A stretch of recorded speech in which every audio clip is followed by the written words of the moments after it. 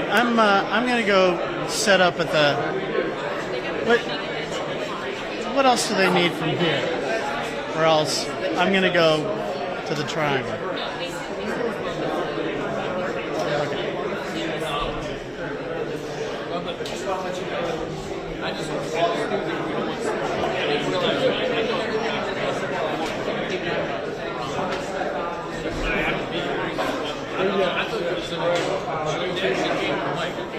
Did he talk? All right, well, there you go.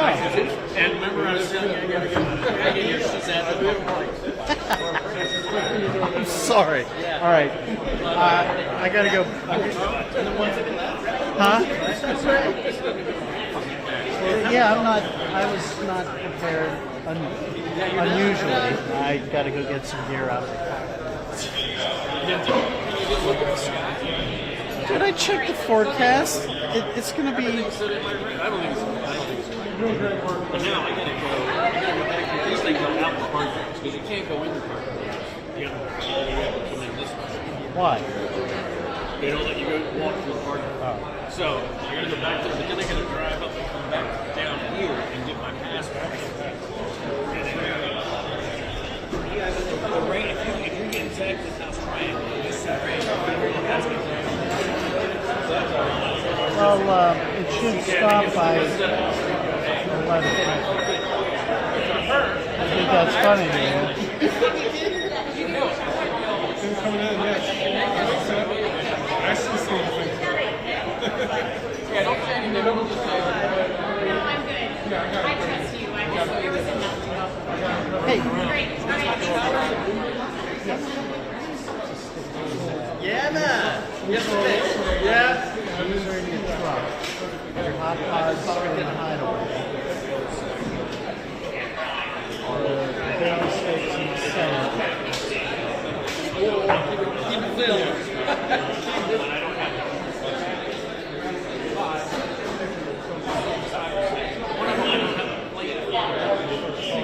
I'm bringing this thing now, so.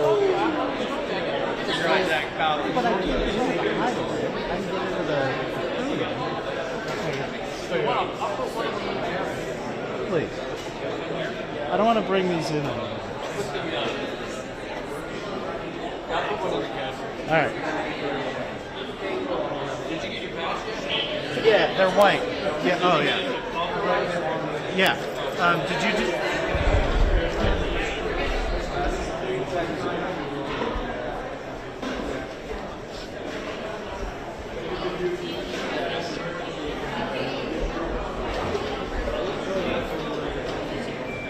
All right. Call me if you need anything. All right. Call me if you need anything. All right. How long is this? Hey, how long is this thing going?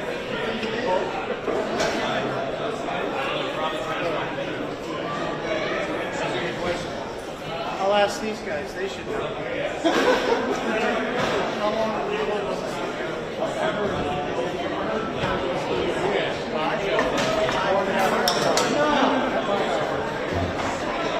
5 hours. That's what I heard. That's what I heard. That's nothing but a rumor. It's just a rumor.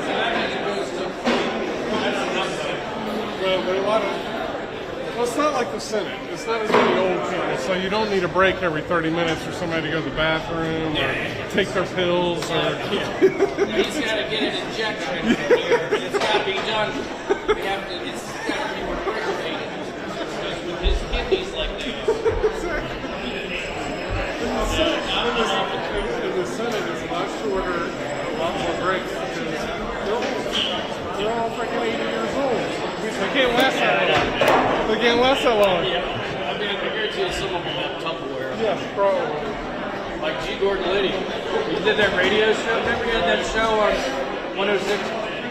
He would, he admitted he had Tupperware, like, he would pee in because he had the pee so often, he'd just pee right there. People would do the show, you'd be peeing right in front of them.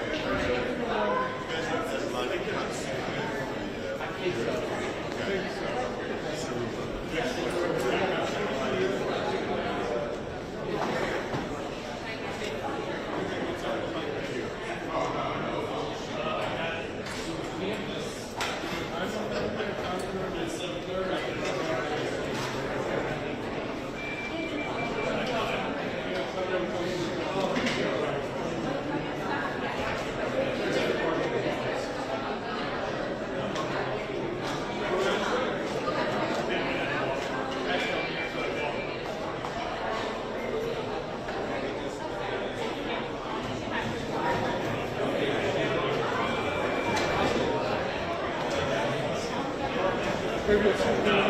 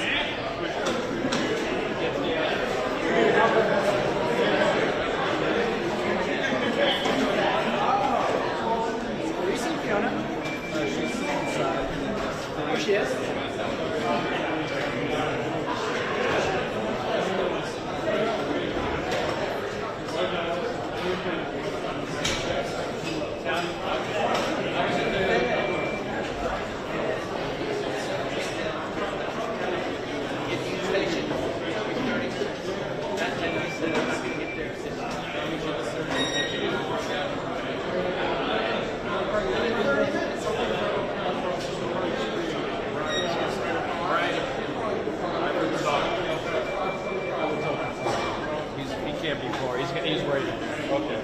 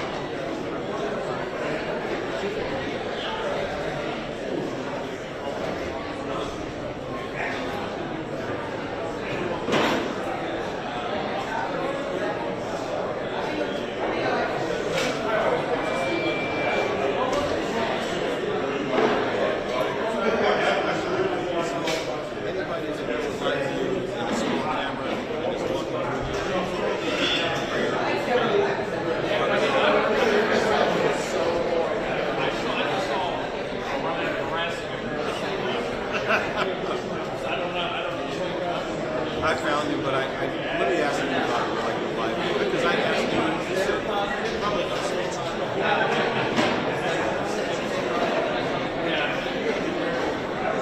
I'm not talking to him.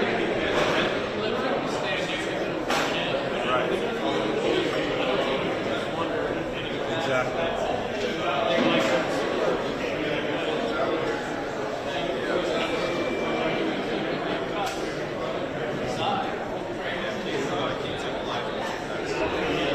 I don't think so.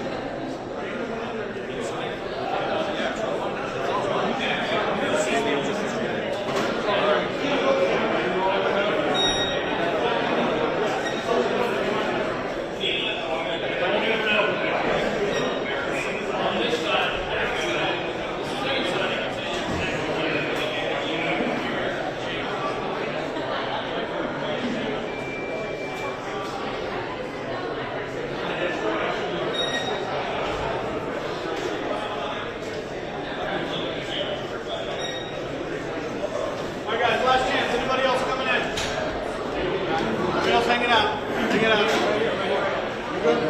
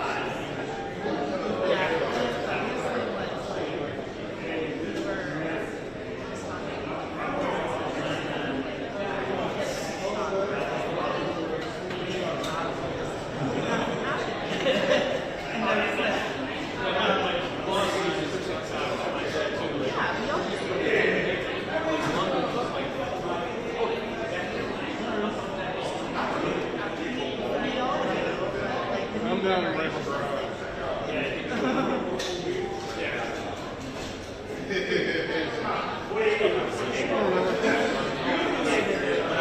Oh yeah, no, absolutely, no, because there's nobody down there.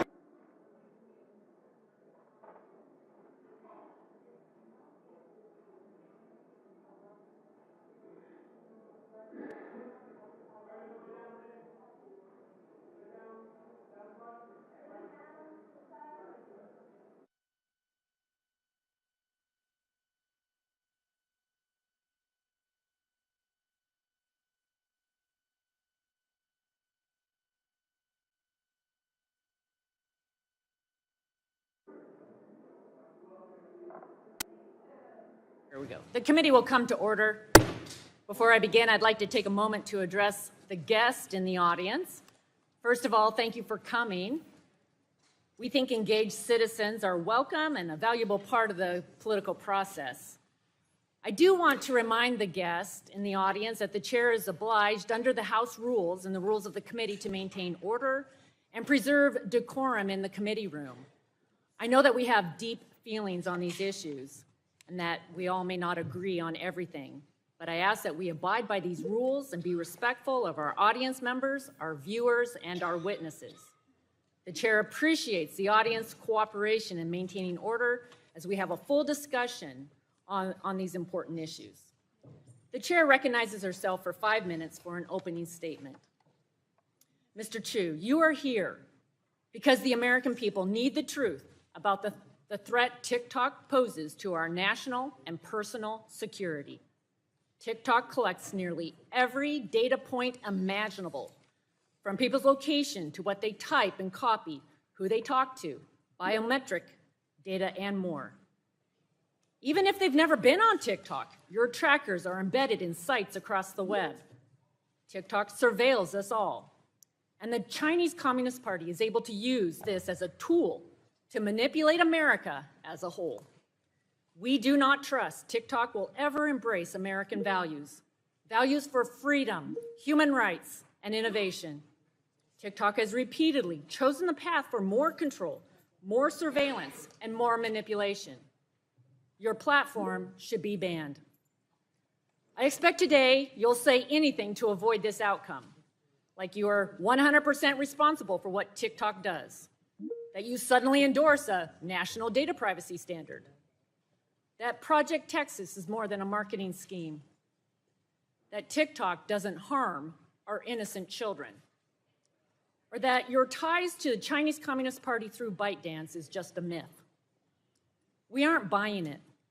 In fact, when you celebrate the 150 million American users on TikTok, it emphasizes the urgency for Congress to act. That is 150 million Americans that CCP can collect sensitive information on and control what we ultimately see, hear, and believe. TikTok has repeatedly been caught in the lie that it does not answer to the CCP through ByteDance. Today, the CCP's laws require Chinese companies like ByteDance to spy on their behalf.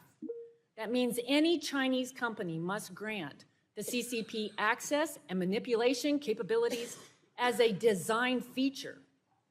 Right now, ByteDance is under investigation by the DOJ for surveilling American journalists, both digital activity and physical movements through TikTok. We also know that many of your employees still report directly to Beijing. Internal recordings reveal there is a backdoor for China to access user data across the platform.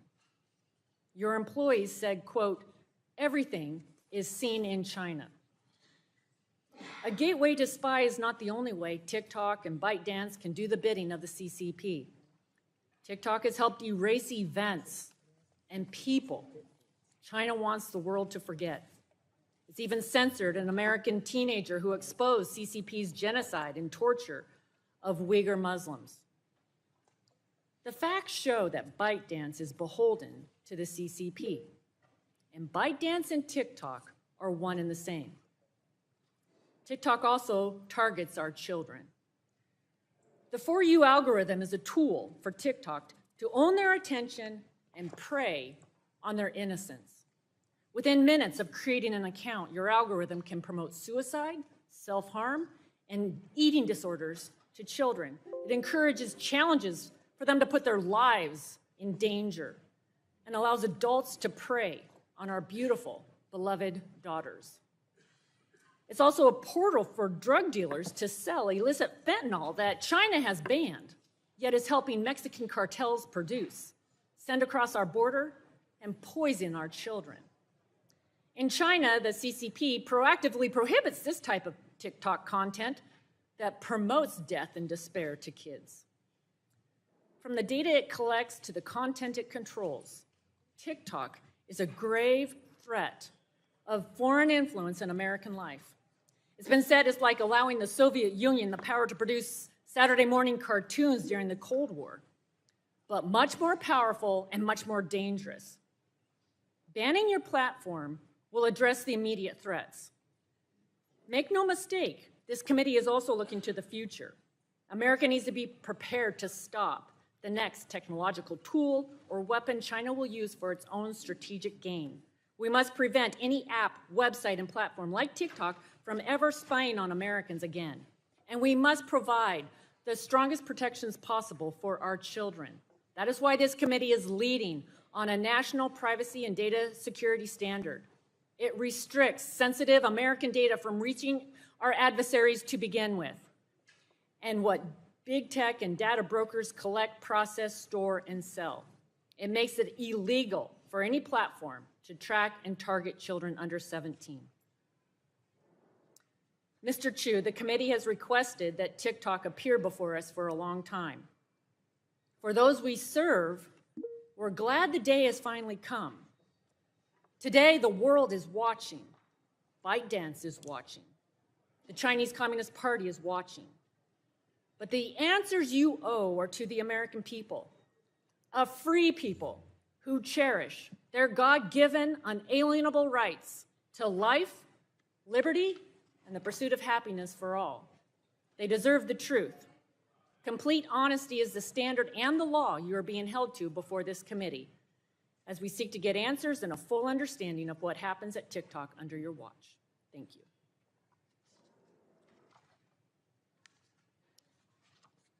Chair now recognizes the ranking member, Mr. Pallone, for 5 minutes.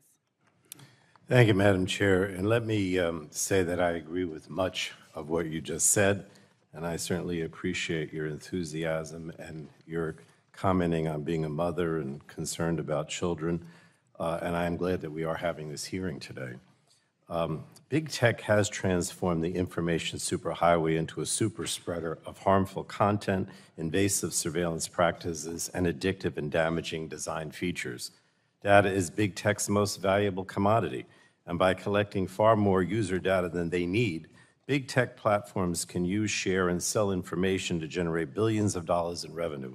Today, the American people are powerless to stop this invasion of their privacy, and we can't wait any longer to pass comprehensive national privacy legislation that puts people back in control of their data. We must hold big tech accountable for its actions, and transparency is critical to that accountability. In the past several Congresses, this committee has heard from senior executives of other social media platforms about troubling and repeated instances where they put profits over people.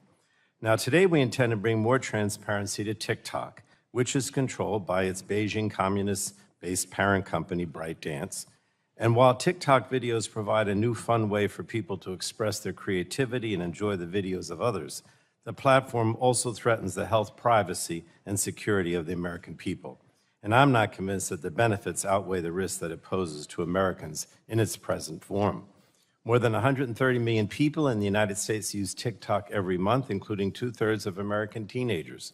TikTok collects and compiles vast troves of valuable personal information to create an addictive algorithm that is able to predict with uncanny accuracy which videos will keep users scrolling, even if the content is harmful, inaccurate, or feeds destructive behavior or extremist beliefs.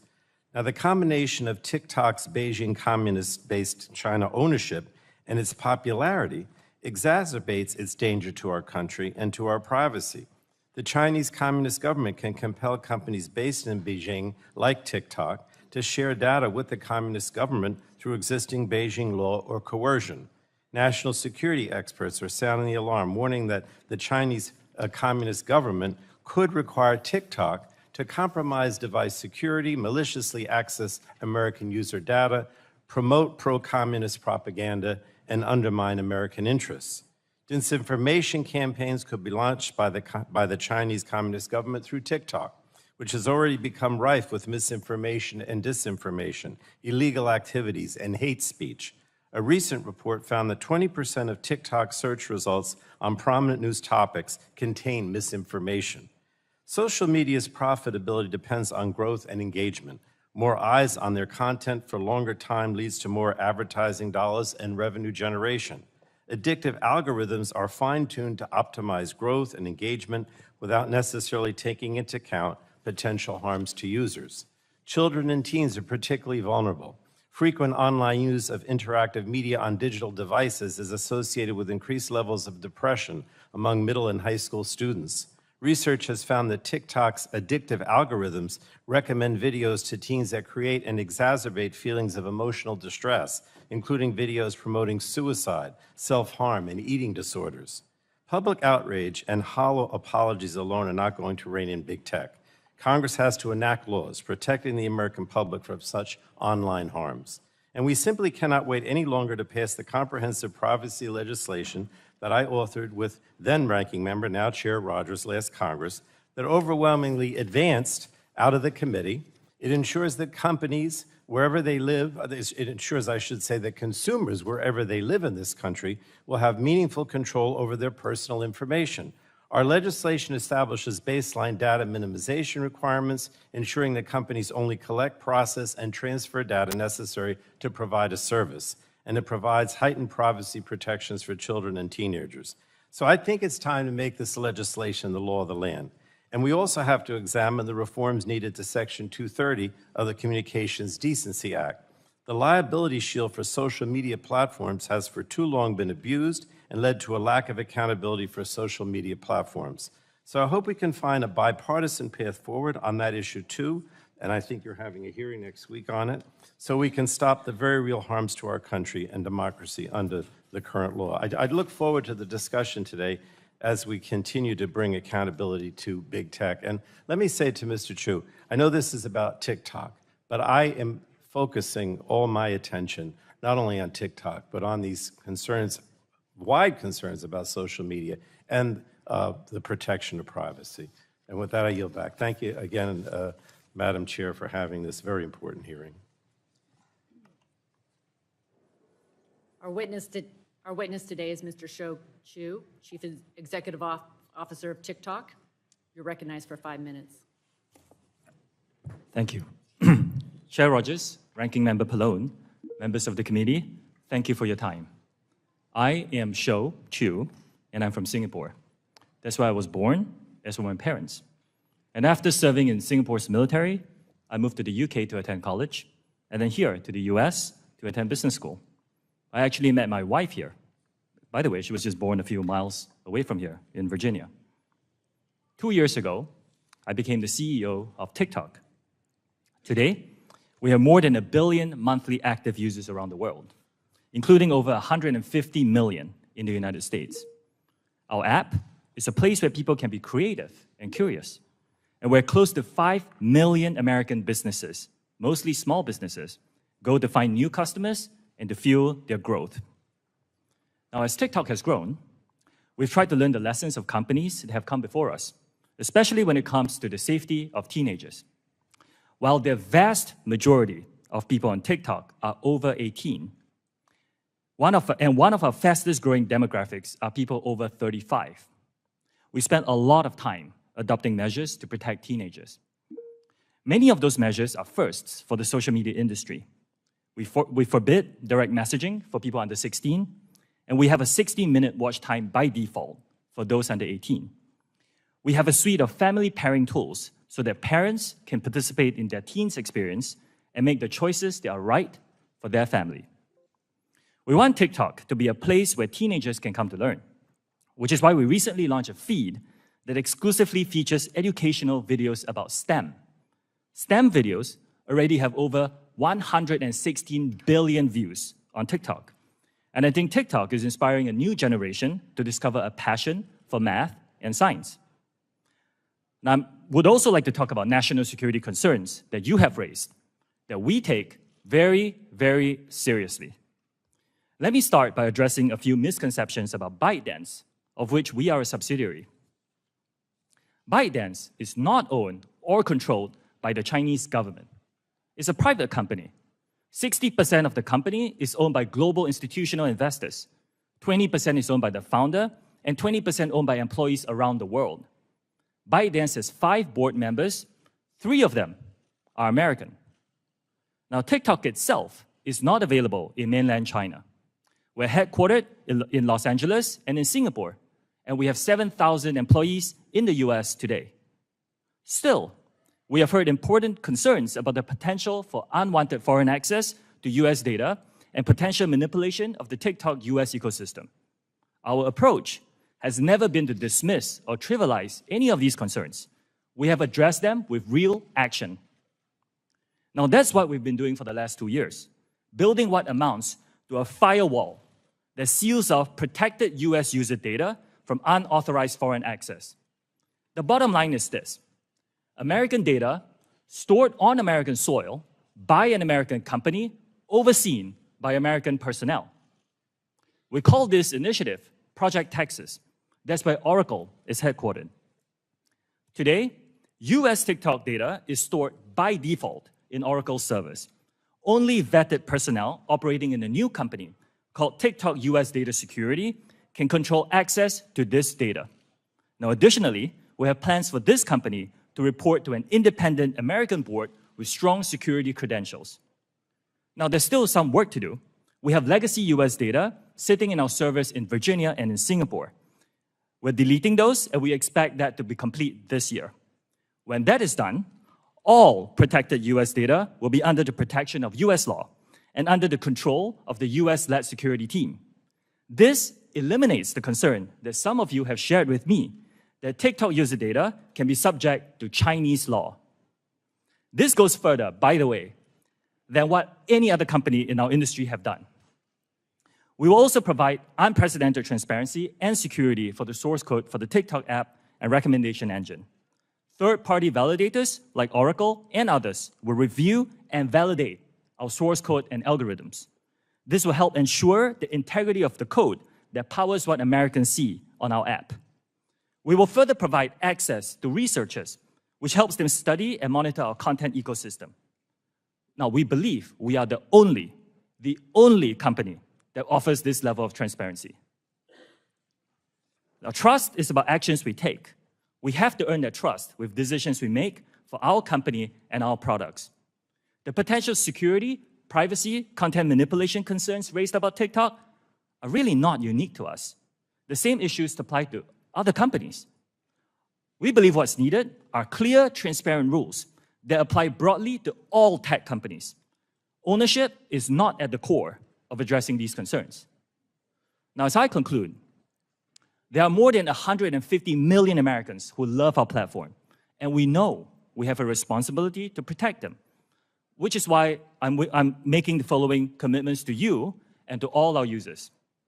Number one, we will keep safety, particularly for teenagers, as a top priority for us. Number two, we will firewall protected US data from unwanted foreign access. Number three, TikTok will remain a place for free expression and will not be manipulated by any government. And fourth, we will be transparent and we will give access to third-party independent monitors to remain accountable for our commitments. I'll be grateful for any feedback that you have, and I look forward to your questions. Thank you very much. As you know, the testimony that you're about to give is subject to Title 18, Section 1001 of the United States Code. As you state in your testimony, ByteDance is TikTok's parent company. Is it accurate to say that you are in regular communication with the CEO of ByteDance, Leon Robo? Chair Rogers, yes, I am in communication with him. Okay. Kelly Zhang is the CEO of ByteDance China, overseeing Douyin, the Chinese version of TikTok. Are you in regular communication with Kelly. I'm not in regular communication with her. The ByteDance editor-in-chief is Zhong Fuping, correct? I believe so. And Wu Shugang is Beijing ByteDance technology board member and also an official of the Cyberspace Administration in China. Is this correct? I believe so. They are not in the right. Thank you. All of these individuals work or affiliated with the Chinese Communist Party, are at the highest levels of leadership at ByteDance, a company where you previously served as the chief financial officer and where you regularly communicate with their CEO. TikTok has told us that you weren't sharing data with the CCP, but leaked audio from within TikTok has proven otherwise. TikTok told us that you weren't tracking the geolocation of American citizens. You were. TikTok told us you weren't spying on journalists. You were. In your testimony, you state that ByteDance is not beholden to the CCP. Again, each of the individuals I listed are affiliated with the Chinese Communist Party, including Zhong Fuping, who is reported to be the Communist Party secretary of ByteDance, and who has called for the party committee to, quote, take the lead across all party lines to ensure the algorithm is enforced by, quote, correct political direction. Just this morning, the Wall Street Journal reported that the CCP is opposed to a forced sale of TikTok by ByteDance, quoting a CCP spokesman as saying the Chinese government would make a decision regarding any sale of TikTok. So the CCP believes they have the final say over your company. I have zero confidence in your assertion that ByteDance and TikTok are not beholden to the CCP. Next question. Heating content is a way of promoting and moderating content. In your current or previous positions within Chinese companies, have employees engaged in heating content for users outside of China? Very quickly, yes or no? Our heating process is approved by our local teams in the various countries. The answer is yes, thank you. Have any moderation tools been used to remove content on TikTok associated with the Uyghur genocide? Yes or no? We do not remove that kind of content. TikTok is a place of freedom of expression. And Chair Rogers, like I said, if you use our app, you can go on it and you will see a lot of users around the world expressing content on that topic and many others. Thank you. What about the massacre in Tiananmen Square? Yes or no? I'm sorry, I didn't hear the question. The massacre in Tiananmen Square. That kind of content is available on our platform. You can go and search it. I will remind you that making false or misleading statements to Congress is a federal crime. I understand. Again, if you go on our platform, you will find that content. Okay, thank you. Reclaiming my time, can you say with 100% certainty that ByteDance or the CCP cannot use your company or its divisions to heat content to promote pro-CCP messages for an act of aggression against Taiwan? We do not promote or remove content at the request of the Chinese government. The question is, we will replace.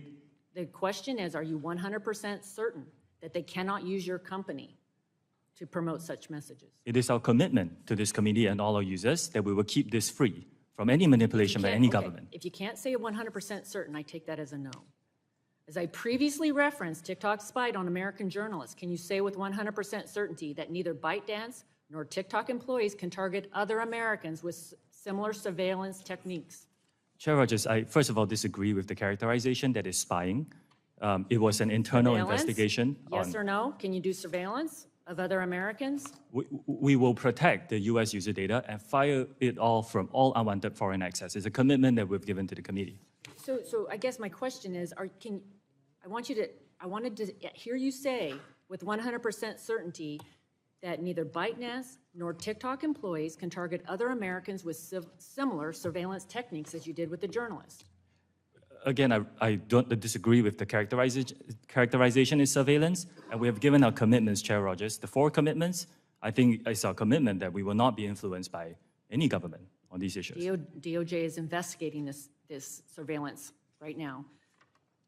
To the American people watching today, hear this: TikTok is a weapon by the Chinese Communist Party to spy on you, manipulate what you see, and exploit for future generations. A ban is only a short-term way to address TikTok, and a data privacy bill is the only way to stop TikTok from ever happening again in the United States. I yield back. I now yield to the ranking member for 5 minutes. Thank you, Madam Chair. Let me just start out by saying, Mr. Chu, that I don't find what you suggested with Project Texas and this firewall that's being suggested to whoever will be acceptable to me. In other words, I still believe that the Beijing Communist government will still control and have the ability to influence what you do. And so this idea, this Project Texas, is simply not acceptable. According to a recent report, TikTok is on target to make between $15 and $18 billion in revenue this year. Is that an accurate forecast? Congressman, as a private company, we are not sharing our I revenue thought numbers that's what you would publicly. say. How much money will TikTok make by delivering personalized advertisements just to your users in the United States? Will you give me that information? Again, Congressman, respectfully, as a I private thought company, that's we're what not you would disclosing say. that. Look, the impression you're giving, and I know, I can understand why you're trying to give that impression, is that, that you're just performing some kind of public service here, right? I mean, this is a benign company that's just performing a public service. Maybe that's not what you're saying, but I don't buy it, right? My concern here is primarily about the privacy issue, the fact that TikTok is making all kinds of money by gathering private information about Americans that they don't need for their business purposes, and then they sell it. And I mentioned this legislation that the chair and I have that would minimize data collection and make it much more difficult for TikTok and other companies to do that. So if you want to make some commitments today, I'll ask you to make some commitments with regard to this legislation. And, you're going to tell me, well, the bill isn't passed, and so therefore I don't have to do it. But, you say you're benign, you want to do good things for the public. So let me ask you, why not, what about a commitment that says that you won't sell the data that you collect? Would you commit to that, not selling the data you collect? Congressman, I believe we don't sell data to any data brokers. You don't sell to anyone. We don't sell data to data brokers. I didn't ask you data brokers. You sell it to anyone. In other words, under our bill, you can only use the data for your own purposes, not to sell it to anyone. Would you commit to not selling your data to anyone? Congressman, I actually am in support of some rules. I didn't ask privacy. you whether rules. Yeah. I asked you whether the company, TikTok, would commit to not selling its data to anyone and just using it for its own purposes internally. I can get back to you on the details Okay, of that. get back to me. All right. Another thing that's in our bill says that we would prohibit targeting marketing to people under the age of 17. Would you be willing to agree to prohibit targeted marketing to people, Americans under the age of 17? Congressman, we have actually stricter rules for advertisers in terms of what they can show to our So users do you under the age of 18. would you be willing to prohibit targeted marketing to those under 17? That's what's in our bill. I understand that there's some talk and some legislation around the country. Well, We're again, I'm studying not this. interested. I wanted you to make that commitment without the legislation. Since you say you're a good company, you want to do good things, why not? It's something we can look into and get back to you. Okay, I appreciate that. Okay, we also have in our bill a requirement of heightened protection for sensitive data, particularly location and health data. Would you commit to not gathering or dealing with location or health data unless you get affirmative consent from the consumer? In other words, under our bill, those are categorized as sensitive, and unless the person specifically says, I want you to collect that data, you wouldn't be able to, location and health data. Would you commit to that? Congressman, in principle, I support that. Which, by the way, we do not collect precise GPS data at this point, and I do not believe we collect any health data. All right, so would you be willing to make that commitment that from now on you won't collect location and health data without, well, you're saying at all? Is that Congressman, a commitment? this is data that's frequently collected by many other companies in our industry. I know other companies do it. I don't think they should without affirmative consent. You said you want to be a good actor. So why not make that commitment to me today? We're committed to be very transparent with our users about what we collect. I don't believe what we collect is more than most You see, players my in problem the here is you're trying to give the impression that you're going to move away from Beijing and the Communist Party. You're trying to give the impression that you're a good actor. But the commitments that we would seek to achieve those goals are not being made today. They're just not being made. You're going to continue to gather data, you're going to continue to sell data, you're going to continue to do all these things and continue to be under the aegis of the Communist Party through your organization that owns you. So in any case, thank you, Madam Chair. Gentleman yields back. Chair now recognizes the gentleman from Texas, Mr. Burgess, for 5 minutes. I thank the chair. Thank you, Mr. Chu, for joining us today. I think we've heard you say multiple times that TikTok is not a Chinese company, that ByteDance is not a Chinese company. But according to an article in today's Wall Street Journal, quoting here, China's Commerce Ministry said Thursday that a sale or divestiture of TikTok will involve exporting technology that has to be approved by the Chinese government. Continuing to quote, the reported efforts by the Biden administration would severely undermine global investors' confidence in the U.S., said Xu Juting, a ministry spokeswoman. Continuing to quote, if that is true, China will firmly oppose it, she said, referring to the forced sale. So despite your assertions to the contrary, China certainly thinks it is in control of TikTok and its software. Is that not correct? Congressman, TikTok is not available in mainland China. And today we're headquartered in Los Angeles and Singapore. But I'm not saying that the founders of ByteDance are not Chinese, nor am I saying that we don't make use of Chinese employees, just like many other companies around the world. We do use their expertise on some engineering projects. But according to their ministry spokeswoman, it would be a divestiture of exporting technology from China. So again, China thinks they own it, even though you do not. Madam Chair, I'd just like to ask unanimous consent to put today's Wall Street Journal Without objection, so ordered. into the record. Mr. Chu, I wouldn't ask you to discuss any privileged attorney-client materials, but did anyone aside from your lawyers assist you in preparation for today's hearing?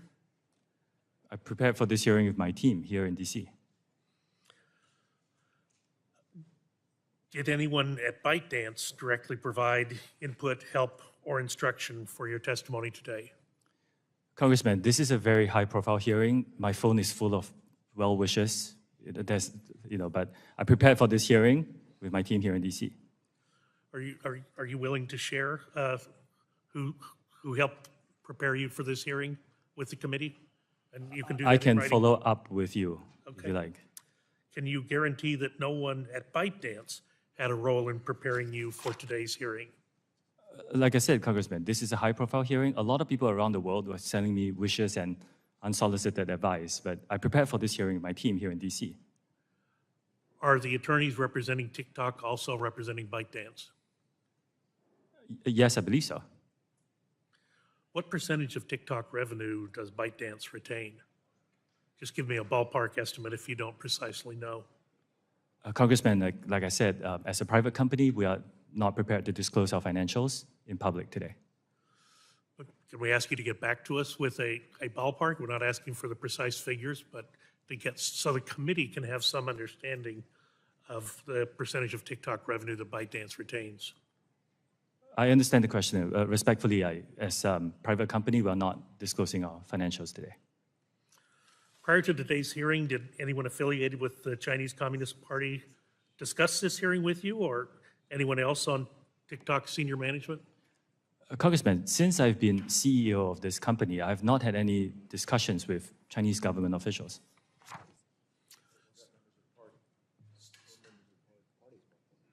So but what about the Chinese Communist Party itself? Have any of those officials discussed this with you? Like I said, I have not had any discussion with Chinese government officials. I don't know the political affiliation of everybody I speak to, so I can't verify the statement. Let me ask you a question in a different direction. A few weeks ago, this committee had a field hearing down in McAllen, Texas, and it was on the issue of fentanyl and illegal immigration. And one of our witnesses, Brandon Judd, a 25-year veteran Border Patrol agent, said that all social media platforms play a role in illegal immigration. That's one of the ways cartels advertise their services throughout the world and convince people to put themselves in their hands and come to the United States. The cartels all use social media platforms. Are you aware of this phenomenon? Any content that promotes human abuse is a violative of our community guidelines, which dictates what is allowed and not allowed on our platform. We proactively identify and remove them from our platform. Well, it would be very helpful if you would share with the committee examples of how you have removed people, because what we heard at the hearing was that TikTok was one of the platforms that recruits adolescents in the United States to help with transporting people who are in the country who've been trafficked into the country, as well as contraband substances. Would you help us with that, understanding who you have removed from your platform? Congressman, I'll be delighted to check with my team and get back to yours and be collaborative. Thank you. I'll yield back. Gentleman's time has expired. Chair recognizes the lady from California, Ms. Eshu, for 5 minutes. Thank you, Madam Chairwoman. Mr. Chu, thank you for being here today. As members of Congress, our very first and top responsibility is to protect and defend. Protect and defend our Constitution and the national security of our country. So I view this entire issue, now there are many parts of it that are not part of our national security, in my view, but first and foremost for our national security. So in examining TikTok breaking away from ByteDance, I'd like to ask you some questions about that and how a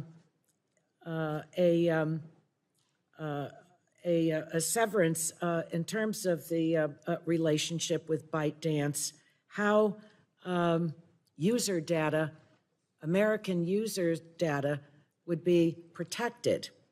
Now, under Beijing's security laws, Article 7 compels companies to provide data. Article 10 makes the reach of the law extraterritorial. Now, this is very clear. I don't need to read all of it into the record, but those are the laws of the PRC. How does ByteDance, how does TikTok, rather, how do you convince the Congress of the United States that there can be a clean break? Why would the Chinese government sidestep their national law, including Article 7, Article 10, in terms of user data? Congressman, thank you for the question. I'm glad you asked this. As I said in the opening statement, our plan is to move American data to be stored on American soil by the American company. I understand that, but you're sidestepping, or I haven't read anything in terms of TikTok, how you can actually say, and you spoke in your opening statement about a firewall relative to the data, but the Chinese government has that data. How can you promise that that will move into the United States of America and be protected here? Congressman, I have seen no evidence that the Chinese government has access to that data. They have never asked us. We have not provided. Well, you know what? I find that actually preposterous. I have looked in. I have seen no evidence of this happening. And in order to assure everybody here and all our users, our commitment is to move the data into the United States to be stored on American soil by an American company, overseen by American personnel. So the risk will be similar to any government going to an American company asking for data. Well, I'm one that doesn't believe that there is really a private sector in China. And when you look at their national law and what specifically these two articles, Article 7 and Article 10, are very clear. So I think that there is a real problem relative to our national security about the protection of the user data. I don't believe that TikTok has you have said or done anything to convince us that information, the personal information of 150 million Americans, that the Chinese government is not going to give that up. So, Congressman, can you tell me who writes the algorithms for TikTok? Today, the algorithm that powers the US user experience is running in the Oracle Cloud infrastructure. Yes, initially there were parts of the source code, especially at the infrastructure layer, that doesn't touch the user experience. Now, that's a collaborative global effort, including built by engineers in China, just like many other companies, by the way. The phone you use, the car you drive is a global collaborative effort. Now, but today, the business sites and the main parts of the code for TikTok is written by TikTok employees. And Congresswoman, what we are offering is third-party monitoring of our source code. I am not aware of any company, American companies or otherwise, that has actually done that. Because we are saying we want to give you transparency and rely on third parties to make sure that we get all the comfort that we need about the experience. Well, my time is up, and I yield back. Thank you. Lady yields back. Pleased to yield to the gentleman from Ohio, Mr. Latta, for 5 minutes. Well, thank you, Madam Chair. Unlike the Chinese Communist Party, the United States believes in individual freedom, innovation, and entrepreneurship. That is, in part, why Congress enacted Section 230 of the Communications Decency Act. Our goal is to promote growth of the online ecosystem in the United States and to protect companies from being held liable for good faith efforts to moderate their platforms. Last year, a federal judge in Pennsylvania found that Section 230 protected TikTok from being held responsible for the death of a 10-year-old girl who participated in a blackout challenge, also known as the choking challenge. TikTok actively pushes video on her feed. Unfortunately, this is one of the many devastating examples of children losing their lives because of content promoted by TikTok. Section 230 was never intended to shield companies like yours from amplifying dangerous and life-threatening content to children. Do you consider this to be a good faith moderation? Congressman, as a father myself, when I hear about the tragic deaths of My question young people, is, it's heartbreaking. do you find that good faith moderation? Well, Congressman, Section 230 is a very complex issue. Yes or no? We are very focused on safety, and all these dangerous challenges are removed when we find them. Do you believe TikTok deserves this liability protection? I'm sorry, Congressman. Do you believe that TikTok deserves this liability protection under Section 230? Congressman, as you pointed out, 230 has been very important for freedom of expression on the internet. It's one of the commitments we have given to this committee and our users, and I do think it's important to preserve that. But companies should be raising the bar on safety. Let me follow up. I really agree with that. Let me just follow up real quickly from your own testimony. When you told us and you repeated it, we'll keep safety, particularly for teenagers, a top priority for us. And you're saying you're making that following commitment. Why did you have to wait till now to make that following commitment now and not having done it before when this 10-year-old lost her life? Congressman, I'm reiterating the commitment. Okay. Internally, in all my priorities, which is public to my employees, safety has always been a priority. This company is a picture-perfect example of why this committee and Congress needs to take action immediately to amend Section 230. When we recently met, I asked you if the Chinese Communist Party can currently access user data, and you did not have a clear answer. So today I want to follow up. You heard it a little bit, but I want to be absolutely sure of this answer. Are employees of ByteDance subject to Chinese law, including the 2017 National Intelligence Law, which requires any organization or citizen to support, assist, and cooperate with state intelligence work in accordance with the law? Like many companies, including many American companies, we rely on a global workforce, including engineers in China. Okay, but so no, yes or no? So in the past, yes. The past, yes, but we are building Project Texas, and we're committing the firewall of all protected data from unwanted foreign access. I'm taking that as a yes because, again, on your Article 7, the Article 7 of the 2017 National Intelligence Law, which I just said, because it says, in addition, as was asked a little bit earlier, The 2014 counter-espionage law states that when the state security organ investigates and understands the situation of espionage and collect relevant evidence, the relevant organizations and individuals, it does not say may, it says shall provide it truthfully and may not refuse. Yes or no?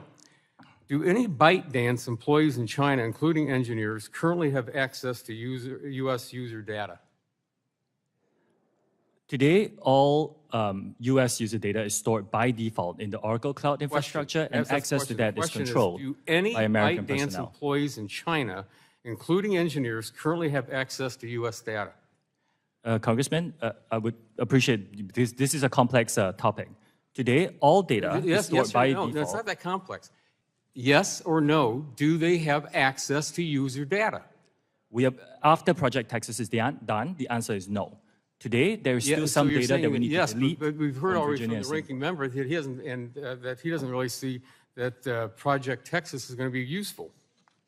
So I think I'm taking that as a no because, again, the question is what came to come up earlier, that on December the 22nd of last year, when ByteDance confirmed some of its Chinese employees had accessed TikTok data to monitor and track the physical location of journalists. So I took that as a yes from an earlier answer.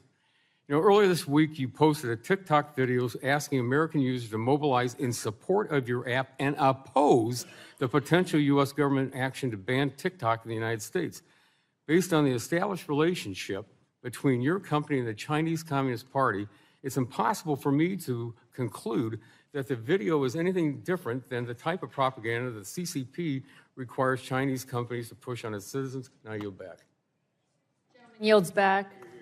Chair recognizes the lady from Colorado, Ms. DeGette, for 5 minutes. Thank you, Matt. Thank you very much, Madam Chair. Mr. Chu, like my colleagues, I'm concerned about the influence of China on TikTok and what that does for U.S. users. But I'm also concerned about how the content in TikTok is being distributed, particularly to young people. This is not a problem unique to TikTok, but TikTok has 150 million users in the United States. And so I think you'll agree that TikTok has a particular responsibility to monitor content to make sure that it's safe and accurate. Would that be fair to say? Yes, I agree with that. So, you know, I know you said in your opening statement there's a ban or limited for kids under 13 and under 18 and so on. But I know it won't be news for you that computer savvy kids actually can bypass some of those restrictions quite frequently, and they can do it even if they have parental oversight. And so what I want to ask you is rather than putting the burden on young people and parents to accurately put in the birth date and so on when registering for TikTok, I want to ask you what TikTok can do to make sure to monitor this content. And I want to give you some examples of some of the extreme content. Mr. Latta talked about the blackout challenge and some of the dangers to young people's safety, but there's also extreme content around healthcare information. In one study, 13 out of 20 results for the question, does mugwort induce abortion? It talked about herbal so-called abortifacients like papaya seeds, which don't work. And so if people searching for information on safe abortions went on TikTok, they could get devastatingly incorrect information. Another study showed that TikTok had a hydroxychloroquine tutorial on how to fabricate this from grapefruit. Now, there's two problems with that. Number one, hydroxychloroquine is not effective in treating COVID, so that's one issue. The second issue is you can't even make hydroxychloroquine from grapefruit. So again, this is a really serious miscommunication about healthcare information that people looking at TikTok are able to get, and in fact, it's being pushed out to them. So I want to know from you, and I will give you time to answer this, You have current controls, but the current controls are not working to keep this information mainly from young people, but from Americans in general. What more is TikTok doing to try to strengthen its review to keep this information from coming across to people? Thank you for the question, Congresswoman. The dangerous misinformation that you mentioned is not allowed on our platform. It violates them. I'm sorry to report it is on your platform, though. Congresswoman, I don't think I can sit here and say that we are perfect in doing this. We do work very hard. So how can you make yourself more perfect? I don't want you to say it's not there or you apologize. What can you do to limit it as much as possible, more than what you're doing now? We invest a significant amount in our content moderation work. I shared that number in my written I know testimony. you're investing, Yes. but what steps are you taking to improve the AI or whatever else you're doing to limit this content? For example, if you search for certain search terms, we do direct you on TikTok to safety resources. That's one of the things we have done. We will continue to invest in this. I recognize and fully align with you that this is a problem that faces our industry, that we need to really invest and address. This, I'm very in alignment. The vast majority of our users come to our platform for entertaining, safe content, but there are people who do spout some dangerous misinformation, and we need to take that very seriously, invest in it, proactively identify it, and remove it from our platform. Okay, I'm going to stop you right now. I asked you specifically how you're trying to increase your review of this, and you gave me only generalized statements that you're investing, that you're concerned, that you're doing more. That's not enough for me. That's not enough for the parents of America. I'm going to ask you to supplement your testimony and have your experts tell me what you're doing to make this a higher level of scrutiny, not just pablum at a hearing. Thank you. I yield back. Thank you. Lady yields back. Chair recognizes the gentleman from North Carolina, Mr. Hudson, for 5 minutes. Thank you, Chairwoman Morris Rogers, for holding this important hearing. I appreciate the witness, Mr. Shoji Chu, for making yourself available here today. While many consider TikTok to be just another video sharing app, in reality, TikTok has been functioning as a massive surveillance program, collecting vast swaths of personal data from more than 1 billion people worldwide. This includes data from the personal devices of federal employees, contractors, and most concerning, U.S. military service members and their families at places like Fort Bragg in North Carolina. As Fort Bragg's congressman, I have serious concerns about the opportunities TikTok gives the Chinese Communist Party to access the non-public sensitive data of our men and women in uniform.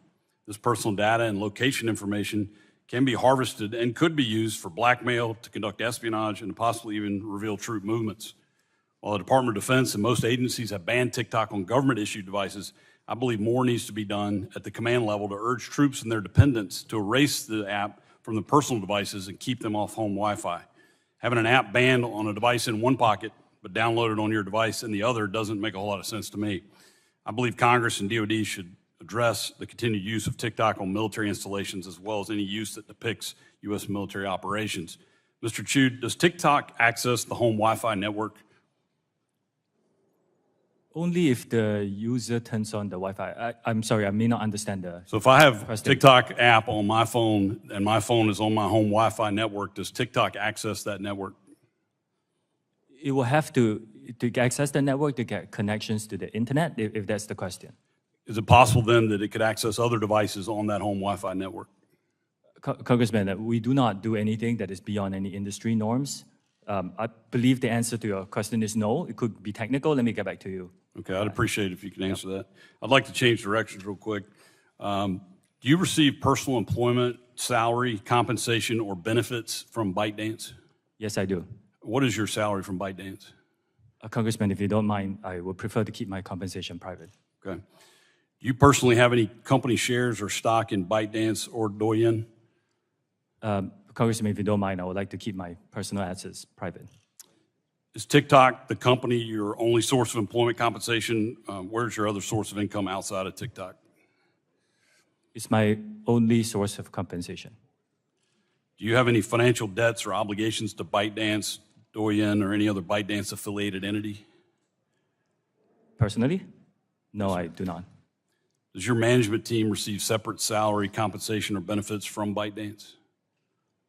We receive salaries from the entities that we are employed in, but we do share in the employee stock option plan that is available from the ByteDance top company. So your primary salary comes from TikTok, but you have other compensation that comes directly from ByteDance? You can characterize it as that, yes.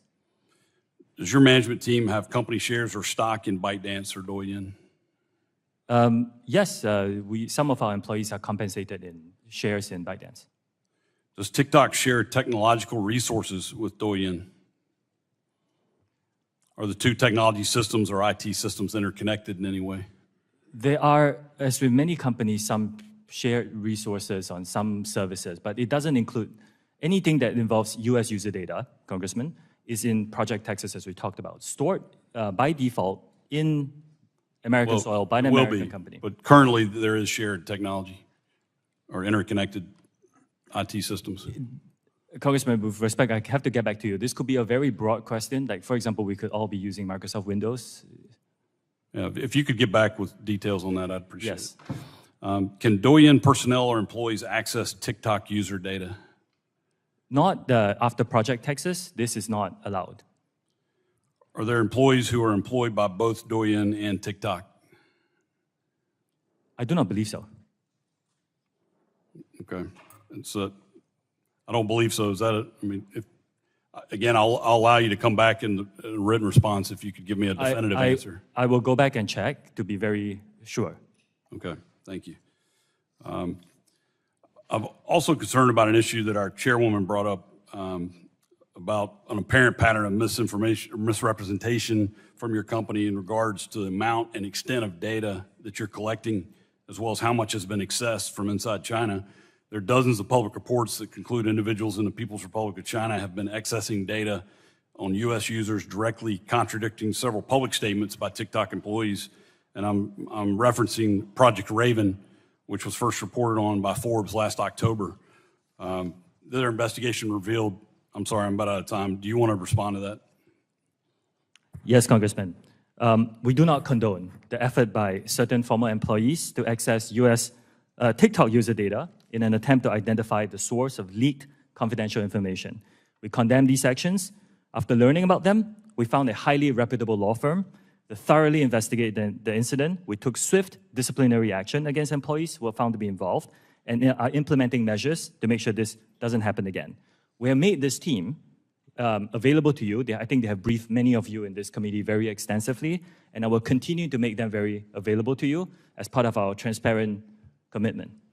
Thank you. My time's expired. I yield back. Gentleman yields back. Chair recognizes the lady from Illinois, Ms. Shurkowski, for 5 minutes. Thank you. So today, in the Wall Street Journal, they said, today, China's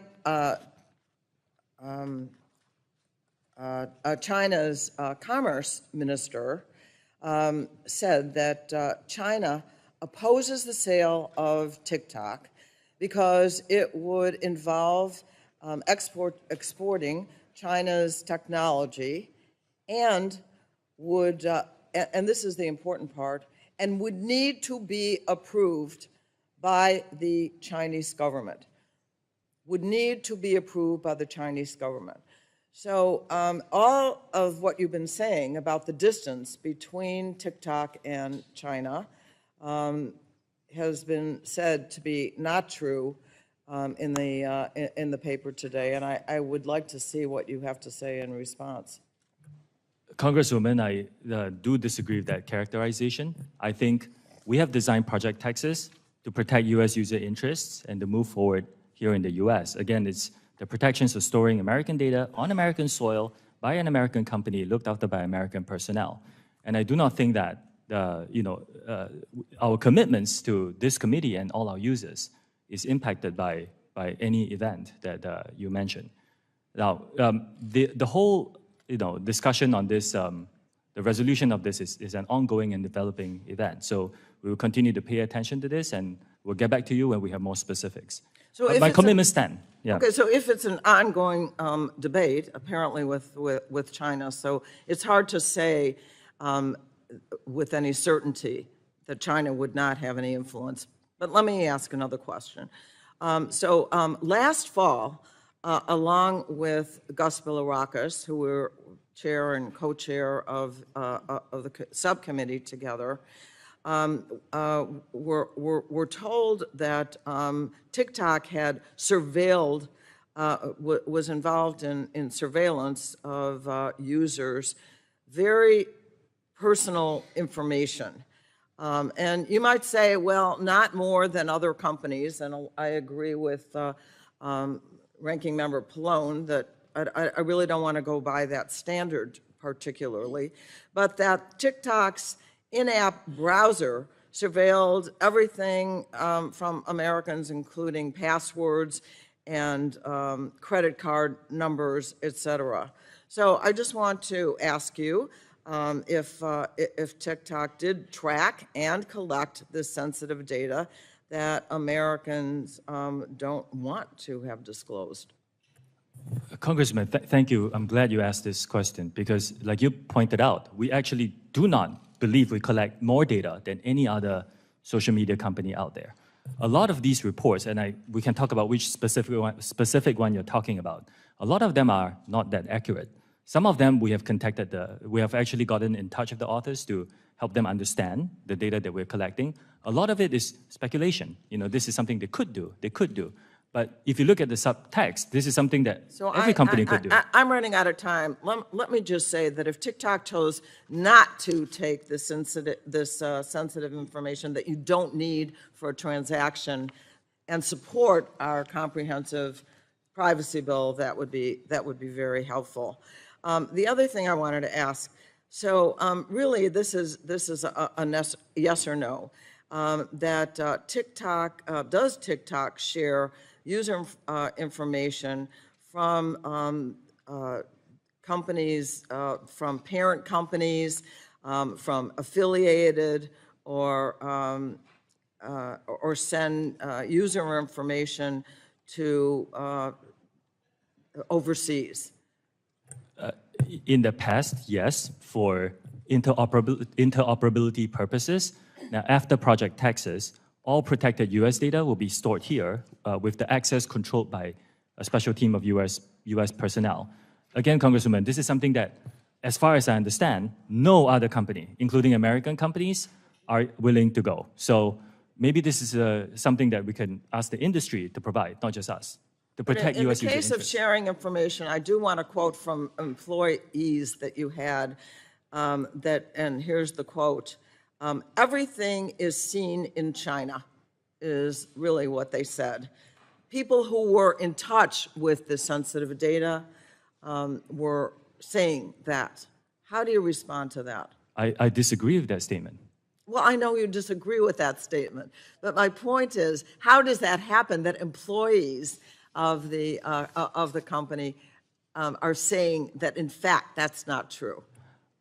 I cannot speak to, I don't know who this person is, so I cannot speak to what the person has or has not said. What I can say is, based on my position in this company and the responsibility that I have, that statement is just not true. Okay, unfortunately, and I'll close, I guess I'm over my time, we need to look into the facts of this, and so do you. And I yield back. Gentlelady yields back. Chair recognizes the lady from Florida, Ms. Kamek, for 5 minutes. Thank you, Madam Chairwoman. Mr. Shou, are you aware of Chinese Communist Party leader Chairman Xi Jinping's comments in May 2021 during a Communist Politburo study session where he instructed colleagues to target different countries, different audiences with short-form video? Are you aware of these comments? Yes or no? Congressman, I'm not aware of these comments. Okay. Well, and as was pointed out by Chairwoman Rogers, you have regular contact with Chinese Communist Party Secretary, Mr. Zhang Fuping, who is your boss at ByteDance, correct? No. No? No, he's neither my boss, nor do we have frequent contact. But you have regular contact with ByteDance? With the CEO of ByteDance. Who is Mr. Zhang Fuping is the He's not. editor-in-chief. He's not My the CEO. colleague, Representative Burgess, a few minutes ago exposed that TikTok and ByteDance share legal teams. You confirmed this, correct? Our general counsel is Yes. an Yes or American lawyer, Yes. veteran of Microsoft. Also, my many years. colleague, Representative Latta, confirmed that your parent company, ByteDance, currently can access user data. Yes? We have to be more Yes. specific. Yes. After You Project say- Texas, no. I'm not asking after Project Texas, I'm asking now. Yes. Some user data is public data, Congresswoman, which So means you confirm everybody that. can search What's for it on the interesting to internet. me is that you have used the word transparency over a half a dozen times in your opening testimony and subsequently again in your answers to my colleagues. Yet the interesting thing to me is that ByteDance, your parent company, has gone out of their way to hide and airbrush corporate structure, ties to the CCP, the company's founder, and their activities. You can look no further than the fact that ByteDance website has been scrubbed. In fact, we found web pages from the Beijing Internet Association, the industry association charged with Communist Party building work of internet companies in Beijing. They have been archived, but since deleted. Makes you kind of wonder why. Yes or no, ByteDance is required to have a member of the Chinese government on its board with veto power. Is that correct? No, that is not correct. ByteDance owns some Chinese businesses, and you're talking about a very special subsidiary that is Mr. for Shou, Chinese business licensing. Mr. Shou, purposes. I'm going to have to move on. You've said repeatedly that there is no threat, that this is a platform for entertainment and for fun. I have to ask you then, if there is no threat to Americans, if there is no threat to our data, privacy, security, why did an internal memo from TikTok corporate headquarters explicitly coach senior management to, quote, downplay the parent company ByteDance? Why would they say downplay the China Association and downplay AI? This is from an internal memo from your company. Why, if you had nothing to hide, would you need to downplay the association with ByteDance in China? Congresswoman, I have not seen this memo. You can't What I answer can that say- question. Mr. Shou, I'd like to direct your attention to the screen for a short video, if you don't mind.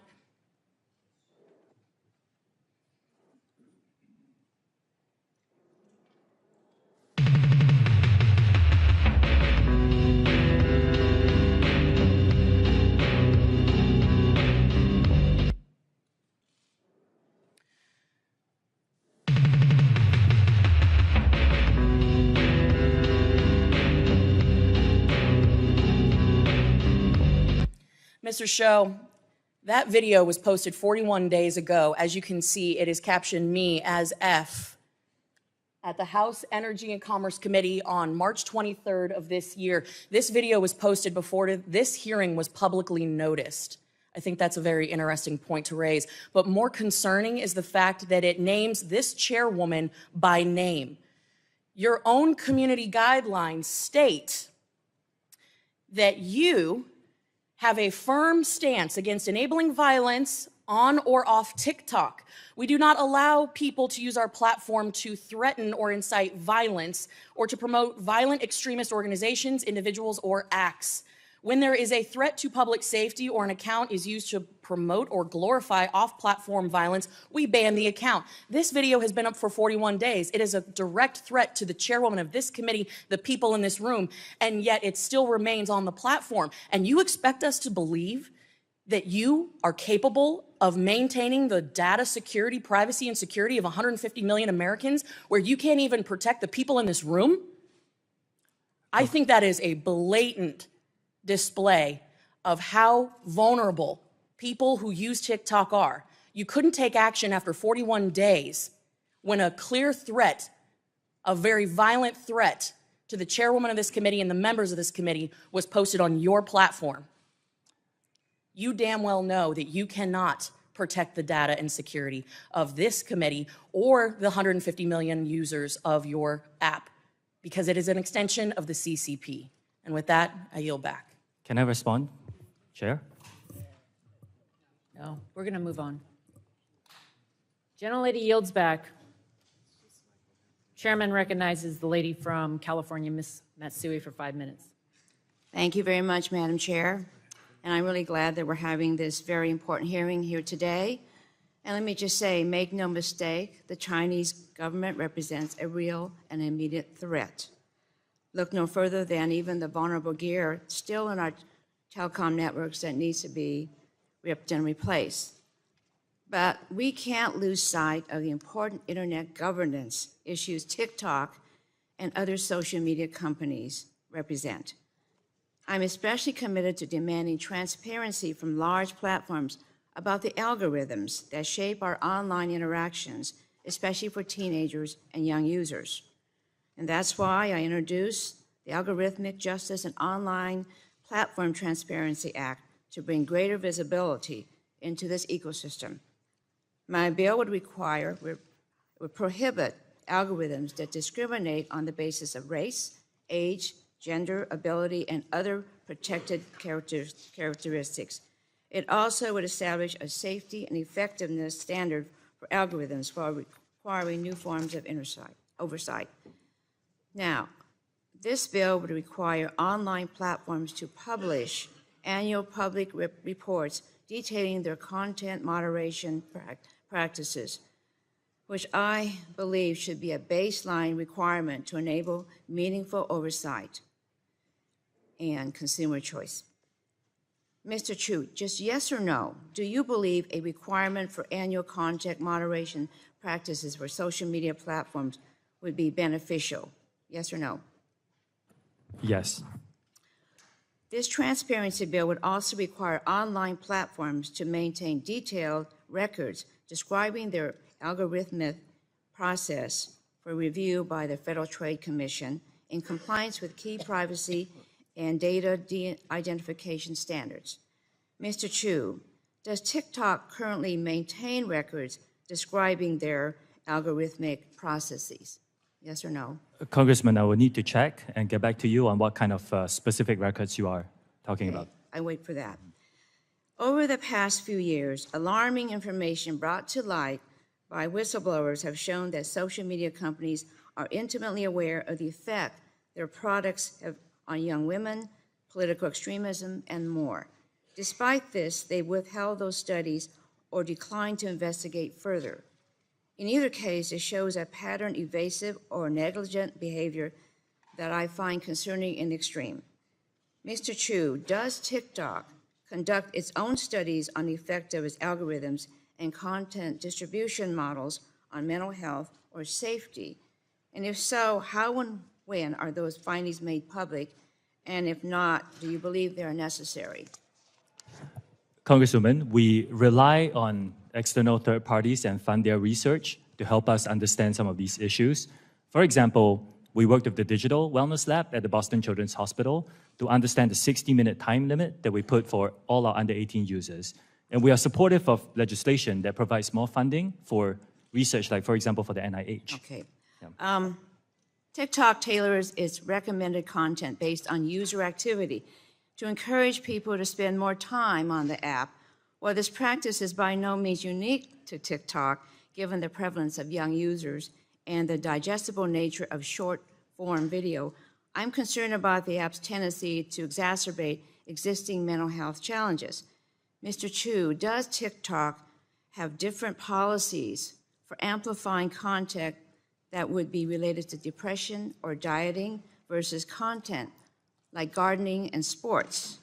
If yes, describe these policy differences. If no, why not? Congresswoman, thank you for that. This is a great question. The answer is yes. We are trying out some policies together with experts to understand certain contents that are not inherently harmful, like extreme fitness, for example, but shouldn't be seen too much. And these are models that we're building, and we are trying to understand, together with experts, how to best implement them across our platform, particularly for younger users, under 18. Yeah. In cases where users have been engaging with potentially harmful content, I believe it's imperative that the app takes steps to moderate that behavior rather than continuing to promote it. I mean, in a sense, I apologize. About that. I wasn't clear. First, anything that is violative and harmful, we remove. What I meant to say were content that is not inherently harmful. Like some of the extreme fitness videos about people running 100 miles. It's not inherently harmful, but if we show them too much. The experts are telling us that we should disperse them more and make sure that they're not seen too regularly, So especially you're by very younger users. intentional about that then? It's something that you're... We are working sure on you it, monitor. yes. Yeah. You're working on it? Yes. Okay. I yield back. Jenny, gentle lady yields back. Chair recognizes the gentleman from Florida, Mr. Bill Rockus, for 5 minutes. Thank you, Madam Chair. I appreciate it very much. Thanks for holding this hearing. Mr. Chu, your algorithms have prioritized providing harmful content directly to children, like self-harm challenges and even suicide. Just 3 days ago, Italy opened an investigation into the TikTok over user safety concerns after the so-called French scar challenge went viral on your platform. I know you know about the blackout challenge, which others may know as the choking challenge that encourages children to bring them to the point of unconsciousness or in some cases, tragically, death. If that isn't enough, I want to share the story of Chase Naska, a 16-year-old boy from New York who tragically ended his life a year ago by stepping in front of a train. I want to thank his parents. Again, they are here. I want to thank his parents for being here today and allowing us to show this. Mr. Chu, your company destroyed their lives. Your company destroyed their lives. I admire their courage to be here and share Chase's story in the hopes that it will prevent this from happening to other families. The content in Chase's For You page was not a window to discovery, as you boldly claimed in your testimony. It wasn't content from a creator that you invited to roam the hill today, or STEM education content that children in China see. Instead, his For You page was sadly a window to discover suicide. It is unacceptable, sir, that even after knowing all these dangers, you still claim TikTok is something grand to behold. I want you to see what Chase would see. And I think if you want, again, would you share this content with your children, with your 2 children? Would you want them to see this? And again, I want to warn everyone watching that you may find this content disturbing, but we need to watch this, please. Player tip. You got to kill yourself. Oh, word? Like right now? And then I'm gonna put a shotgun in my mouth and blow the brains out of the back of my head. Cool.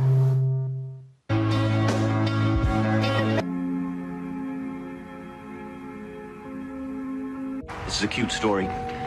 My brother, who is addicted to painkillers, blew his head off on the State Street Bridge. Bam! Now hold on, it gets better. No letter, no goodbye, nothing. Got a question. If I died, would you miss me?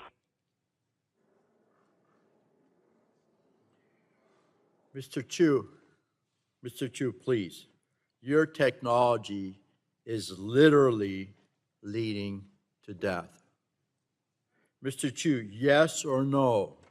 Do you have full responsibility for your algorithms used by TikTok to prioritize content to its users? Yes or no, please? Congressman, I'll just like to, if respectfully, if you don't mind, I would just like to start by saying it's devastating to hear about the news of, yes, as a father myself, this is sir, tragic.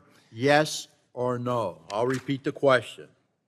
Do you have full responsibility over the algorithms used by TikTok to prioritize content to its users? Yes or no, please? Congressman, we do take these issues very seriously. Yes or no?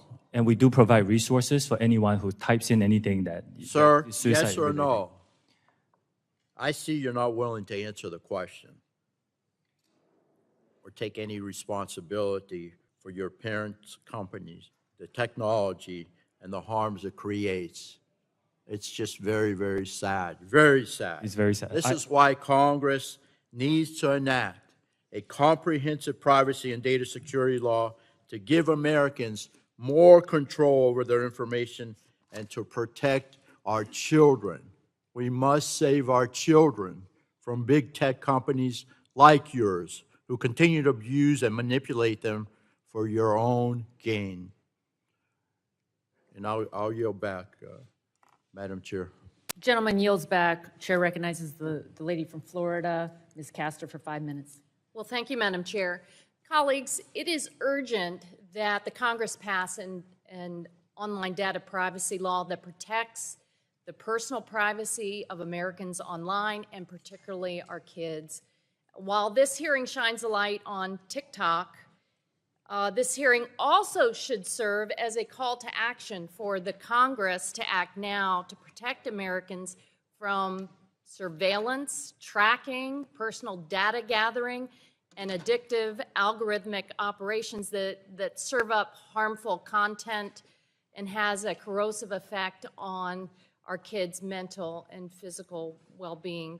For many years, I've sounded the alarm in this committee of how big tech platforms like TikTok and Facebook and Instagram incessantly surveil, track, gather personal private information, and use it along with data brokers to target and influence our behavior. This is a much broader issue than TikTok in China. There are other malign actors across the world who gather data to use it as an element of social control and influence peddling and worse.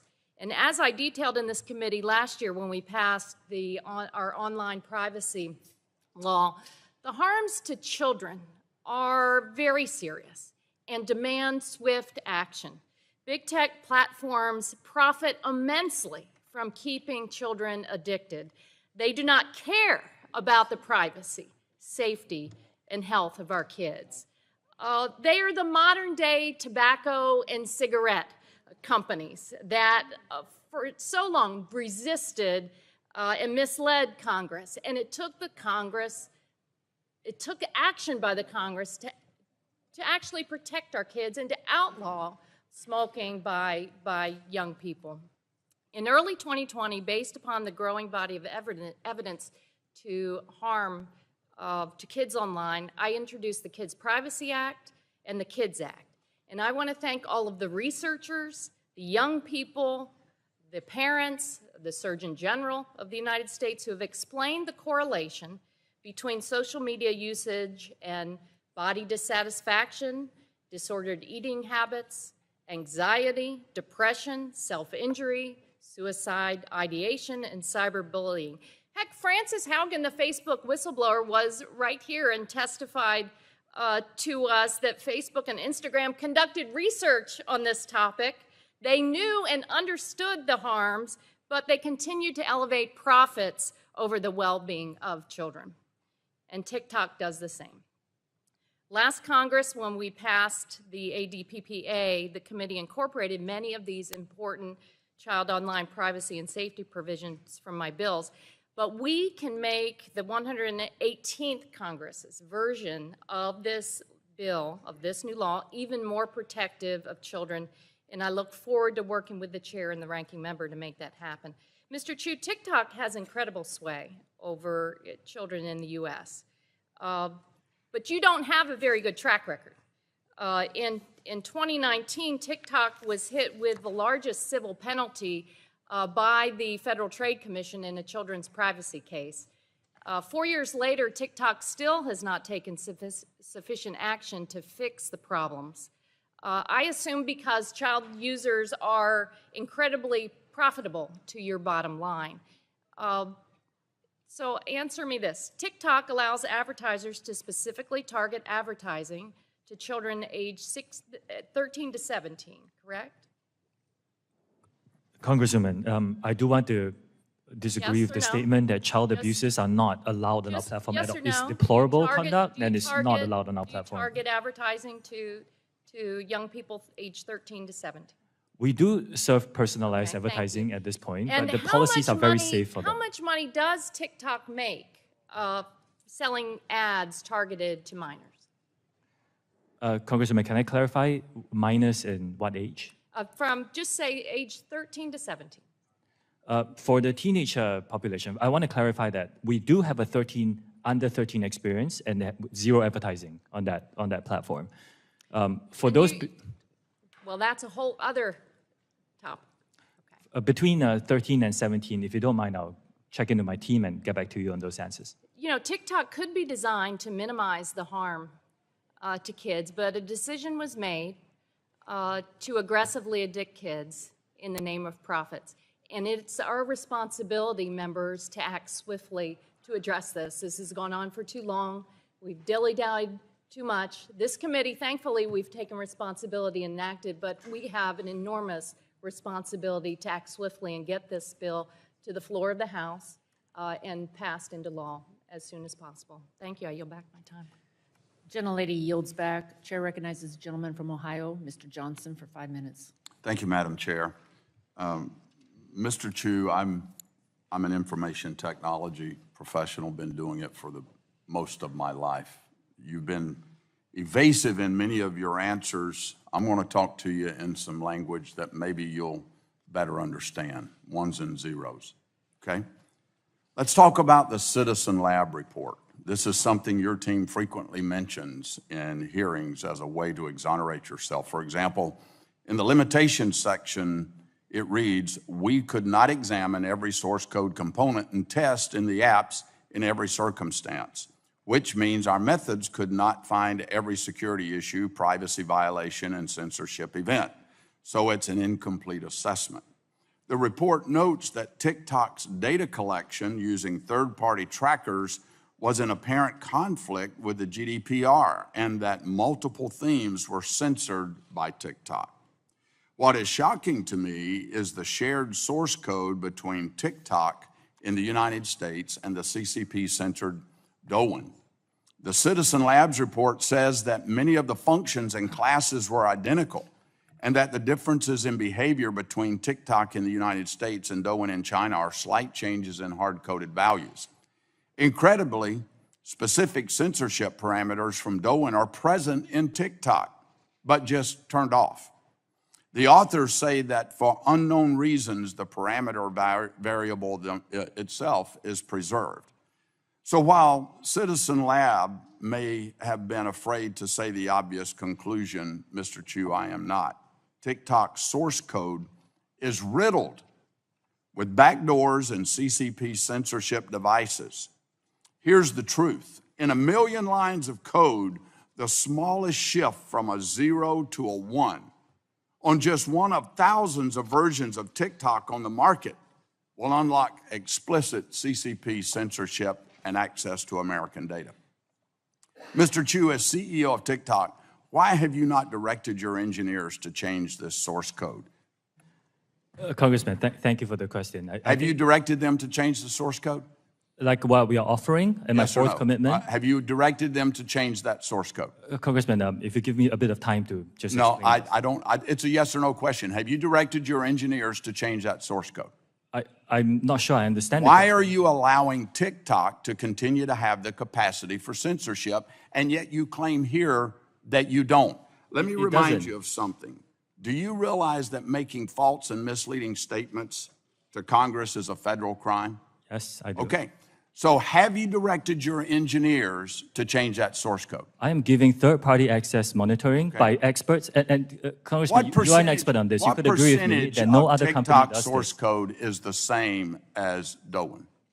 What percentage? I can get back to you on the specifics. Okay, I'd appreciate that. Where was the source code for TikTok developed? Was it developed in China or in the United States? It's a global collaborative effort, like a lot Was of it code for a developed lot of in, companies. was it developed in China? Some of it? Some of it is. Okay, at ByteDance. When it's compiled in the compilation process, can bytecode be manipulated? We've talked a lot about source code. What about the bytecode, the ones and zeros that actually execute on the device? Can it be manipulated? Yes. Congressman, to give you comfort, that's why we're giving third-party monitors. Yes, As an expert, I think you can agree that very few companies I've got offer the to do this. report here by Citizen Lab. I want to read you something from Ron Diebert. Specifically, in your written testimony to Congress, you stated on page 9, Citizen Lab found that there was no overt data transmission by TikTok to the Chinese government and that TikTok did not contact any servers within China. You implied that Citizen Lab exonerated TikTok from any information sharing with China. Well, the director of Citizen Lab saw this and issued a statement correcting the record yesterday. And I'm quoting Ron Diebert, the director of the lab. I am disappointed that TikTok executives continue citing the Citizen Lab's research in their statements to government as somehow exculpatory.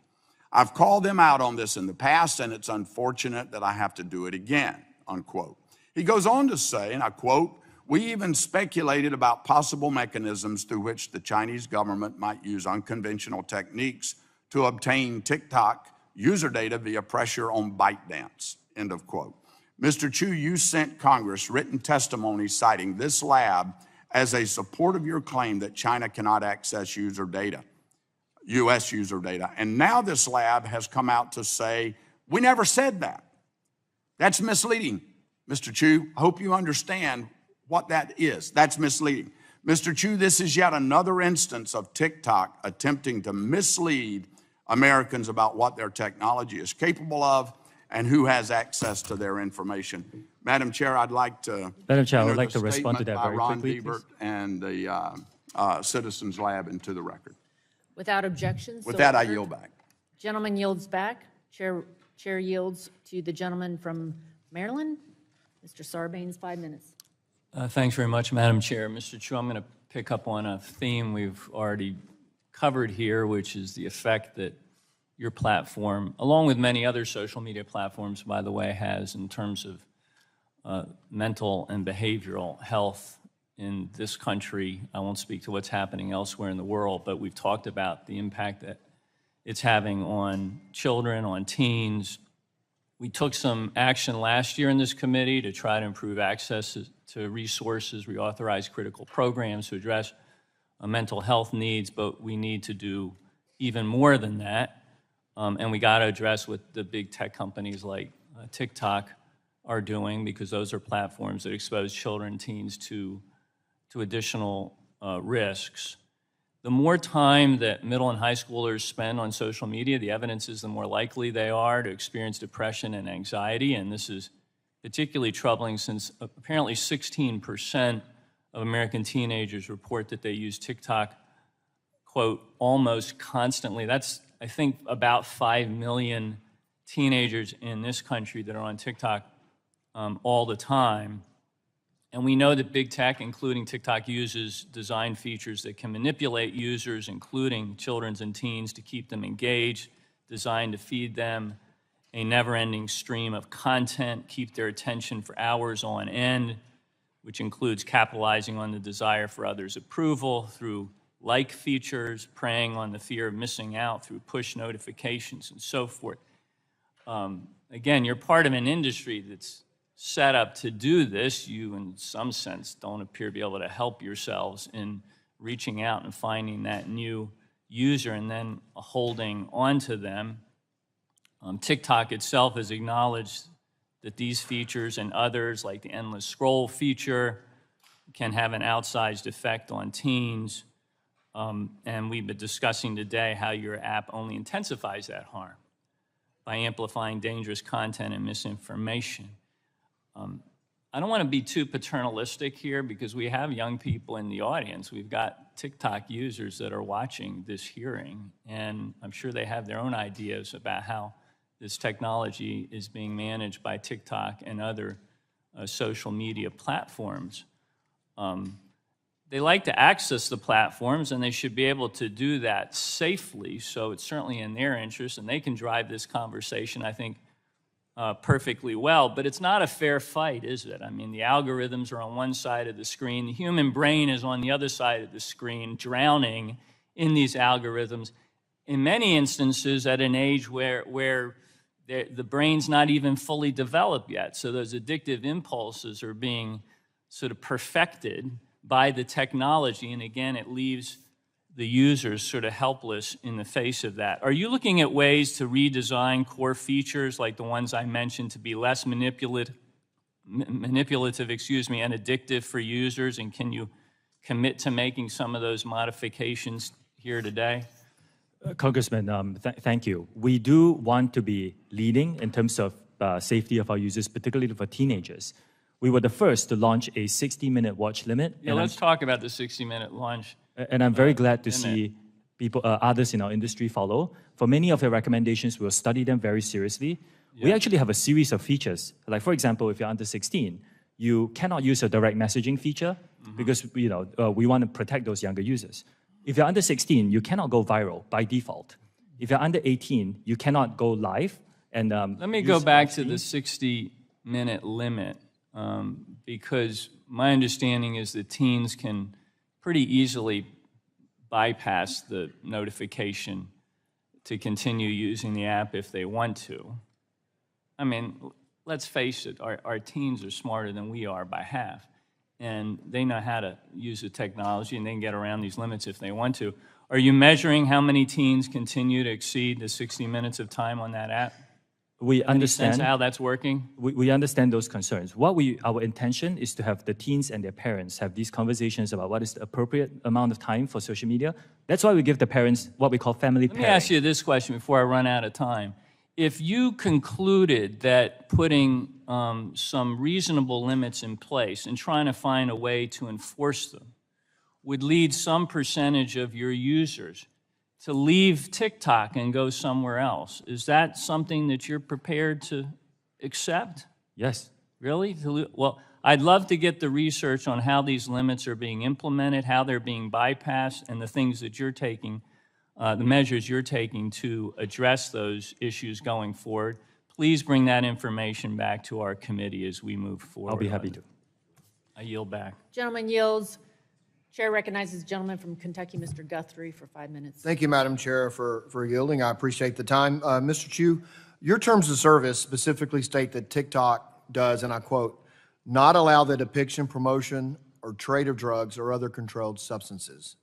Despite this content being against your terms of service, and I've brought this up with other service providers, but despite this content being against your terms of service, content on your platform related to illicit drugs like fentanyl, drug trafficking, and other illicit activity is pervasive and racks up hundreds of thousands of views. For example, in 2020, the Benadryl challenge resulted in the death of an American teenager. And we heard of another challenge earlier today that brought a death of a teenager. While you were at ByteDance, if you were the CFO for ByteDance, did Doohan allow related illicit drug trafficking or challenges resulting in death or injury to kids? Congressman, I represent TikTok here today. I can tell you that TikTok does not allow illegal drugs content on our platform. Does Doohan do it in China? I believe they don't allow this, but I will need to check. I don't run their business. I can tell you TikTok does not allow this. Because what we're concerned about, and my guess, and it would Doohan allow for 41 days a threat against a member of the Chinese Communist Party to stand on their site for 41 days? Again, I cannot speak for Douyin, and I'm sorry, I didn't hear the second part of what you said. Well, we had a threat against the chairman of our committee that was on your site for 41 days. My guess is that would not be allowed in China. That content is, if it's violative, I would look into the specifics, and if it violates our guidelines, it will be taken down on TikTok. Yeah, it surely appears that it does. But the problem is what I'm trying to get at is you seem to be able to prevent this content in China, but so not even taking it down, just prevent it from being posted, and yet it's on your website. So I have a couple of questions about, you said earlier, as soon as you find this information, you take it down. So how quickly does your algorithm detect keywords or content that involve illicit drug trafficking before these posts are self-reported or used by others? We have about 40,000 people working on this now, together with the machines that we train. I don't think any company in our industry can be perfect at this. This is a real big challenge for our industry, but our goal is to get any violative content, including illegal drugs, down to a very, very small number. That's the problem. When we have these hearings, we have CEOs of different companies and of your colleagues and competitors, and we always hear apologies, and we always hear, we want to do better at this, but it just doesn't seem to keep improving, and we see hearing stories of our children, and obviously this has been talked about today. So how many posts and accounts have been identified and removed from TikTok due to content posted related to illicit drugs or other controlled substances? Congressman, we do publish that in a transparency report. I can get my team to get the information to yours. Thank you, I appreciate that. Also, we understand that the way that people use TikTok or other platforms similar to yours is that they ensure flagged user content isn't permitted to jump from. So my question, so what we've heard is that the instances the users see a drug advertisement and then give a code to go to another site. So my question is, do you work with other platforms to ensure flagged user content isn't permitted to jump from one platform to others? I will check with my team. I would love to work with our industry to make sure that we stamp out these problems. Violative content should not be allowed on any platforms, in my opinion.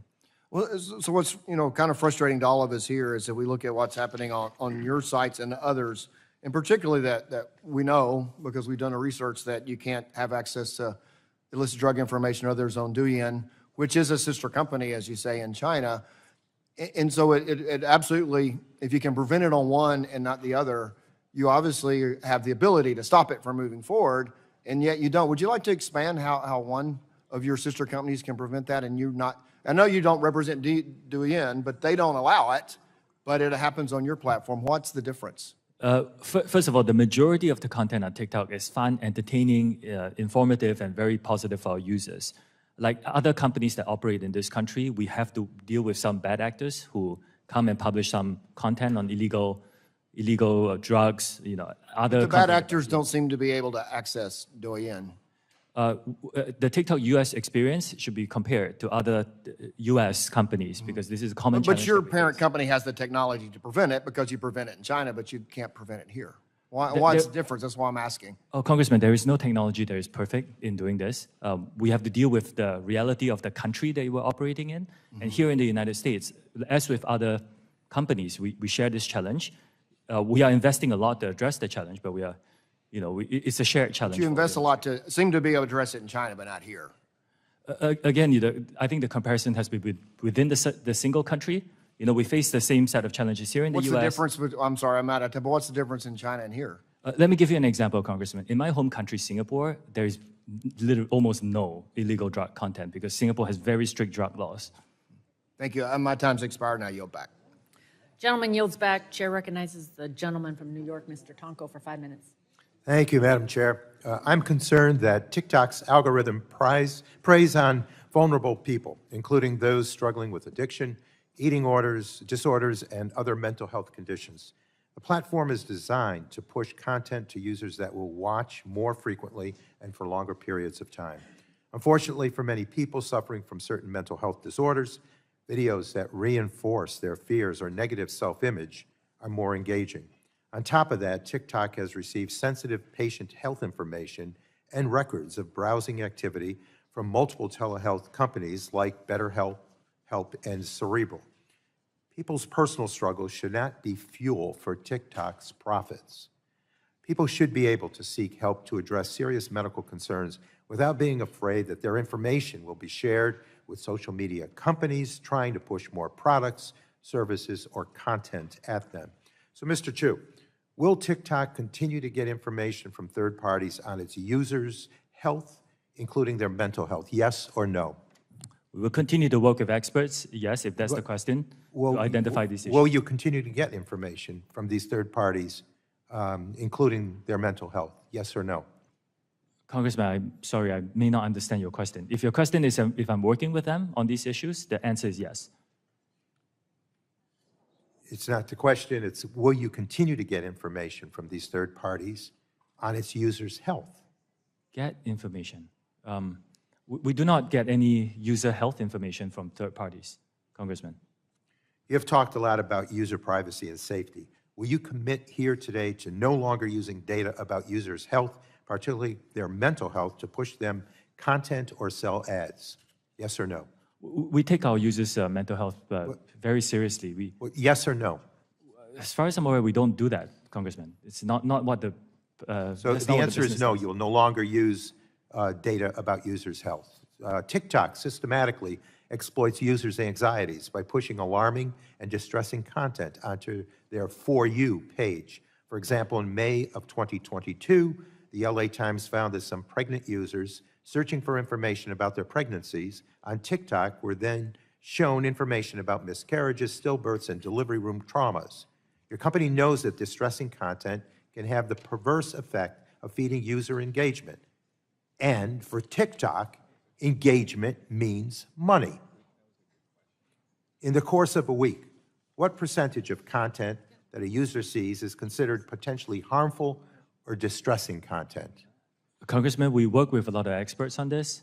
Even before we set the 60-minute time limit for under 18s, if you spend too much time on our platform, you can try it. If you spend too much time, we will actually send you videos to tell you to go out and get some air and get off the platform. What percentage of content that a user sees is considered potentially harmful? I will need to follow up with my team and get back to you on that, if that's okay. Ballpark. I will need to follow up with my team. So are teenagers in particular shown more distressing content?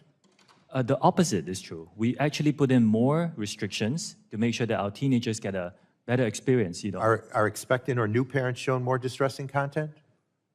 I know of many parents, including one I met recently, who actually use our platform to find communities, to connect with other parents and learn a lot more. I've heard amazing stories of creators who have difficulties, and Reclaiming my challenges they face. time. Are individuals with eating disorders shown more distressing content? We do not. We remove all content that glorifies eating disorders, and we have worked with experts to look at certain certain content that may not inherently be harmful, like diet trends, and make sure that we disperse them more throughout our algorithm. What about those with mental health issues? Are they This is given an more issue we distressing take. content? If a user searches, words that expresses mental health issues, we actually redirect them to a safety page. Like, for example, if you, I don't know if I should say this in public, if you search, "I want to die," we will redirect you to a safety page, for example. So what about those suffering from addiction? Are they given more distressing content? I'm sorry, Congressman, I missed that question. Those suffering from addiction, are they given more distressing content? I missed the first few words. I apologize. What about those suffering from addiction? Are they given more distressing content? Those suffering from Addiction. Addiction. Do you mean drug addiction or? Yes, or any order of addiction. If people search for content, and you can try on a variety of subjects, we will actually direct you to a safety page to give you more resources. And a lot of recovering addicts have actually found their communities on TikTok, and it's really helped them, find their voices and the community and the courage to really overcome their addiction. I personally have heard stories of that. Well, I appreciate your answers, but I was looking for yes or no, and we did not get those. And again, I think the more that they watch this distressing content, the more profit TikTok makes, and that's distressing. Gentleman yields back. Chair recognizes the gentleman from Michigan, Mr. Wahlberg, for 5 minutes. Thank you, Madam Chair, and we're glad that you're here, Mr. Chu. As Chair Rogers and Representative Burgess mentioned this morning, the Wall Street Journal reported that China will firmly oppose any forced sale or divestiture of TikTok. And this is based not on conjecture, but it's based on comments provided by the official spokesperson at the Ministry of Commerce, who said that any TikTok sale or spinoff would amount to a technology export and would have to adhere to Chinese law and approval. This spokesperson was quoted as saying the Chinese, and I quote, "The Chinese government will make decisions according to the law." The Chinese government. Mr. Chu, do you agree with this official? Yes or no? Congressman, I cannot speak on behalf of a Chinese government official. Do you agree with that official? We will need to look at this because Project Texas is designed to move forward here in the United States, and we are not discussing this, so I don't have specifics. Your company is valued at upwards of $50 billion and has been on the verge of forced sale or ban for 3 years at least, correct? Do you expect this committee to believe you haven't already discussed this scenario with your team? And you should have an answer to this, yes or no, I agree with the Communist Party, or I don't agree with the Communist Party.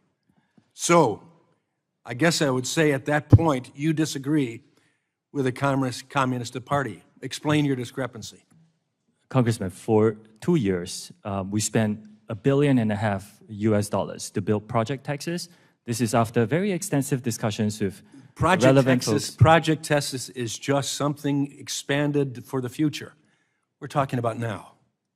We're talking about what you're doing now, what your expectations are now, what your relationship is with the Communist Party, which is our major concern of what the impact that will be with a country.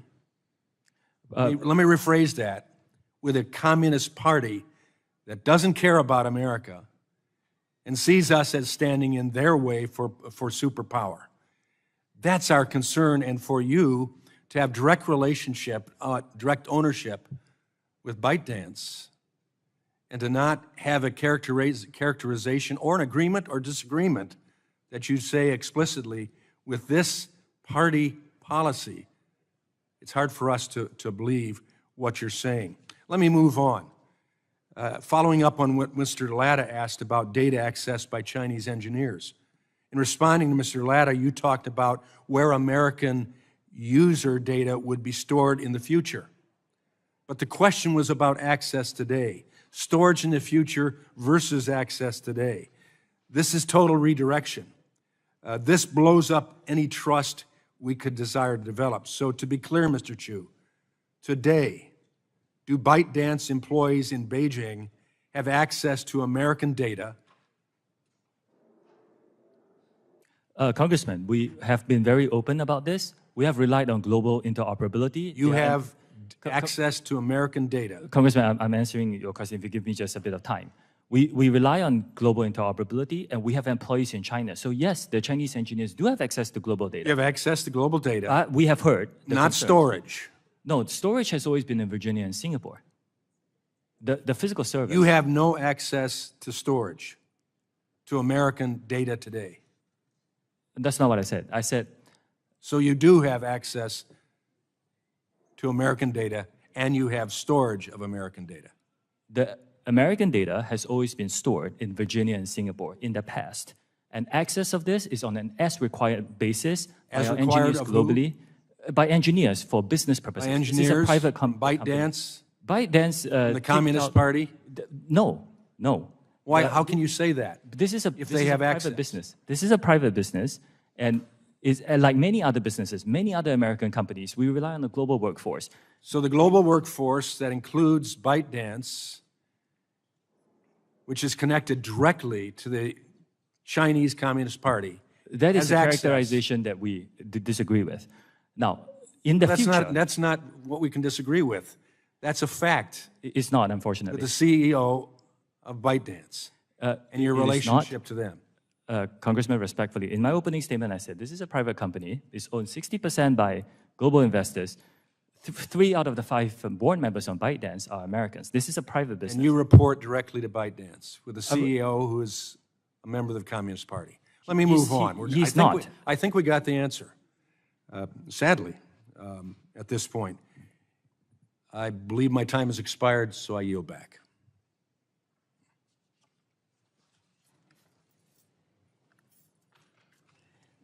Gentleman yields back. Chair recognizes Ms. Clark for 5 minutes.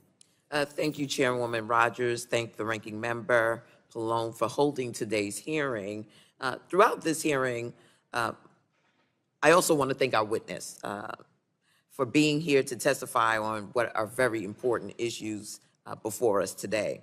Throughout this hearing, my colleagues have outlined the potential threat posed by the security of Americans' data by TikTok being affiliated and some would say owned by a Chinese company.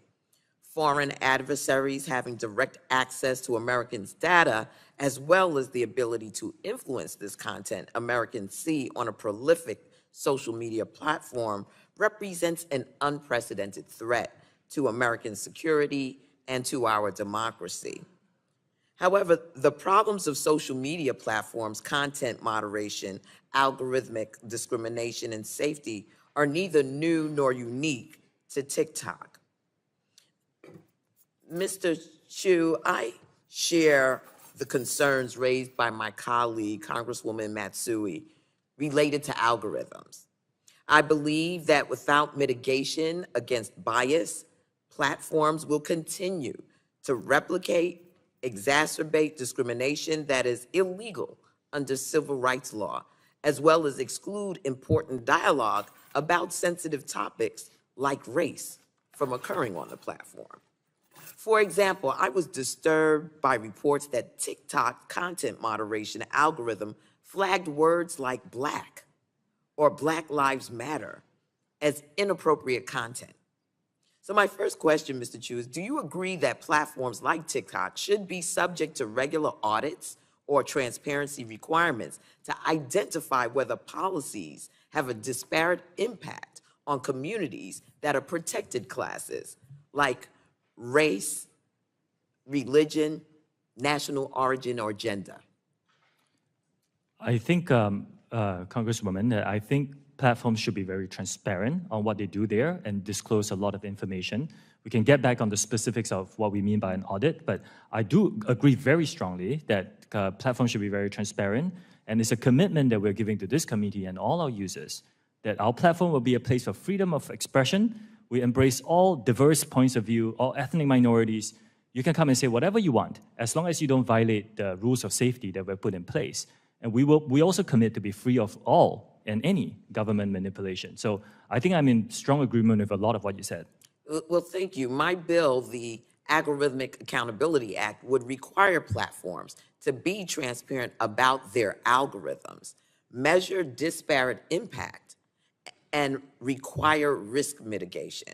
It is vital that the diverse culture of the United States is reflected online, but I'm concerned the algorithms and content moderation practices employed by TikTok are ignorant to the fundamental diversity while also failing to remove content that is harmful, like child sexual abuse material, hate speech, or domestic terrorism content. My next question to you is, it's my understanding that users must be in good standing to be eligible for compensation from TikTok's Creator Fund. For example, they can't have violated community guidelines. Is this correct? There are some details there, but directionally, yes. If TikTok's algorithm is flagging content incorrectly, resulting in creators violating community guidelines when in fact they have not, those creators would not be eligible to receive compensation under the Creator Fund, correct? We do have an appeals process. You have an appeals process, okay. Yes, In my view, if TikTok employs algorithms that disproportionately remove content from Black creators, it disproportionately silences and excludes Black creators from compensation opportunities. And this problem happens in parallel to the lack of adequate recognition, attribution, and compensation to Black creatives for their content. The exploitation, cultural misappropriations, the erasure of Black creatives' ownership of their fashion, art, and media is nothing new. We need transparency, accountability, and bold action to mitigate against misinformation, bias, and exclusion of certain communities from the opportunities present on platforms like TikTok. So let me just say this. I'm concerned about transparency. I am concerned about algorithmic accountability. And I'm not clear that your organization holds those values. So I want to ask that you take a look at this because this is all part and parcel of what we're concerned about with respect to social media platforms and the misappropriation, the ways in which those algorithms can discriminate within the context of the social media platform. With that, Madam Chair, I yield back. Congresswoman, is it okay if I just very quickly respond? This is a very important topic. Unfortunately, we only have 4.5 hours with you, and I'm going to try to get to every member, so we're going to keep going. It is very important. I would love to follow up. Well, there will be other opportunities. The lady yields back. Gentleman from Georgia, Mr. Buddy Carter, is recognized for 5 minutes. Thank you, Madam Chair. Mr. Crew, welcome to the most bipartisan committee in Congress. We may not always agree on how to get there, but we care about our national security. We care about our economy, and we sure as heck care about our children. We sure do. And that's why you're here today, because 2/3 of all the youth in our country are on your app. They spend an average of 95 minutes on your app. And you know, research has shown that TikTok is the most addictive platform out there. And the reason for that as we've been told, is because it has the most advanced algorithm.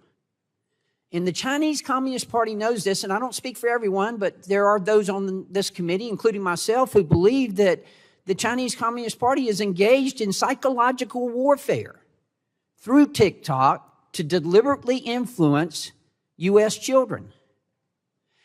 You know, you see behind me, if you look behind me, Mr. Crew, you see some of the challenges that we've seen on TikTok. You know about them. You know about the milk crate. You know about the blackout challenge. You know about the NyQuil chicken challenge, the Benadryl challenge, the dragon's breath liquid nitrogen trend, or the challenge that promotes car theft. I want to ask you, as I understand it, there's a sister app in China, Douyin. I'm sorry if I'm butchering the pronunciation. Do they have these same things over there? Do they have these kind of challenges in China? Congressman, I'm really glad you asked this question. Do they, yes or no? I'm not sure because... Yeah, whoa, come on now. You're not sure? I really am not sure. Remember, you took the chair lady, she said you got to tell the truth, okay? Do you know whether they have these kind of challenges like this over in China? Because it's my understanding they don't. I'm not sure because I spend my energies running TikTok. And you don't look at any of your other competitors or look at anything similar to yours. So you don't know whether they have. They don't have this over in China. I did. We have it here, but they don't have it here. And that's why I'm asking you this. Why is it that TikTok consistently fails to identify and moderate these kinds of harmful videos? Why is it? Why is it that you allow this to go on? We've already heard, God bless you, from parents who are here with us, who have lost children. I submit to you, everybody up here cares about the children of this country. Tell me why. This is a real industry challenge, and we're working very hard. No, it's not industry. This is TikTok. We're talking about TikTok. We're talking about why is it that you can't control this? And although I believe in giving credit where credit's due, I want to thank you. It's my understanding that the video that threatened life of the chairwoman has been removed. Thank you for doing that. Sorry we had to bring it to your attention here, but it's been removed. Tell me why this goes on. This is an industry challenge for all of us here operating in this country. Okay, so much for industry challenge. I want to shift gears real quick. I want to talk about biometric matrix, and I want to talk specifically, can you tell me right now, can you say with 100% certainty that TikTok does not use the phone's camera to determine whether the content that elicits a pupil dilation should be amplified by the algorithm? Can you tell me that? We do not collect body, face, or voice data to identify our users. We do not. The only face data that you will get, that we collect, is when you use the filters to have, say, sunglasses on your face. We need to know where your eyes are. And why do you need to know what the eyes are if you're not seeing if they're dilated? And that data is stored on your local device and deleted after use if you use it for facial. Again, we do not collect body, face, or voice data to identify our users. I find that hard to believe. It's our understanding that they're looking at the eyes. How do you determine what age they are then? We rely on age gating as our key age assurance. Age gating, which is when you ask the user what age they are. We have also developed some tools where we look at their public profile to go through the videos that they post to see whether... Well, that's creepy. Tell me more about that. It's public. So if you post a video, you choose that video to go public, that's how you get people to see your video. We look at those to see if it matches up the age that you talked about. Now, this is a real challenge for our industry because privacy versus age assurance is a really big problem. Look, you keep talking about the industry. We're talking about TikTok here. We're talking about children dying. Do you know how many children have died because of this? Do you have any idea? Can you tell me? Congressman, again, it's heartbreaking. Can you tell me how many children in America have died because of challenges like this? The majority of people who use our platform use it for positive experiences. That's not what I ask you. I ask you, tell me the number of children, of U.S. children who have died because of these challenges. Congressman, again, the majority of people who come on our platform get a good experience. I'm not talking about the majority of children. I want to know a number. Dangerous challenges are not allowed on our platform. If we find them, we will remove them. We take this very seriously. Obviously, you found one today and you removed it. We had to bring it to your attention, and I know I'm out of time. Thank you for being here. Welcome again to the most bipartisan committee in Congress. Gentleman yields back. We will now take a brief recess and resume in 10 minutes. The committee stands in recess.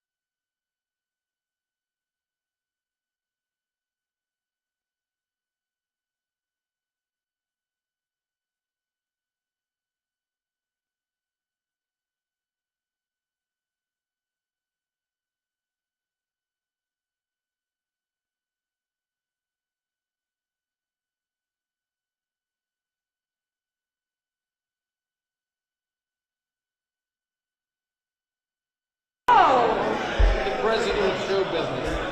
Okay, thank you.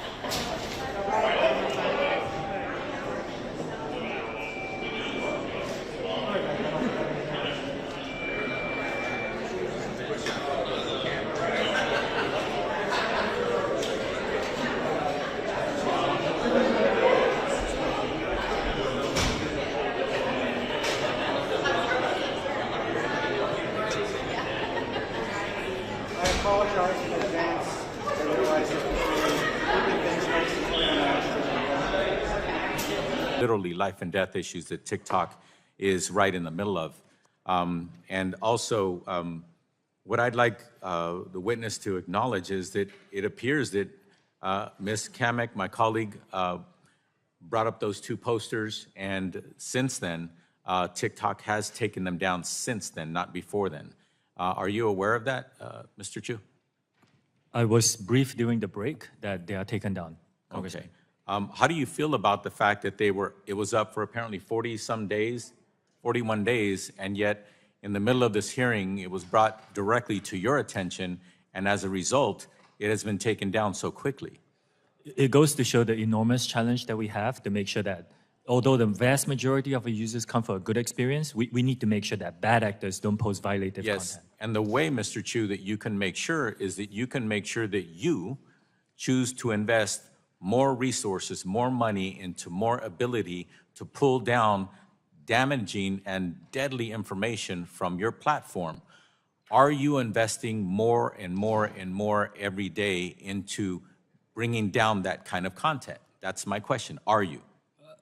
Yes, and I'm committed to investing more in this regard to stay on top of the growth.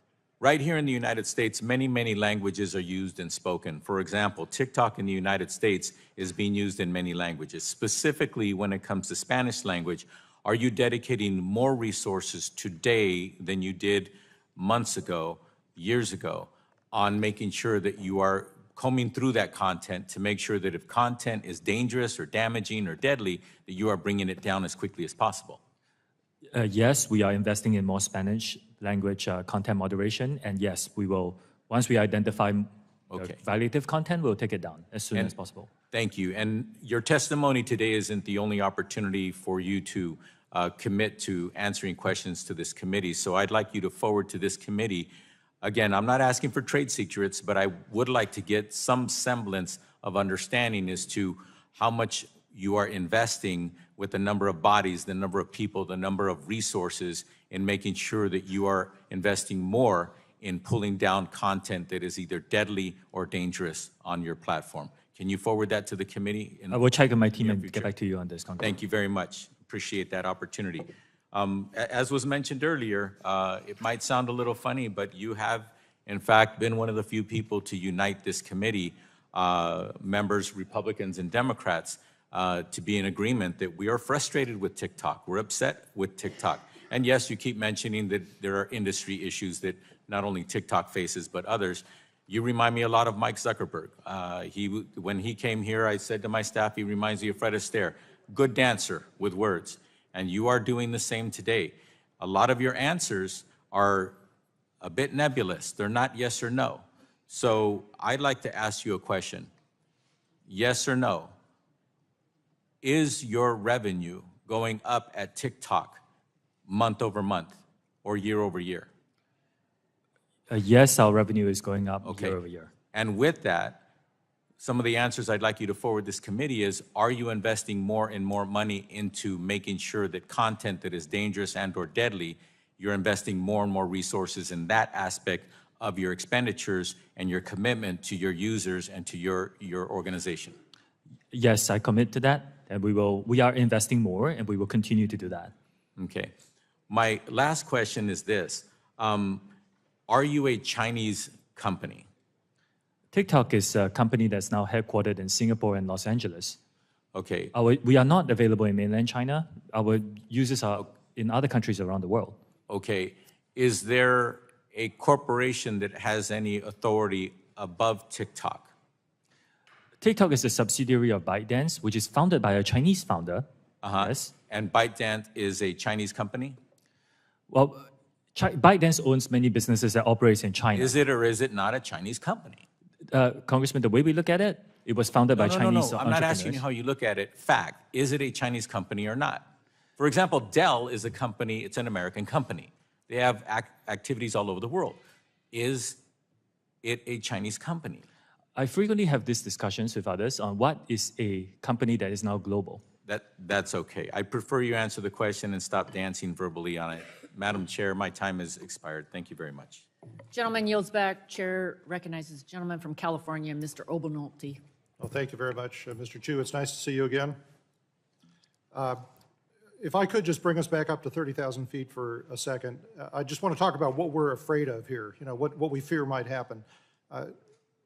Social media companies, and TikTok is not unique in this, gather a tremendous amount of user data and then use powerful AI tools to use that data to make eerily accurate predictions of human behavior and then seek to manipulate that behavior. And that's something that it's not just TikTok, it's all our social media companies that are doing this. Ultimately, the solution is to enact comprehensive federal data privacy legislation that will prevent that kind of behavior, or at least allow users to consent to it. And that's, I know, something that the chair is working on, the ranking member. I hope that this committee will act on that this year. The specific concern here, though, as regards TikTok, is that this type of capability falling into the hands of foreign countries is something that has national security implications, and that's why Congress is getting involved on this issue. So I know that you have proposed Project Texas in an effort to alleviate these fears. So I wanted to ask some specific technical questions about Project Texas and the way that you believe that it will solve this problem. So one of the things that you've said in your testimony is that part of Project Texas will have engineers at Oracle going through the source code for TikTok. How large is that code base? Well, it's not small, but it's not just Oracle, Congressman. We are also inviting other third-party monitors. We're in the process of figuring out who the best Sure. So we're talking millions, tens of millions of lines of code? How big is the base? It is significant, but it's something that we believe can be done. And again, I want to say that I have not heard of another company, American or not, that has allowed for this to happen. But I mean, you're kind of in a unique position having to answer these concerns of Congress. So are they going through the code for just the app or the app and the server code? I can get back to you on the technical details, but it's comprehensive, including the software that powers a lot of the software that powers the experience. And how long will that review take?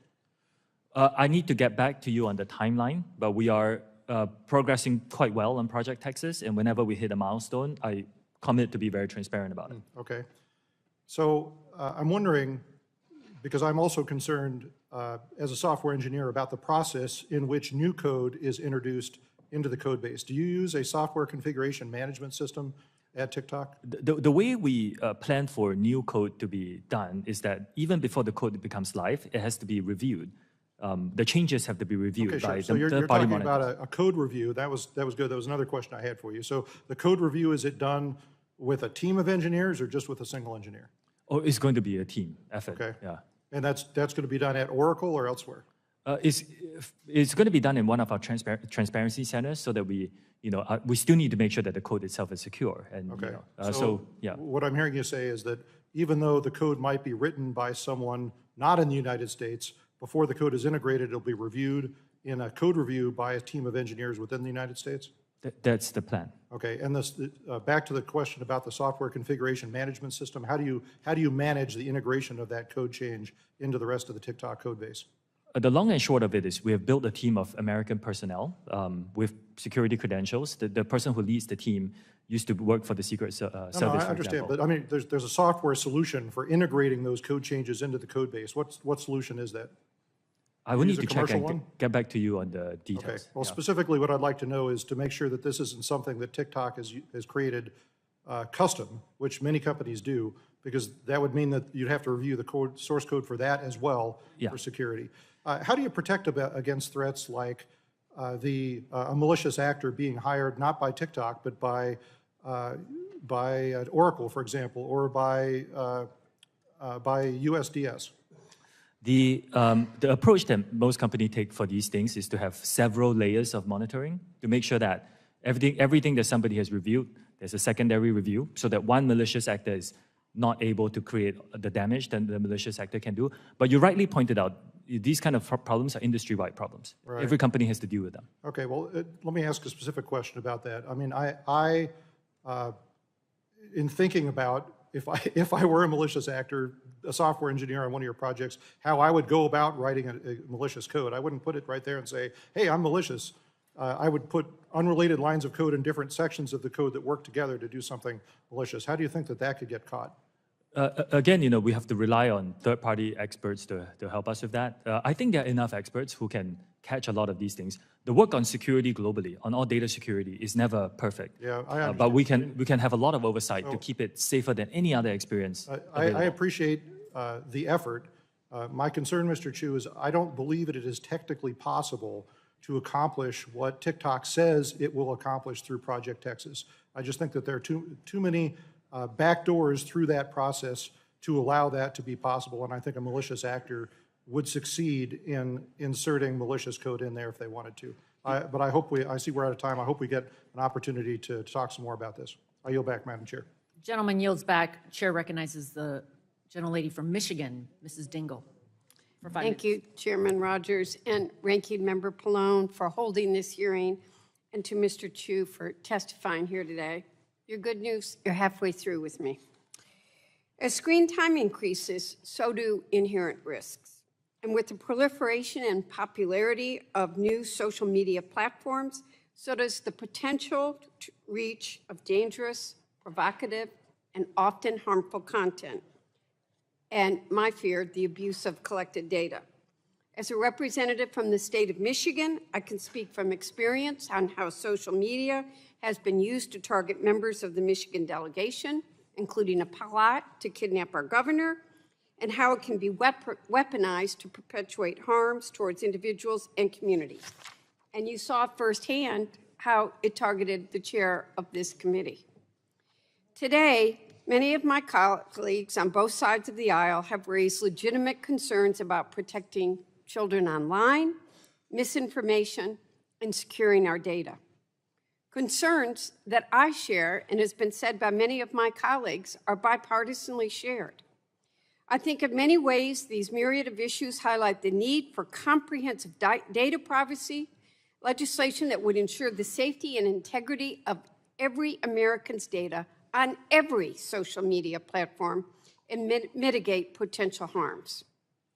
One important area of concern I have regarding data collection is geolocation data and how it can be abused. I've seen it abused. I have seen women die because it has been abused. This subject has dangerous implications for survivors of domestic violence, people seeking medical care, and protecting children from potential predators. Mr. Chu, in your testimony, you wrote that current versions of the app do not collect precise or approximate GPS information from U.S. users. Yes or no answers, please. Mr. Chu, have any prior versions of TikTok's app collected precise GPS information from U.S. users? Yes or no? Yes, from back in 2020, about 3 years ago. Are there currently TikTok users who still hold old versions of the app that collect precise GPS information from U.S. users? Yes or no? There could be, but that's a small percentage today. Still dangerous. Has TikTok at any time fed precise GPS information collected from U.S. users into algorithms to serve user ads? Yes or no? I will need to check on the details because we do not currently collect that. So I need to check on the details. Yeah, I'm sure there's a yes there. But has TikTok at any time fed precise GPS information collected from U.S. users into algorithms? I don't know, I'm having talk today, to make inferences about users? Yes or no? I'm not sure of the specifics. I'd like answers, yes or no, after this. Has TikTok at any time sold precise GPS information collected from U.S. users? Yes or no? We do not sell data to data brokers, if that's the question. And you've never done that? I do not believe so. Has TikTok at any time sold or shared with third parties algorithmic inferences that were made using, in part or in whole, precise GPS information collected from U.S. users? Yes or no? Congressman, I need to check on these specifics. What I can tell you is right now we do not collect precise GPS location data in the United States. All right. Does TikTok still use inferences that were made using, in part or in whole, precise GPS information collected from U.S. users? I'm sorry, would you repeat that?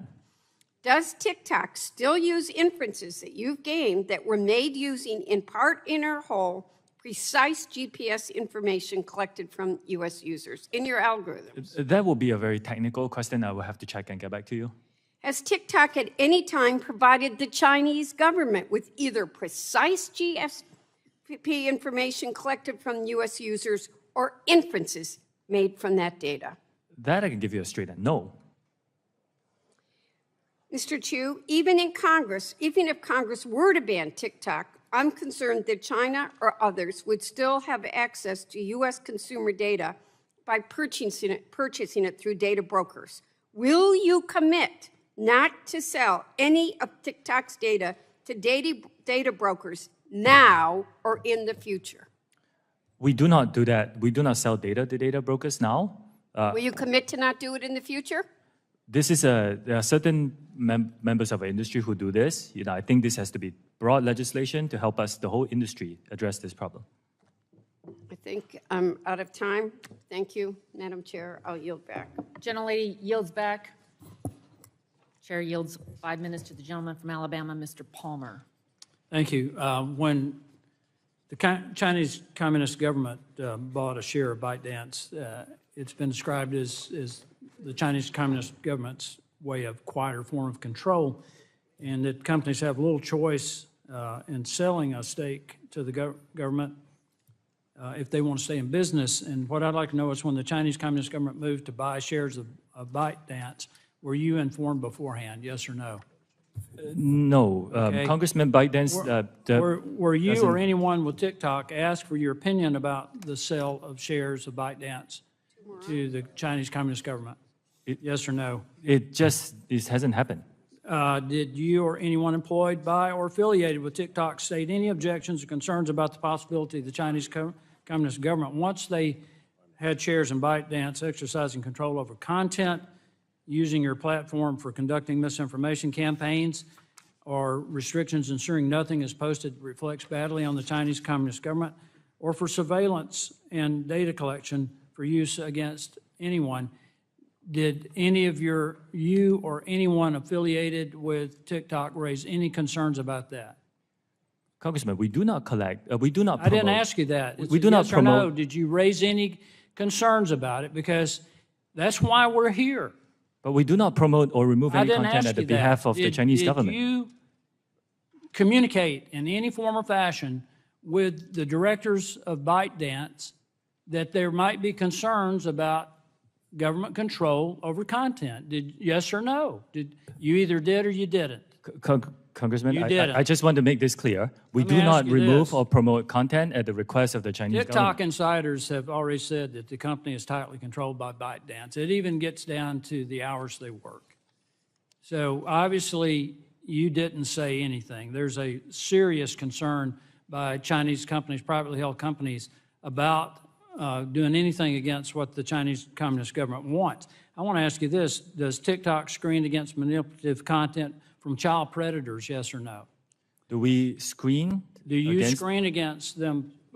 Yeah, we do. This How child about drug cartels? drug cartels, child predatory content. This is all You had a violative drug of that. cartel that was engaged in a police chase with Spanish authorities, and they posted it on TikTok and got over 1 million views. Why wasn't that taken down? And are you doing it with human traffickers or terrorists? I mean, do you withhold content from nations that might be committing crimes against humanity? Yes or no? Congressman, our platform is Yes a place or of no? freedom of Yes or expression, no? and users I know come here. you talk about that, but yes or no, do you screen against content from nations that commit crimes against humanity? Congressman, our users come and Yes or express- no? Our Yes or users no? come and present any points of views you that don't. they want, and it's a commitment to keep this Let free me ask from you this. interference Michael from any Beckerman, government. who is your vice president and head of public policy for the Americas, right? Is he part of the team that helped you prepare for this meeting, yes or no? Can I clarify who you mean? Michael Beckerman. Yes, he is. Okay, where is he at this moment? I'm sorry? Where's Mr. Beckerman at this moment? He's probably here. No, you know he's here. He's sitting right behind you. I want to know why, when Mr. Beckerman was on with Jake Tapper on CNN and asked repeatedly to condemn Chinese Communist government's treatment of the Uyghurs, when that treatment has been classified by the United States as a genocide, when a UN report classifies it as a crime against humanity, why, after multiple questions, Mr. Beckerman refused to address that? Are you afraid of the Chinese Communist government? No, because you can find that content on our platform. Any content that our users want Why to couldn't express your their Vice views on this President of issue is Public freely Policy, available on our the guy platform. who is head of public policy for the Americas, in an American on an American television news channel, why couldn't he condemn that? I think it's very important to look at our platform, and if you use our and open our app I'm not and talking about search your for any platform. I'm asking content, about your personnel now, because personnel is policy. Everybody in this room understands that, except maybe you. Personnel is policy. Let me just conclude with this. And I hate to bring this up because this is part of the stuff that I've studied, but deception is fundamental to the Chinese Communist Party's political, intelligence, and military strategy. And you have repeatedly used the word transparency throughout this hearing, and every time you've said it, what I've heard is deception. I yield back. Gentleman yields back. Chair recognizes gentleman from Texas, Mr. Vesey, for 5 minutes. Thank you, Madam Chair. I got to tell you, Mr. Chu, as a father of a 16-year-old that likes social media, a lot of your evasiveness today in answering many of these questions really disturbs me, because I can tell you that the teenagers of today, they really don't want to be on Facebook. They want your platform, and you were asked to come before this committee to testify about many things, and a lot of us are worried about our kids' personal data. As the co-chair of the Congressional Voting Rights Caucus, I also worry that TikTok is the world's most powerful and extensive propaganda machine, allowing the Chinese Communist Party to use TikTok's platform to influence public opinion and undermine the integrity of our democratic elections. And I have a report called "TikTok and Facebook Failed to Detect Election Disinformation in the U.S. While YouTube Succeeds." And this report was published by the nonprofit Global Witness and the Cybersecurity for Democracy team at NYU. And the purpose of the study was to test platforms like TikTok and whether or not they can detect and take down false political ads targeted at U.S. voters, young voters, ahead of last year's midterm elections. And according to this report, 90% of election disinformation ads tested were approved by your platform. Again, that is 90% of ads containing false and misleading election misinformation went undetected on TikTok. And just to add some color to the type of misleading ads that were approved by TikTok, this included ads that were live on TikTok that said the wrong election day and actually encouraged people to vote twice. You do know that voting twice is a felony. Mr. Chu, you do know that it's legal to vote twice. Congressman, any misinformation that comes around a political election is something we take very seriously. Let me, I'm particularly troubled about this type of information because it can run rampant on TikTok. And given that TikTok, again, y'all are appealing to a very young and diverse user base, that is exactly the people that we've seen targeted time and time again with voter suppression campaigns run by malicious actors. Mr. Chu, do you agree with me that it is completely unacceptable that 90% of these ads were undetected on your platform? And can you detail for us right now TikTok's policy regarding election misinformation and paid political ads, and how the company monitors such information, and how you plan to get that number down to zero? While TikTok is a place for our users to come and express their points of views freely, we do take misinformation, dangerous misinformation, particularly around an election, very seriously. And we will work with third-party experts to identify misinformation. You call allowing 90% of false content, political content, on your platform to be taken? You define that as being taken seriously? I need to look into the specifics. I'm not sure where the number came from, but I can tell you, Congressman, that we are the only platform that I know of that doesn't actually take political ads. We don't accept money. I don't think other platforms can say that. Mr. Chu, can you detail how you responded to that report? Did you respond to that report that I just mentioned? I need to look at the specifics of the report, Congressman, and I can get back to you on that. All right. Mr. Chu, I want to shift to Project Texas.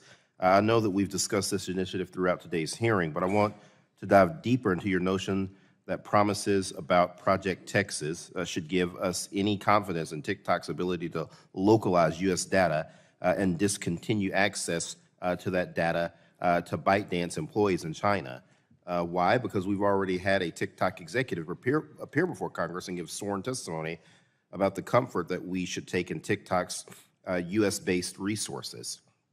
Well, TikTok data security practices were being scrutinized by the U.S. government, and unfortunately, we've since found out from journalists and recorded conversations that those assurances were worthless. In your testimony, you also mentioned that Oracle has already begun inspecting TikTok's source code and has access to the platform's recommendation algorithm. Why should this give the American public any great assurances, particularly given that Oracle now owns a stake in TikTok and stands to gain monetarily the more revenue that TikTok and its algorithm generates? Congressman, not only is Project Texas unprecedented in our industry in protecting U.S. user data and interests, we are inviting third parties to come in and monitor this, and we will, be transparent in that process. And this is more beyond all companies that I know of in my industry. Thank you, Madam Chair. I'm out of time. Gentleman yields back. Chair recognizes the gentleman from Florida for 5 minutes, Mr. Dunn. Thank you very much, Madam Chair. Mr. Chu, I'm aware that on arriving in D.C. this week, you appeared on TikTok and boasted you had 150 million U.S. users, 5 million U.S. businesses. That represents a lot of data. You also referenced your appearance before this committee as a chance to share all that TikTok is doing to protect Americans using the app. Mr. Chu, has ByteDance spied on Americans at the direction of the Chinese Communist Party? No. Madam Chair, I'd like to enter into the record this October 20th, 22 Forbes article entitled TikTok Parent ByteDance Plan to Use TikTok to Monitor the Physical Location of Specific U.S. Citizens. Without objection, so ordered. Thank you. The project assigned this to a Beijing-led team, and they were going to follow individual American citizens. I ask you again, Mr. Chu, has ByteDance spied on American citizens? I don't think the spying is the right way to describe it. All right. This is ultimately... We can differ on that. This is ultimately an internal Any investigation. TikTok or ByteDance data that is viewed, stored, or passes through China is subject to the laws of China, one-party authoritarian state hostile to all American standards of privacy. China's court system reports to and falls under the Chinese Communist Party. And like fentanyl analogs, which we all know are also manufactured in China, although they are illegal there, I fear TikTok will grow into a much bigger problem, a cancer, if you will.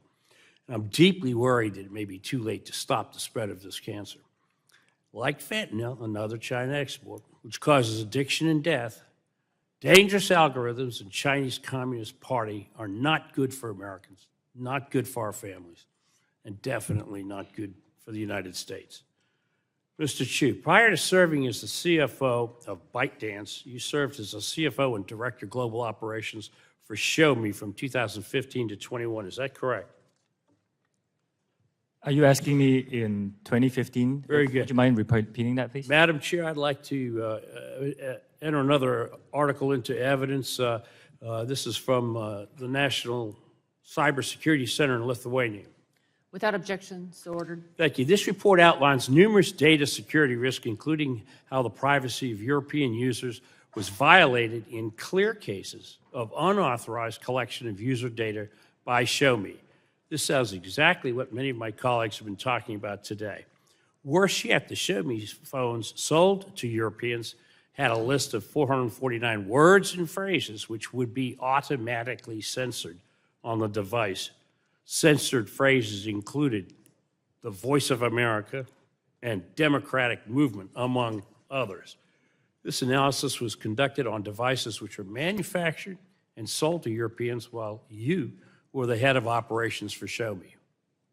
It does not follow that you expect us to believe that you would not censor on behalf of the Chinese Communist Party, since you've already done so? I want to be unequivocal on this. We do not remove or promote content on behalf of the Chinese TikTok, in government. your words, strives to deliver on their mission to inspire creativity and bring joy to American users, I assure you that is not the mission or goal of the Chinese Communist Party, which runs the People's Republic of China, that TikTok's parent company, ByteDance, is domiciled in. Mr. Congressman, Chiu, you can these are check with our straightforward users to things. see The the world experience that they're deserves an getting. answer. You have not given straightforward answers. We don't find you credible on these things. With that, Madam Chair, I'd like to yield the balance. of my Congressman, you have given me no Mr. time to Obernolte answer your of questions. California. I reject the characterizations. I yielded Who to are you Mr. yielding Obernolte. to, Dr. Dunn? Mr. Obernolte? Okay. Well, thank you, Madam Chair. Mr. Chu, I'd like to continue our discussion of Project Texas, if we could. Part of Project Texas is that engineers at Oracle will review the algorithms used by TikTok to confirm that they're free of foreign influence. I have a question about that because we're talking about AI, that's a very generic term. Do you use machine learning to influence the algorithms at TikTok? This gets very technical, and we have published several blogs about this, which I can forward to your team. Okay. But yes, it's mainly based on interest signals. Right, okay, Yeah. so here's my question. How could looking at the algorithm confirm that it's free from foreign influence? Because the algorithm is just a neural net architecture with inputs and outputs and weights, and how to train that. I mean, the influence is an external factor. So I'd appreciate it if you could give us, I see we're out of time again, a written answer to that. But again, I'm concerned that what you're proposing with Project Texas just doesn't have the technical capability of providing us the assurances that we need. I yield back, Madam Chair. Gentleman yields back. Chair recognizes Ms. Custer. Ms. Custer is not here. Ms. Barragon for 5 minutes. Thank you, Madam Chair. Mr. Chu, TikTok warns users when content is graphic or disturbing and labels state-affiliated media accounts to ensure the viewers aren't seeing propaganda. Does TikTok provide similar information to Spanish speakers, users, as well as English speakers? I believe so, Congressman. I will get back to you on that. Okay, and do you know if TikTok has a specific strategy for tackling Spanish language content that violates its trust and safety guidelines? We do. I will get back to you on the specifics on that. Okay. When offensive English language search terms or hashtags are blocked for violating community guidelines in English, is the Spanish translation of the term or the hashtag automatically blocked as well? I believe so, but let me check the specifics and get back to you.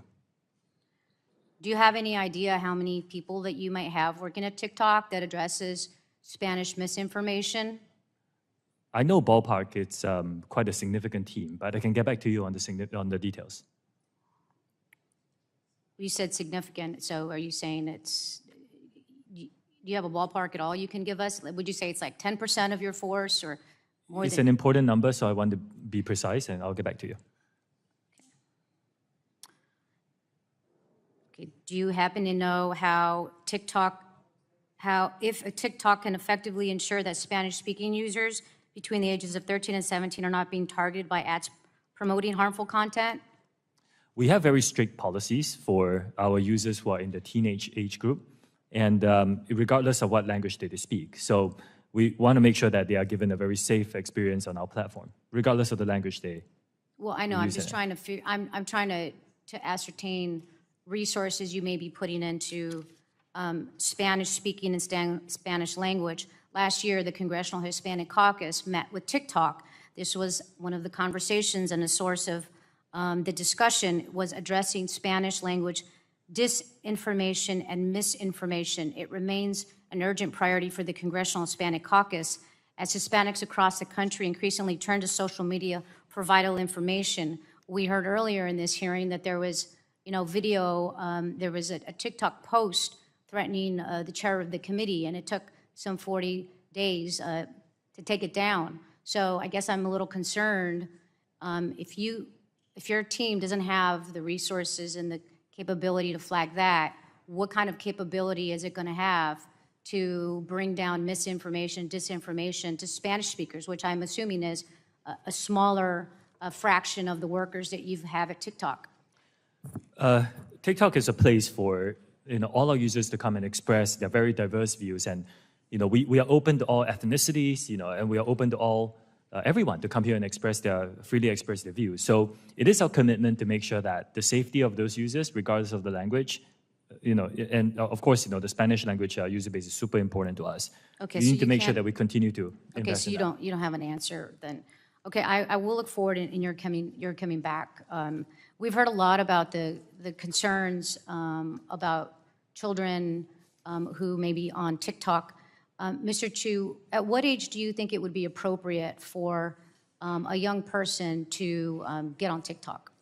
We have 3 different experiences here in the United States. There is an experience for under 13s, which is highly restricted. I'm asking what you think would be the appropriate age to have a child get on TikTok. Our approach is to give differentiated experiences for different age groups and let the parents have these conversations with their children to decide what's best for their family. So you think that there is a sufficient safety mechanism for an 8-year-old to be able to access TikTok? An 8-year-old's experience on TikTok will be so highly restricted that every single piece of content he or she will see will be vetted by Common Sense, our third-party child safety expert, and the 8-year-old will not be able to post, and the 8-year-old will not be able to see any personalized feed and 0 advertising in that experience. So I believe, yes, it is the appropriate experience for an 8-year-old. Well, then why don't you let your 8-year-old child on TikTok? I have seen these news articles. I would like to address that. My kids live in Singapore, and in Singapore, we do not have the under 13 experience. If they lived here in the United States, I'll let them use the under 13 experience. Okay, so you're saying it's because of the country you live in doesn't have the same mechanisms. Is there a reason you don't have the same mechanisms everywhere? In principle, we want to provide a good experience for our users in general. We don't want to monetize from people who are under 13. In the US, we are COPPA compliant, and as part of that, we will deem as I want to get these specifics right. We will deem as a particular type of audience, mixed audience app. I want to make sure that that's right. And as a result of that, we have to provide an experience to our under 13 users in this country as well. My time has expired. Thank you. I yield back. He yields back. Chair recognizes the gentleman from Utah, Mr. Curtis. Thank you, Madam Chair. Mr. Chu, my children are getting ready to run a marathon, and I noted during this hearing that they'll be running for about the same amount of time that you'll be sitting in that chair today. Unfortunately, I only get you for 5 minutes, so instead of a marathon, I'd like to do a sprint with you. And I want to go back up to that 30,000 feet level. Would you agree with me that Section 230 was created to protect platforms like yours from lawsuits when you distribute information? Don't overcomplicate it, just like 30,000 feet. Yeah. So then would you agree that there's a line drawn between publishers of information and distributors of information, specifically in the Section 230 language? I think 230 is a very complex topic. I understand, but remember, we're at 30,000 feet. So in short, your platform distributes content that other people's publish. One of the early challengers to Section 230 was when AOL refused to take down a post of somebody that had inappropriately put associated a phone number with the Oklahoma City bombings. The courts ruled that AOL was not liable for that post because of Section 230. Now, I want you to do a hypothetical with me because I'm going to use the absurd to try to make a point here. Let's suppose hypothetically that AOL, instead of just posting that, actually wanted to magnify that voice, and so they took out an ad in the Wall Street Journal linking that phone number with the Oklahoma City bombing. And let's suppose they didn't stop there, but they went further, and they took out a Super Bowl ad linking that phone number with the Oklahoma City bombing. And let's suppose, hypothetically, they didn't stop there. They sent a flyer to every home in America linking that phone number to the bombing. And I guess the question is, would AOL have moved from a distributor to a publisher in this made-up example? Congressman, I think respectfully, I think everybody can see that they would. This is not a hard question. Moving that far away from the intent would have moved them to a publisher. So my question is platforms are protected because they post content, but I want this room to see, not just you, the protection has limits. And if AOL moves to a distributor instead of a publisher, they go outside of those limits. Now let's talk algorithms just super quickly. We've thrown that word around a lot today. Let me here again go 30,000 feet, and we'll use another platform so it's not sensitive. But Pinterest, I like to go on Pinterest. My wife and I are building a home, working on the yard right now. If you went on my Pinterest page, you would see swing sets and things made for my grandkids. Now, another hypothetical, let's suppose that there's some devious intent inside Pinterest, and they decide they want to influence John Curtis with these algorithms, and they want me to believe it's the end of the world. And all of a sudden now I'm buying bomb shelters instead of swing sets for my kids. Have they become a publisher and should not be protected from Section 230? And if you don't feel, I'm pretty sure the room understands that they have crossed this line, and you can tell me if you think they have or not. Congressman, I will have to study that specific example and get back to you. It's a hypothetical, but you can see at some point they've crossed a line and they have become a publisher and a distributor. So we've touched on this today, but I want to be super specific. Is it possible that TikTok had enough data, could get enough data on me, that you could use artificial intelligence and your algorithms and machine learning to write an algorithm that could persuade me to change how I view a policy issue? Does that possibility exist? The way we look at it... 30,000 feet, we're on a sprint. I will stay very high level. Okay, the way we look at it is our users come in and express whatever views they want. But that's not the point. The point is you could write an algorithm that would change. And we've actually seen, the Washington Post reported the Stop the Willow campaign shows how TikTokers are tackling climate change. I think that's all fine, right, and all good, unless somebody has interjected into that and magnified or diminished voices in that. And what I'm proposing to you today is that pushes them across the line from a distributor to a publisher if they make those decisions. Now, serious allegations have been made against your platform and others, many of them here today, and you're not new to these allegations.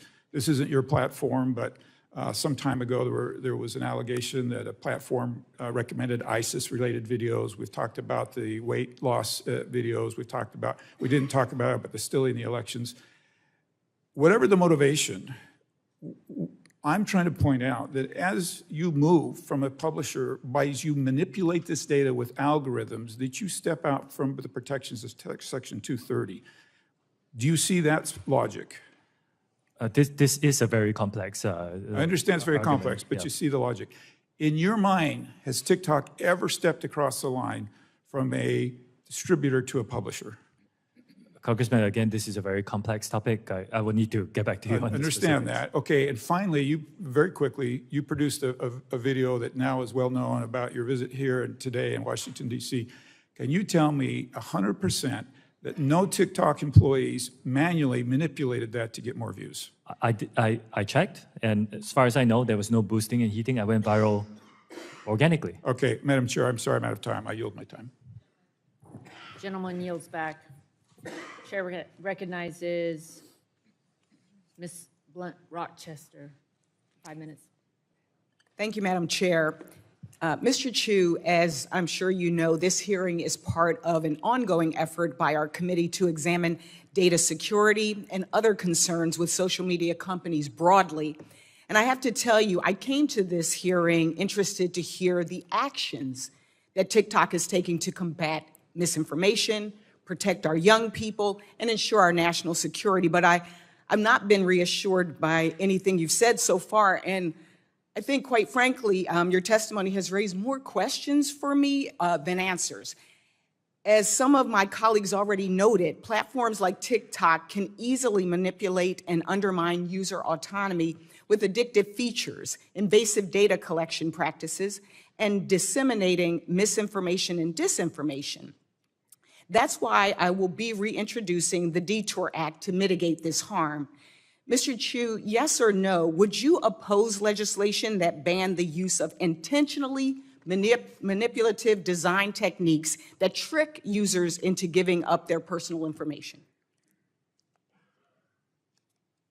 In principle... it's just a yes or no. In principle, I agree that that kind of practices is not... And can TikTok users opt out of targeted ads? Yes or no? At this moment in time, we believe that this is a very important part of the experience. Yes or no? Time is ticking. It is an important part of the experience. Even if someone wants targeted ads, do you give a user a clear opportunity to prevent TikTok from using tools like pixels to collect their data and track them off of the TikTok platform? We give our users a lot of tools to control their privacy settings on our app. And by the way, if you're below 16, it's private by default. So you cannot even go viral.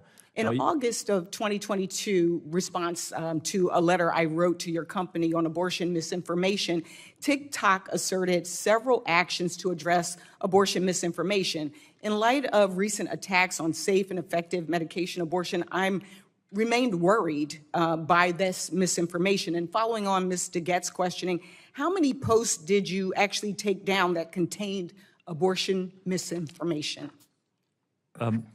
Contents and views on both sides of the on abortion is allowed on our platform. It's just freedom of expression.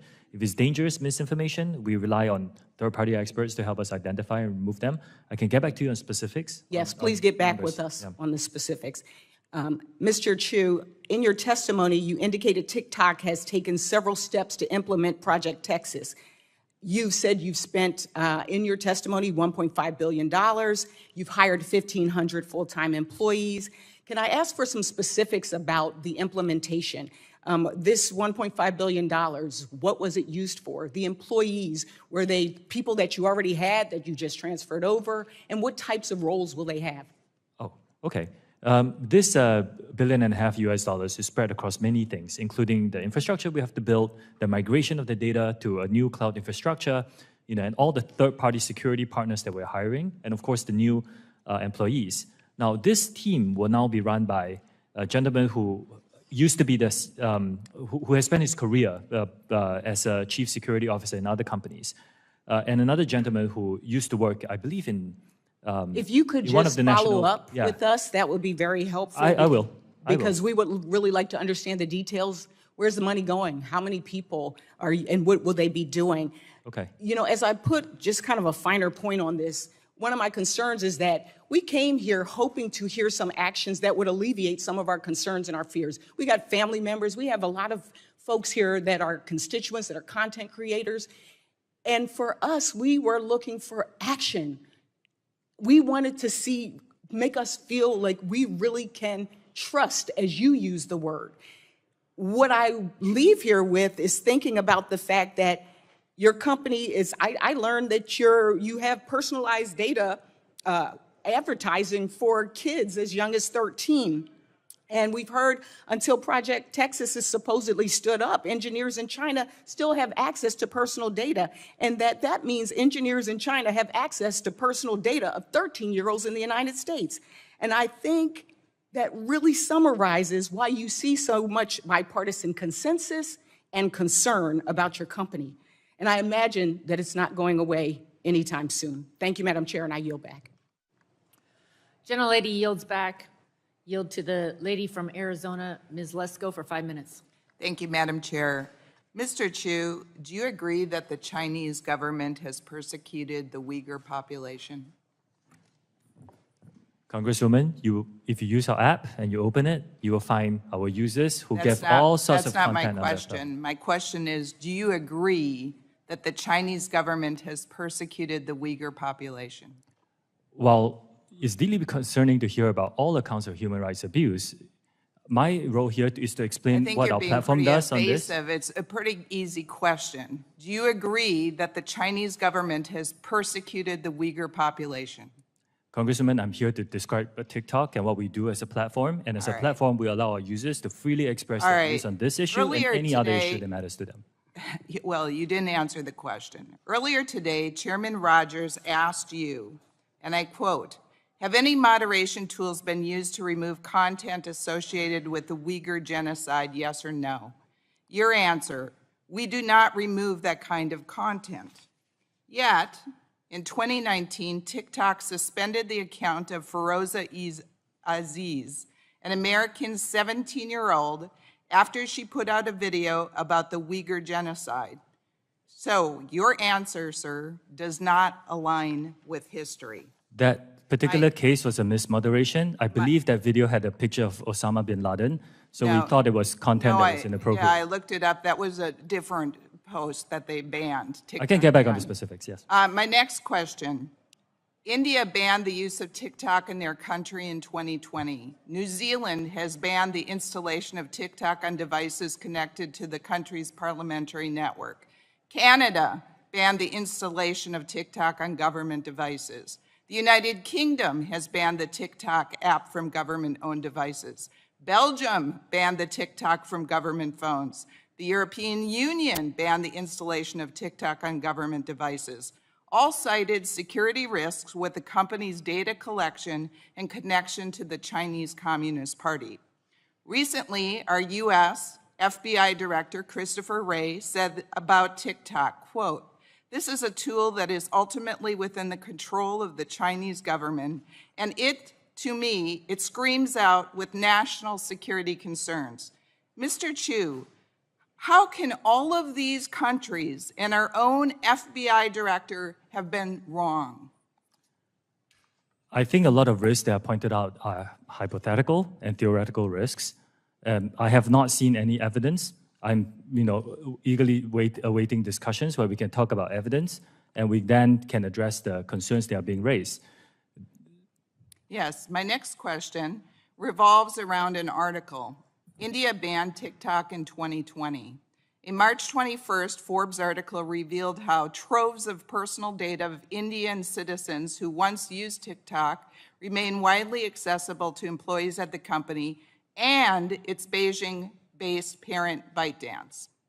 A current TikTok employee told Forbes that nearly anyone with basic access to company tools, including employees in China, can easily look up the closest contacts and other sensitive information about any user. This current TikTok employee also said, quote, "If you want to start a movement, if you want to divide people, if you want to do any of the operation to influence the public on the app, you can just use that information to target those groups." Why would Mr. Chu, why would a current TikTok employee say this if it wasn't true? This is a recent article. I have asked my team to look into it. As far as I know, we have rigorous data access protocols. There's really no such thing where anybody can get access to tools. All right. So I disagree with a lot of the conclusions of that. Madam Chair, I request unanimous consent that the Forbes March 21st, 2023 article be added to the record. Without objection. And I would like to turn over the rest of my time to Mr. Abernoldi. Thank you, Madam Chair. Mr. Chu, I'd like to continue asking the question that we ran out of time last time. So as part of Project Texas, you're going to have engineers at Oracle review the algorithms, the machine learning algorithms that TikTok uses to ensure that they're free from foreign influence. But as you and I were discussing, reviewing the algorithms doesn't do anything. The algorithms are simple. That's not where the secret sauce is. The secret sauce is in the data used to train them and the outcomes that you're asking them to predict. Would you agree with that? No, I actually believe that with third-party monitoring, you can identify a lot of the motivation of the code. And with enough third-party expert, you can identify a lot of what the code is designed to do. But how would you verify that you couldn't ask the algorithm for a different outcome than the one that the rest of the source code is asking for? The algorithm will be trained with this. Again, it's very technical, but it will be trained based on weights, for example, and those are things that we can verify. What weights are you putting on likes? If you could give us a written response to that, I'd appreciate it because I'm interested. Thank you, Madam Chair. I yield back. Lady yields back. Lady yields back. Chair recognizes for 5 minutes. Gentleman from Florida, Mr. Soto. Thank you, Madam Chair. The genie's really out of the bottle on this now, so to speak. 150 million Americans are now on TikTok. That's almost half of America. They're expressing themselves in art and music, poetry, short film, comedy, among other creative expressions, and many of them are inspiring, talented young people. But we also on the committee recognize there's a darker side to it, right? Violence, adult themes, drug and alcohol, sexualization, suicide, all major issues on TikTok, but also Twitter, Facebook, YouTube, and other social media platforms. So the solution, as I see it, is to regulate TikTok and other social media platforms. And that job, Mr. Chu, as you know, really falls to us. There are real concerns, bipartisan common ground we've already had. We had a federal device ban that was voted on bipartisan in the omnibus, and I co-introduced a bill with my dear friend, Representative Kamek, about notices of that federal ban. Madam Chair, I think the first key is privacy. We have to pass the comprehensive legislation that got out of this community but eluded us in the last Congress. I'm really hoping we can get that done, and I'm really excited about hearing that from folks.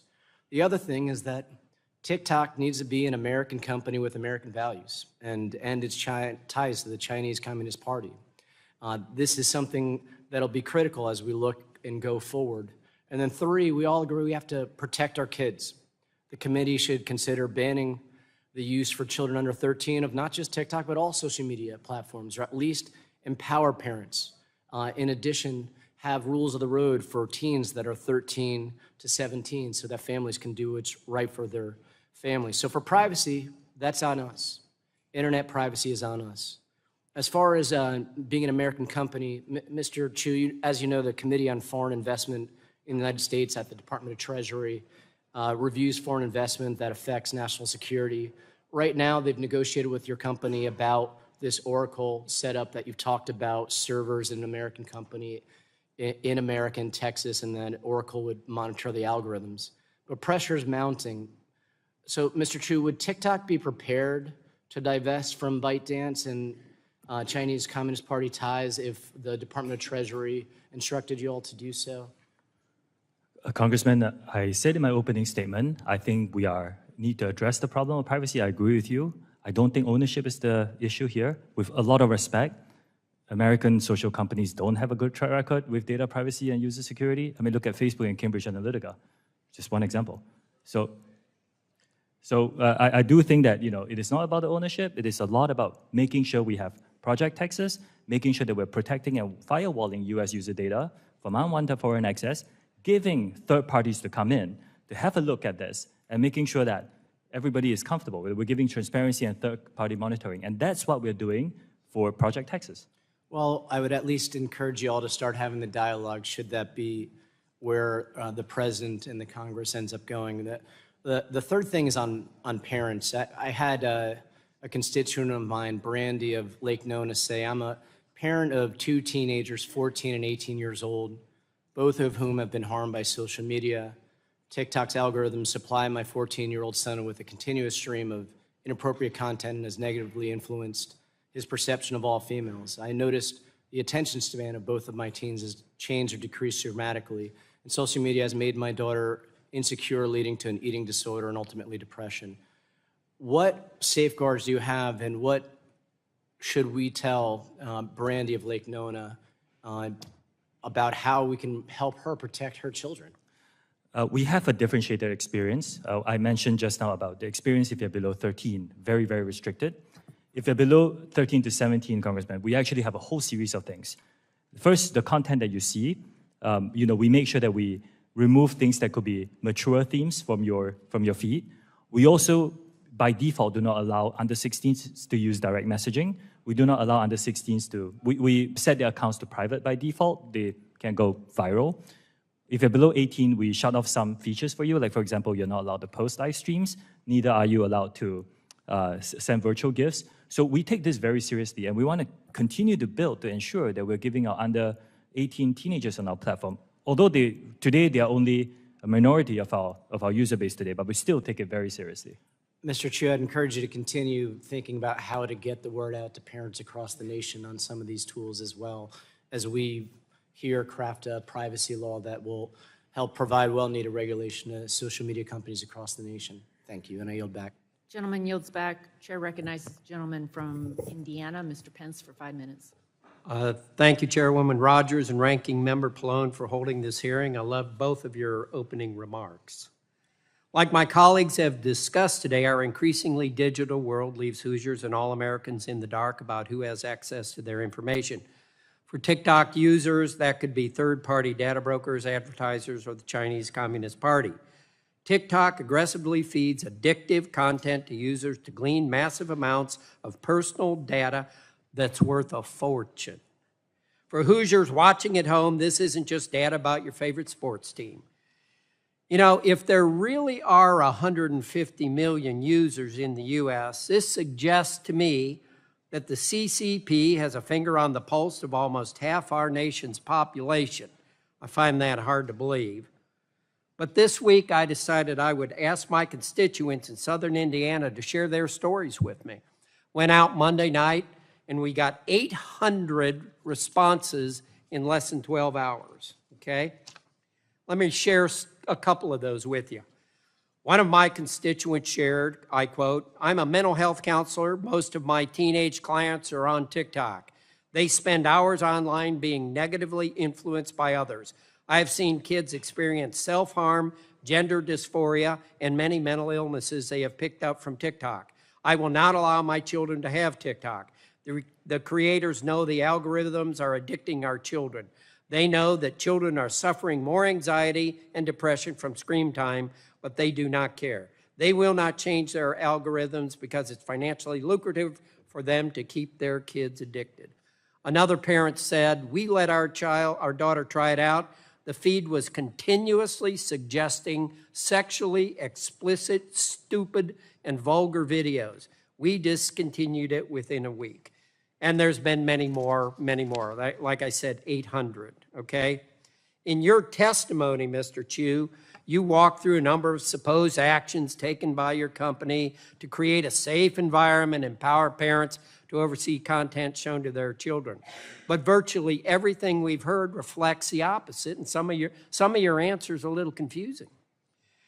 You know, all of those sitting here and maybe watching on C-SPAN, this is the 32nd hearing we have held about privacy and big tech. Each hearing I've been part of, we've heard the same stories about our constituents' experience and the same promises for big tech to do better. The truth of the matter is this disgusting and dangerous content littered across your platform is not justifiable, and it's uncontrollable. Americans' data is not safe, and big tech is doing nothing to protect it. Putting aside the dangers of the CCP involvement, and after these 32 hearings, I believe it's actually time to change the narrative, change the focus, and change the outcome by talking about the money you're making at TikTok. Mr. Chu, I have a question. How much revenue is generated per user? Congressman, Private company, and you're not going to tell me. Yes. Does each user receive a comparable benefit for the amount of profit their data brings to your company? We do share some revenue with some creators who produce, say, 1 minute plus informative content. When am I going to get paid for the data that you are selling, or you're getting revenue from advertisers? When am I going to get paid for the data you're getting from my children, my grandchildren, my neighbors?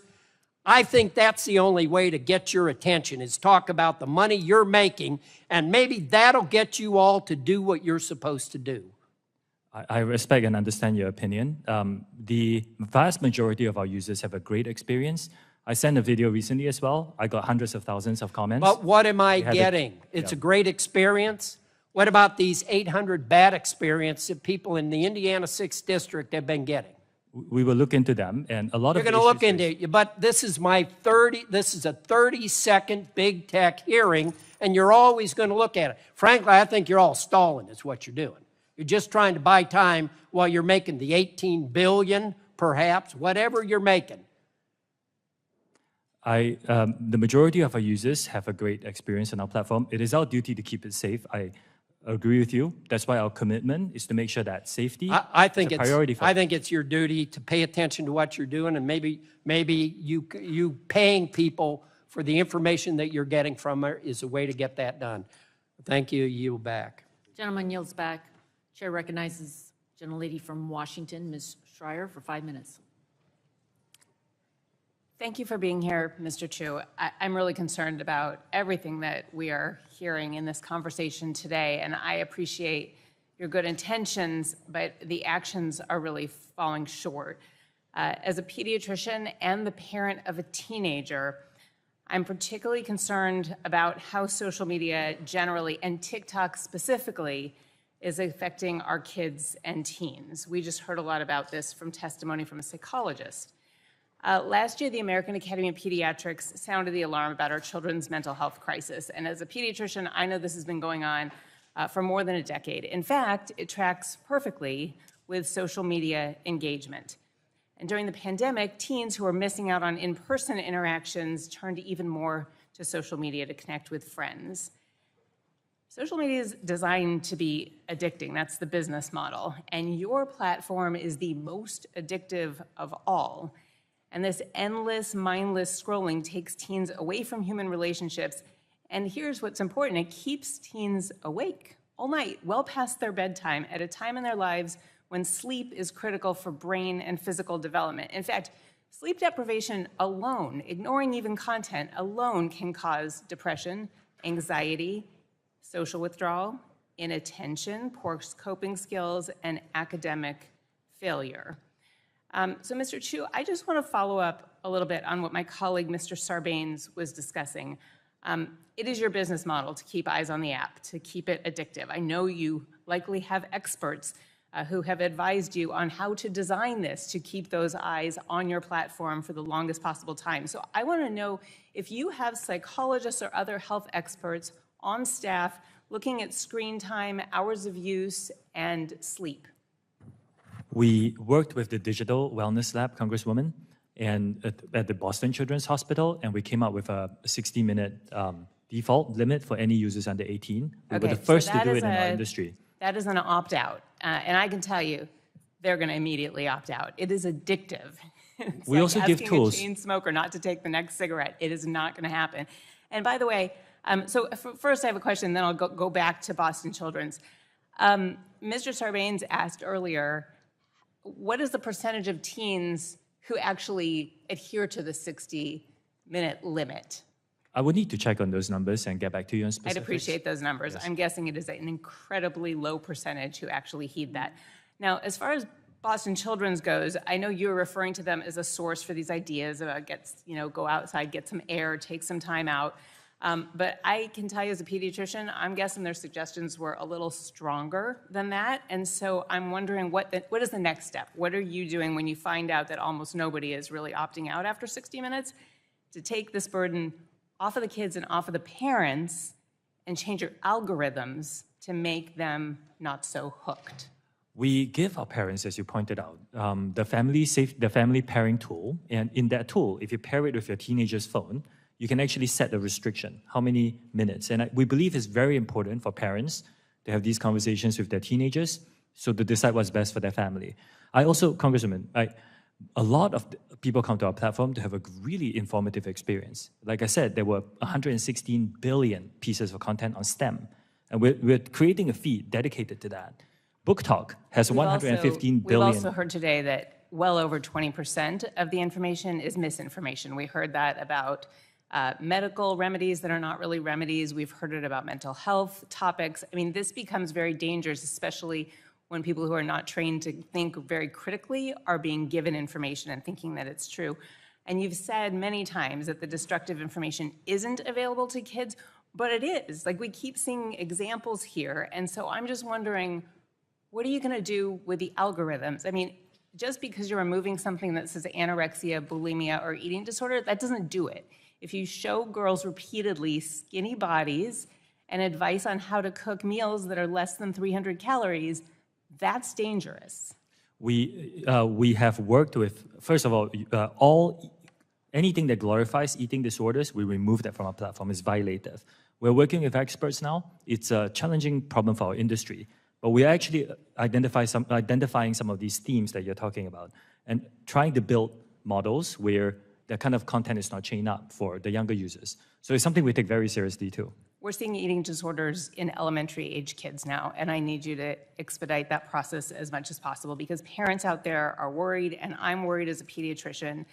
Parents can't take themselves off of these platforms. Kids, there's no way they're going to take themselves off, and we need you to do your part. It may affect your bottom line, but it could save this generation. I share your concerns, and I commit to Yield doing back. more.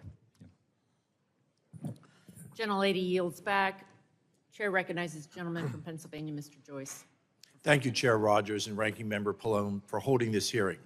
According to an August 2022 article in the New York Times, TikTok's in-app web browser can track every individual keystroke made by a user. We have heard today about the various ways in which the app's code could be used to monitor or track users, and likewise, we've heard concerns that this data may not be fully isolated from access by the Chinese Communist Party.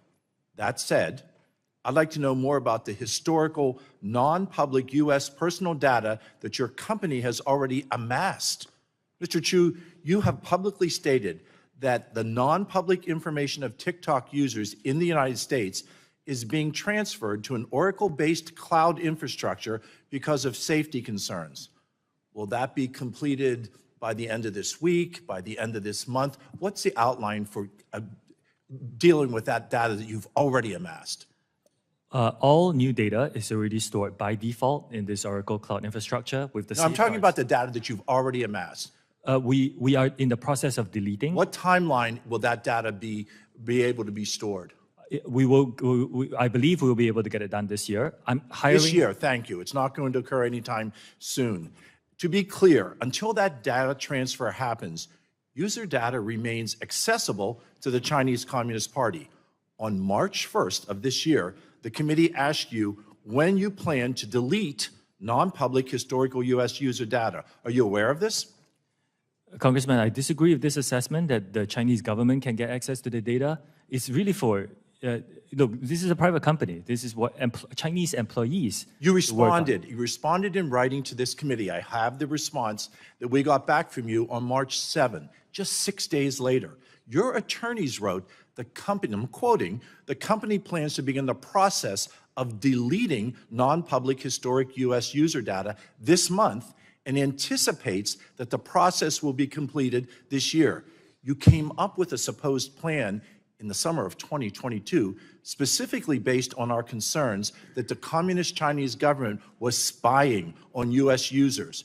But you only just came up with the idea to delete historic non-public U.S. data just 2 weeks ago? Let me read it again. On March 7th, your attorneys wrote, and I quote, the company plans to begin the process of deleting non-public historical U.S. data this month and anticipates that the process will be completed this year. Mr. Chu, did you just come up with this plan only because we asked about it on March 1st? No, we started deleting this. Well, because that's what it looks like to me. We hired a third-party auditor to help us with this. Wouldn't you agree that awaiting even minutes for this personal privacy protection is absolutely wrong and it is not in the best interest of your users? Congressman, respectfully, there are many companies that use a global workforce. We are not the only one. We are just taking action after hearing Given the concerns. delay in Many other deleting companies this have data not. and what we've already established about the ability of the Chinese Communist Party to access personal user data, would you agree that no U.S. government electronic devices should have access to TikTok platform as your lackluster security currently stands? I disagree with that characterization. Like I Do said, you think the U.S. that any individual should be utilizing that on any government platform? I think the government devices shouldn't have no social media apps, to be honest, but and not particularly targeted with to us. TikTok. Mr. Chu, during this hearing, you have mentioned several times that there is a, quote, different experience, your words, for children under the age of 13. That is correct. Different experience. Mr. Chu, do you allow your children under the age of 13 to participate in TikTok? Yes or no? I did just explain this in detail. This experience doesn't exist in Singapore where my children live. If my children lived here, then yes. Based on what we've heard today, it's clear to me that TikTok as a company cannot be trusted and that Americans remain significantly at risk because of the TikTok app. I still contend that TikTok is the spy in Americans' pockets. I want to acknowledge that TikTok does have the ability to make those changes, but unfortunately, we have not heard that from you today. We have not heard a commitment to be able to protect the personal privacy that Americans expect and that Americans deserve. Thank you, Madam Chair, and I yield the remainder of my time. Gentleman yields back. Chair recognizes Ms. Tran for 5 minutes. Thank you, Madam Chair. Mr. Chu, many big tech CEOs have sat where you're seated today and tried to run out the clock during a hearing like this one. They were trained not to answer questions and just wait for the news cycle to pass so that they could get on with business as usual. Those same executives want this moment, TikTok's moment under the microscope, to distract Congress and the American people from the very real issues that exist on their platforms. You have an opportunity to turn the tables on them. While US-based social media giants have regressed on protections for children and teens, on protecting our data, privacy, and on embracing transparency, you can lead, and you should lead. Last month, you announced that TikTok would expand access to its researcher API, but I'm concerned that your new policy could be more bark than bite, that it won't actually lead to the rigorous research that we as lawmakers and that parents and everyday TikTok users need. In fact, your terms of service demand that researchers delete their data at TikTok's unilateral direction. It puts onerous restrictions on how researchers' findings can be published, and it only allows access to public data, which researchers already have access to within the app. In order to actually address the content moderation and algorithmic amplification concerns that my colleagues have raised here today, and that I've heard about directly from parents in my home state of Massachusetts, independent researchers, not just other tech companies like Oracle, need to be able to evaluate how TikTok's algorithm is making decisions to promote content. Mr. Chu, will you commit to expanding your API to include data that would let researchers investigate how your algorithm is pushing content to users, whether it's showing up on your For You page, the hashtag page, or somewhere else? We are, one of the commitments I gave in the opening statement is a commitment to transparency and third-party monitoring. So, Congresswoman, I will look into the details of that and get back to you. And as well as the algorithm, including data on what types of users were targeted by the algorithm so that researchers can fully understand what content is being prioritized and who it's being pushed to. Again, we have a commitment to transparency. These are very important questions, and I will get back to you on the specifics. Under the same proposal, you require that researchers give TikTok, quote, worldwide, free, non-exclusive, and perpetual, end quote, rights to their papers. This threatens to clash directly with well-established practices of exclusive publication rights in research journals. Mr. Chu, why does TikTok need those rights? I would need to get back to you on that specifics, if that's okay. Yes, I don't see how we can expect researchers to do their work under these terms and then tout transparency. I'm going to shift gears with the time that I have remaining, Mr. Chu. I'd like to talk about TikTok's efforts to protect children and young users. In 2021, the UK's Age-Appropriate Design Code went into effect, mandating 15 standards that companies like you need to follow to protect children on your platform.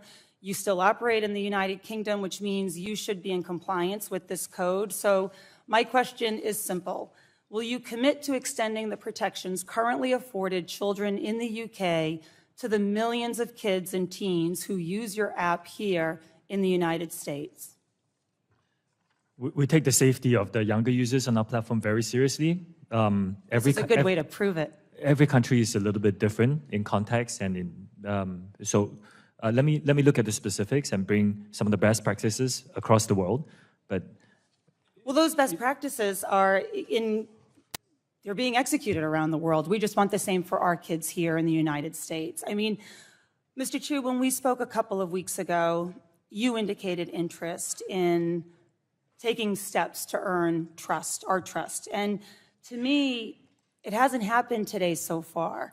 But rather, you've ducked behind industry standards and comparables to your competitors, which we know are woefully insufficient.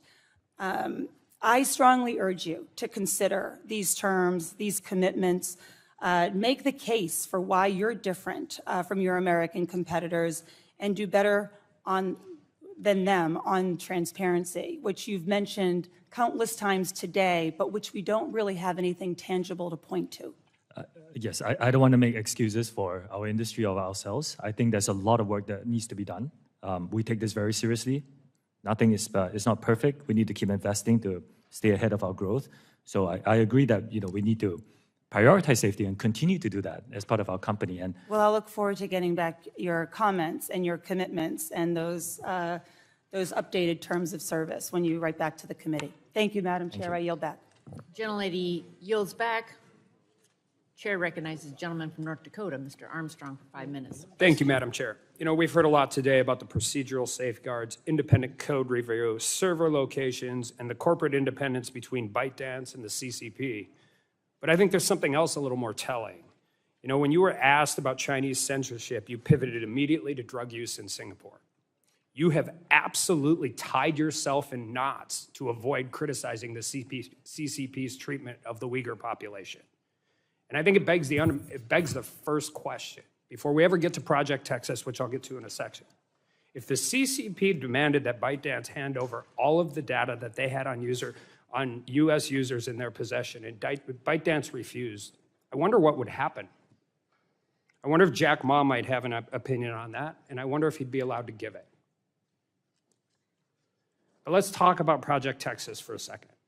Project Texas envisions a new U.S.-based TikTok subsidiary. You have stated that this arrangement is unprecedented. I'd argue the reason it's unprecedented is because it requires continual oversight and monitoring by the U.S. of a private business because it poses a national security threat. The new subsidiary's board would report to and be approved by CFIUS. CFIUS will also specify hiring requirements as well as interact with Oracle as it performs its data role. That is an extraordinary corporate governance structure. I have questions whether it complies with corporate law and fiduciary duty to shareholders. Yet the core concern is that the proposes unparalleled integration with the U.S. government with a private company, which will require significant government resources. All of that to allow a continued operation of a social media platform that has serious national security implications. And CFIUS's workloads already dramatically increased in recent years, with a 30% increase in declarations and a 45% increase in joint voluntary notices. And there's bipartisan consensus that CFIUS needs to be expanded as we speak. Mr. Chu, can you identify a similar corporate arrangement that requires federal government to expand such resources to monitor an alleged data privacy and national security risk? Congressman, I'm not an expert on this matter. I believe that there are certain similar arrangements, but I'm not the expert on this matter. Well, the only one I could find was the UK created the Huawei Cybersecurity Evaluation Center in 2010 to assess Huawei's tech and to detect malicious activity and guard UK's networks. That's worked so well that the United Kingdom is now planning on kicking Huawei out of Great Britain. You stated that TikTok has invested $1.5 billion in Project Texas. Are you aware of any discussions or proposals that entail TikTok funding or offsetting the costs of CFIUS' role? Those discussions are, I need to get back on the specifics, but I can tell you, yes, we did spend approximately $1.5 billion on our side. You spent $1.5 billion on Project Texas. But do you have you agree that if CFIUS takes on this role, they're going to need a massive influx of dollars and human resources, right? I cannot speak on behalf of CFIUS, Congressman. Should the U.S. government expend such resources to create this extraordinary arrangement for TikTok, especially considering alleged data privacy and national security risks? Congressman, I cannot speak on behalf of the United States. Well, but Project Texas doesn't work without CFIUS, right? Project Texas, as you guys have proposed it, does not work without CFIUS involvement. The idea behind Project Texas is the firewall of U.S. user data. Make sure it's stored by an American company, overseen by American personnel, and we will invite third-party monitors to monitor this. So that, in essence, at least as far as I know, is the majority of the cost, because it will rely on not just us building the infrastructure, but us, finding and hiring these third-party monitors who are vetted to come in and monitor this structure. You talked earlier about the shareholders' ownership of TikTok, and you said 60% is global investors, 20% is employees, and 20% is original founders. Are all those voting shares the same? No, the founder has weighted voting rights, as is common in our industry. So as far as a voting block of shares owned in ByteDance, do you know if the Chinese Communist Party, not Chinese government Communist Party officials, the Chinese Communist Party, do you know what their percentage of the actual voting block share of ByteDance is? The Chinese Communist Party doesn't have voting rights in ByteDance. Chinese Communist Party members is a different question. I Do the founders control the voting bloc of ByteDance's shares? I do know that the founder himself is not a member of the Communist Party, but we don't know the political affiliation of our employees because that's not something we ask. Does the Chinese government know the political affiliation of their Chinese citizens? I cannot answer that question on their behalf. I yield back. Gentleman yields back. Yield to the gentle lady from New Hampshire, Ms. Custer. 5 minutes. Thank you, Madam Chair. Mr. True, I just want to say I agree with all of the comments of many of my colleagues today that we need to take a close look at whether TikTok poses a national security risk. For today, I'm going to focus my limited time on how TikTok can better protect its youngest users. And I think a number of us have identified as parents today and have serious concerns as we relayed to you. Just this week, I heard from a parent in my district in Nashua, New Hampshire, whose child was served harmful content on TikTok and has needed counseling as a result. This experience is not unique to this family, and it underscores the need for better child protections on your app. I'd like to dig further into TikTok's current safety and privacy controls for children. I understand that TikTok restricts certain app capabilities for users under age 18 and has additional restrictions for users under age 16 or 13, such as limiting who can interact with them on the platform. However, these protections are worthless if any savvy child can easily bypass these age restrictions by deleting their own account and creating a new one with a different age. And by easily, I mean you can literally go in and open another account using the same email address. So I've been made aware by child safety groups, including Fair Play for Kids and Common Sense, that it is that simple for young users to bypass the age restrictions on TikTok. Yes or no, are you aware of this issue? I apologize. I think that's a great question that you raised.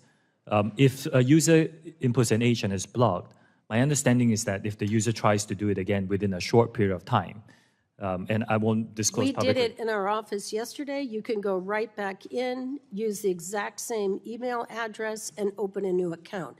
So can I get your commitment that you will at least fix that bug? I will go and have a look at it, yes. Thank you. If we're here today to talk TikTok and not other platforms, but I'm happy to look at legislative solutions.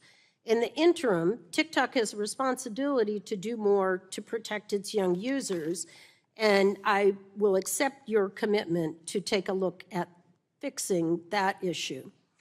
Will you, let's see. Sorry, I recognize that TikTok has made efforts to provide parents and guardians increased options to monitor and limit their child's activity on the app, including family pairing and time limit features. But I still have concerns. In order to access family pairing, parents then must download the app onto their phone. And this sounds like a design to lure more users onto the app rather than a practical safety feature. Furthermore, downloading the app may not be a viable option for many parents. Mr. Chu, will TikTok commit to developing other methods for parents to monitor their child's use of the app without having to download the TikTok app on their phone? I can look into that specifically and get back to you. But the family pairing that you mentioned is a very good tool that we developed.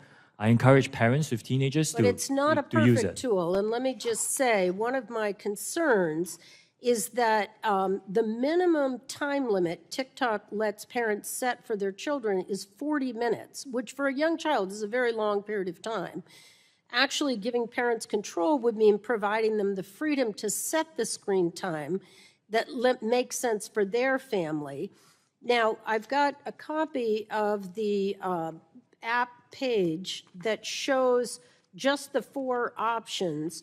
Would you commit to adding an other option so that the parent can easily set their own screen time limit? I can take a look at that. I think it's important. I think parents are looking for control. They're looking to allow their family to use these apps without TikTok taking over their child's media use. I've heard reports of users struggling to access the feature, and so I will look forward to hearing back from you on adding an other so that a parent can add a custom limit. So finally, I ask that you commit to report back to this committee and the American public on how TikTok addresses these safety issues and the steps that you are taking to default children's accounts to the most protective possible settings. And with that, Madam Chair, I yield back. Gentlelady yields back. Chair yields to the gentleman from Ohio. 5 minutes, Mr. Balderson. Thank you, Madam Chair. Thank you, Mr. Chen, for being here today. I would like to start by inserting into the record a report entitled TikTok, ByteDance, and Their Ties to the Chinese Communist Party, which was published by the Australian Parliament just over a week ago. If I could add that to the record, Without please. objection, so ordered. Thank you, Madam Chair. Mr. Chu, we know that your company's algorithm has been exposed for delivering videos to China that encourages them to develop eating disorders, promotes challenges that have caused children to accidentally commit suicide, glorifies the use of drugs and pornography. Despite the constant media coverage of this issue, your company continues to feed our children this dangerous and harmful content.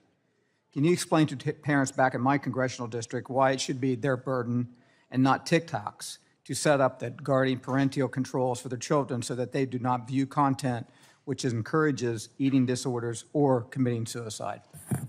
Congressman, I take these issues very seriously. If the user is a teenage user on our platform, we actually have a differentiated experience, including certain models that we are building with experts to help identify certain content that's not inherently harmful, but could lead people to eating disorders. Anything that glorifies eating disorders is violative of our platform, and we remove that. And I want to assure you that I take this very, very seriously, this commitment. Mr. Curtis, my colleague, mentioned the use of heating tool on your platform to make specific videos go viral or get more views.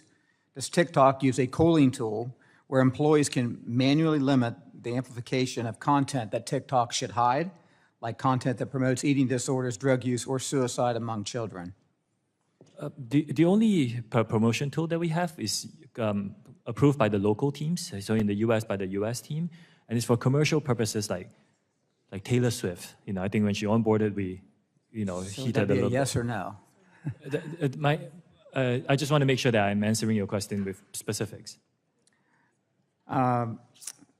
If this tool exists, why isn't it being used to cool then the spread of dangerous content? I mean, why is it still happening? Dangerous content that violates, we remove them. When we see them, we actually remove them from the platform. Okay. The fact of the matter here is that despite whatever action you take, that TikTok is taking to protect teens, your algorithm continues to promote harmful content. Wouldn't you agree that indicates there is something inherently wrong with the algorithm your platform employs? I do respectfully disagree with that. The algorithm drives a great user experience for many, many users. I talked about STEM content. That has 116 billion views on our platform. One more example. Book Talk is a trend that happened on our platform. It's to encourage people to read. And globally, it has 115 billion views, and it's fantastic. I've heard people telling me that they are reading more because of Book Talk. So there is a lot of good and joy and positive that can be derived from the TikTok experience. Yes, there are some bad actors who come in and post violative content, and it's our job to remove them. But the overwhelming experience is a very positive one for our community. But if it's your job to remove them, it's been said many times here today about the 41 days that video stood up with addressing the chairwoman. After this, I'm going to go and look into the specifics of that. All right, thank you. Madam Chair, I yield back. Gentleman yields back. Chair recognizes the lady from Texas, Ms. Fletcher, for 5 minutes. Thank you, Chairwoman McMorris Rogers, and thanks to Ranking Member Pallone for holding today's hearing, and thank you, Mr. Chu, for appearing today. It's been a long day, but we're here to learn about a complex set of issues that relate to TikTok and how to address them. And I think that's what we're hearing from colleagues on both sides of the aisle today, is a real effort to grapple with the challenges that we see for national security and for the safety and protection of American citizens, especially our children and young adults. And we've already covered today a lot of the information about the extensive use of the app, the number of users who are children and young adults. But I think it bears repeating, as Mr. VC mentioned, that TikTok is the preferred platform of young Americans. And they use it for all kinds of creative and important things. And we have seen that. But there are also some dangerous things that we know it has and continues to be used for. And that also, that the data that's collected is posing additional dangers. And that's what we're here for. Most people using TikTok do not realize that TikTok is collecting data about their keystrokes or about their browsing history on other sites and so much more. And I agree with my colleagues that we need a comprehensive set of data privacy laws here in the country, and we've heard some very good ideas today. And Mr. Chu, you've mentioned several times today that these are industry-wide issues, and I agree with you that there are industry-wide challenges here. But there are also some specific things relating to TikTok that I want to focus my questions on and really want to understand where there's a difference and how we can craft legislation that addresses the very real challenges that we've been hearing about today. As you know, states across the country have joined an ongoing investigation into possible violations of consumer protection laws by TikTok as they pertain to TikTok's effect on the mental health of American children and teenagers. As part of this investigation, states have requested to review internal TikTok communications that takes place on LARC. That's TikTok's primary instant messaging system. Is that right? Yes. Okay. And does every TikTok employee have a LARC account? It is very similar to companies that use Slack or any other instant messaging tool. But LARC is a proprietary instant messaging tool. It's not Slack. It is something that was developed, yes, And by ByteDance. It was developed by TikTok? No, it's developed by ByteDance. It's developed by ByteDance. Okay. And so a couple of questions stemming from that. Is it true that LARC video conferencing has a translation feature in which Chinese is translated to English text and vice versa? That is correct. It helps with global cooperation. Okay. And those translated conversations are somehow saved into the LARC system? I will need to get back to you on the specifics. Okay. There is, I'll get back to you on the specifics. Okay. That would be great to know. And I neglected to ask, but does every TikTok employee have a LARC account? Yes, I believe so, yes. Including you? Do you have one? Yes, I believe so. Yes. And then do you have there's some kind of profile for your instant messaging system. So every employee identifies their manager and their department, who they work for, what they do. Is that all included in their LARC profile? Do you know? It's very common for companies to have enterprise messaging tools that Sure. companies use. It does, and I guess I'm asking specifically about LARC since it's specific to TikTok, whether it includes information like identifying who, for example, your manager is. Do you know whether that's something that's identified in LARC? Yes, again, some of these HR features are built into a lot of enterprise tools that we use, and yeah. So like for your own profile, does it identify who your manager is? Yes, it does. And who does it identify as your manager? I report to the CEO of ByteDance. Okay, and so that is Zhang Yiming. Is that identified as your manager? That's the former CEO. He has stepped down from the board and so- as the CEO, yes. Okay, so Mr. Rubo is identified now as your manager on Yes. the system? Okay. And as you mentioned, it was developed by ByteDance, so it's not just used by TikTok employees, it's also used by ByteDance employees, is that right? Also by other companies now. I think LARC is selling it, and it's a good tool for instant messaging. So LARC is available to third parties outside of the ByteDance system as well, like Yes. Slack? And do you personally ever use LARC to communicate with ByteDance? With employees at ByteDance? Yes, I do. You do, okay. Well, I'm running out of time, and I'm sorry to say, because this is really interesting. I do think it underscores some of the concerns that have been raised in this hearing. So I think it's clear we have work we need to continue to do here in the Congress to address data protection and privacy. And with that, Madam Chairwoman, I thank you, and I will yield back. Gentlelady yields back. Committee stands in recess and will reconvene immediately following the third vote being called. Bathroom.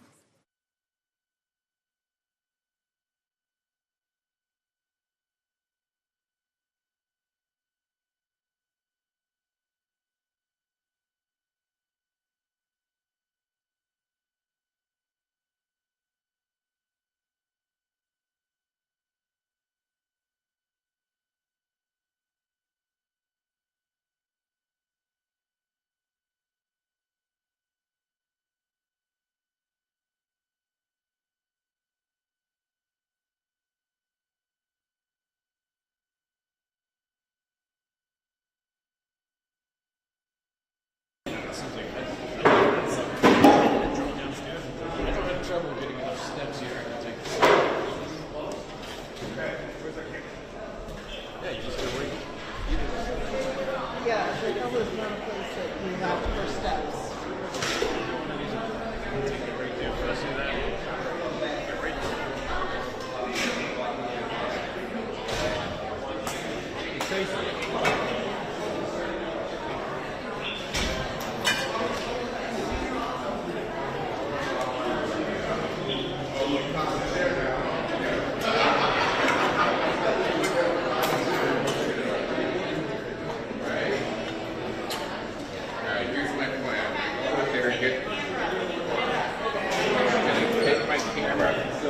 Get the departure, get the TikTok, nice, and retire. That's my plan. I'm sticking with it. But it's not over yet. Wow, better out there than being here. Oh, that's nice. Thank you. It is. They call it Skipper Sunshine. Look at all the boats like the tide.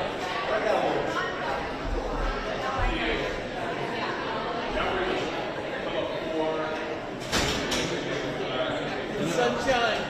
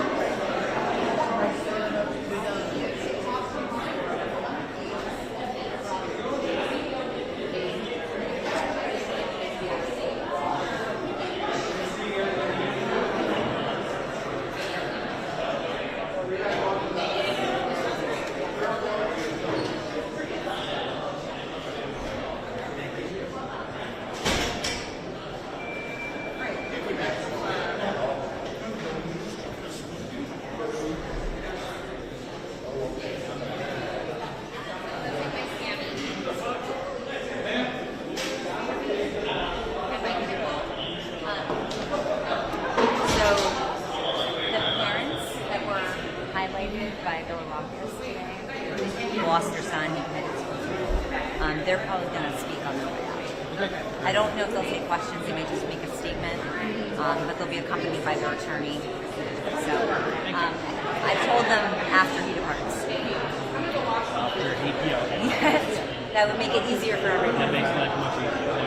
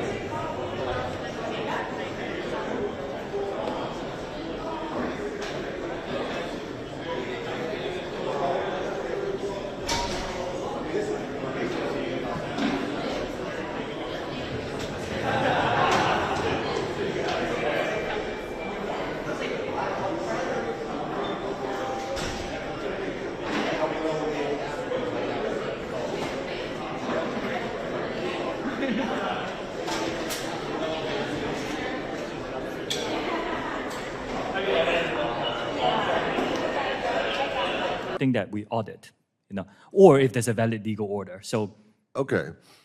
Several reports, hearings, and leaked internal documents have indicated that TikTok has repeatedly censored or de-amplified content that is critical of Chinese Communist Party policies in the U.S. and abroad.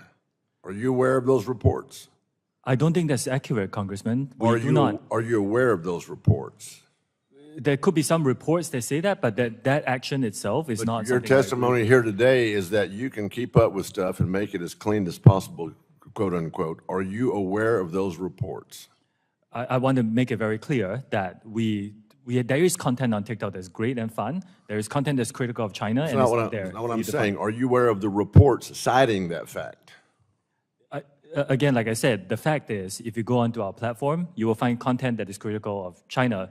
Well, we're going to talk about that. Now, this committee is looking at reforming Section 230 of the Communications Decency Act, which has already been mentioned here today. Do you think that censoring history and historical facts and current events should be protected by Section 230's good faith requirement? Congressman, that is a more complex topic. I will need to speak to my team and get back to you on the specifics. Is your team behind you? It's my broader team. I will speak to them and I'll get back to you. It's always good to have folks behind you, isn't it? Not them. Oh, no. Oh, okay, I got you. Here are my concerns with TikTok. Your claims are hard to believe. It's no secret to us that TikTok is still under the thumb of CCP influence. And let's be honest, TikTok is indoctrinating our children with divisive, woke, and pro-CCP propaganda, all while threatening our national security with Chinese spyware. In fact, let me look at my notes here. You had an exchange with Anna Eshoo. In your exchange with Congresswoman Eshoo, you said that, quote, extreme fitness videos shouldn't be viewed too much. Do you remember that exchange here today? What extremist videos? With Anna Eshoo out of California.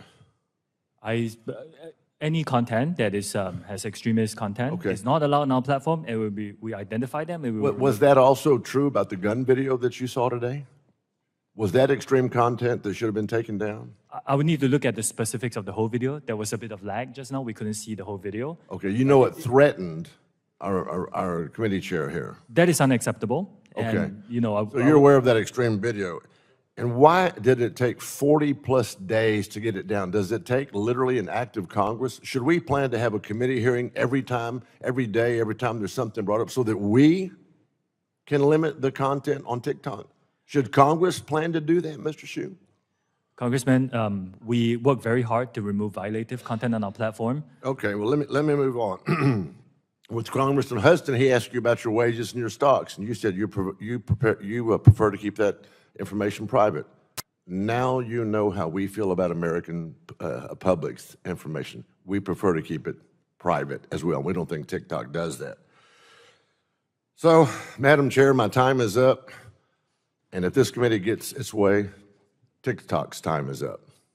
Madam Chair, if I may, in my response to an earlier question. Gentlemen, I'm sorry, gentleman's time has expired, Chair recognizes Mr. Ruiz from California for 5 minutes. Thank you, Chair Rogers. I echo my colleagues' concerns about TikTok's impacts on the health and well-being of the American public. As a doctor and the ranking member of the Select Subcommittee on the Coronavirus Pandemic, I am troubled that TikTok is rife with medically inaccurate information, including dangerous misinformation and the intentional disinformation about COVID-19 and vaccines. TikTok's community guidelines state that the company will remove content or accounts that involve, quote, misleading information that causes significant harm, unquote. However, since the early stages of the pandemic, TikTok has been used as a platform for people pushing misinformation, disinformation, including by those casting doubt on the safety and efficacy of life-saving vaccines. And despite TikTok's pledge to address harmful misinformation, these videos are being viewed millions of times. For example, the Institute for Strategic Dialogue found that a sample of 124 TikTok videos containing vaccine misinformation were viewed 20 million times. And Media Matters found that a sample of 18 videos with COVID-19 misinformation were viewed over 57 million times. Here's another shocking study. The Journal of American Medical Informatics Association found that when searching hashtag, quote, coronavirus on TikTok, almost 30% of the videos that came up contained misinformation. Videos in that sample containing a high level of misinformation were viewed a median of 9.4 million times.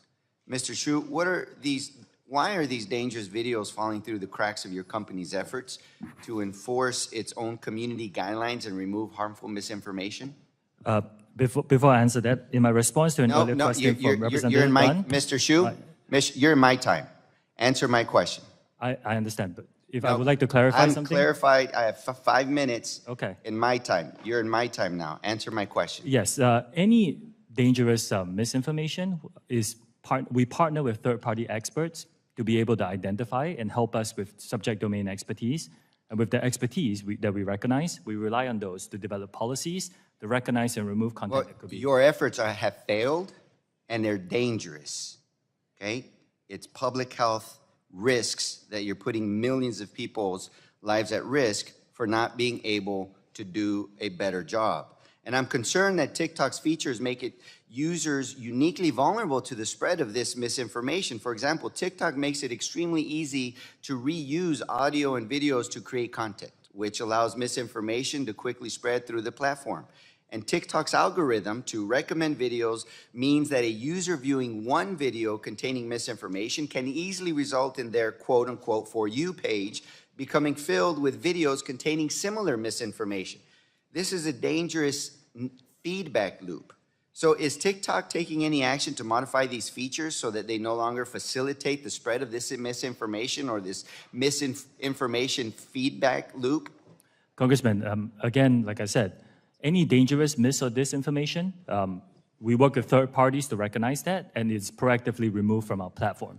Okay, so it doesn't need to get into those loops at all. So I can go back and read you the data and the Journal of American Medical Informatics. 30% of videos after searching for hashtag coronavirus had misinformation. Almost 1 out of 3, your third party and your company are missing almost 1 out of 3 misinformed videos. So you're telling me what you're doing. I'm telling you the data shows that you are grossly failing at that effort. The other question I have for you is that TikTok is also in Spanish, and Spanish-speaking populations have been specifically targeted to misinformation when it comes to many aspects, especially medical misinformation. And as chair of the Congressional Hispanic Caucus, we reached out to you last Congress on this issue. So what is your intent, or how does your team look like to address Spanish versus English? How many staff do you have focusing on Spanish versus how many staff do you have focusing on English misinformation?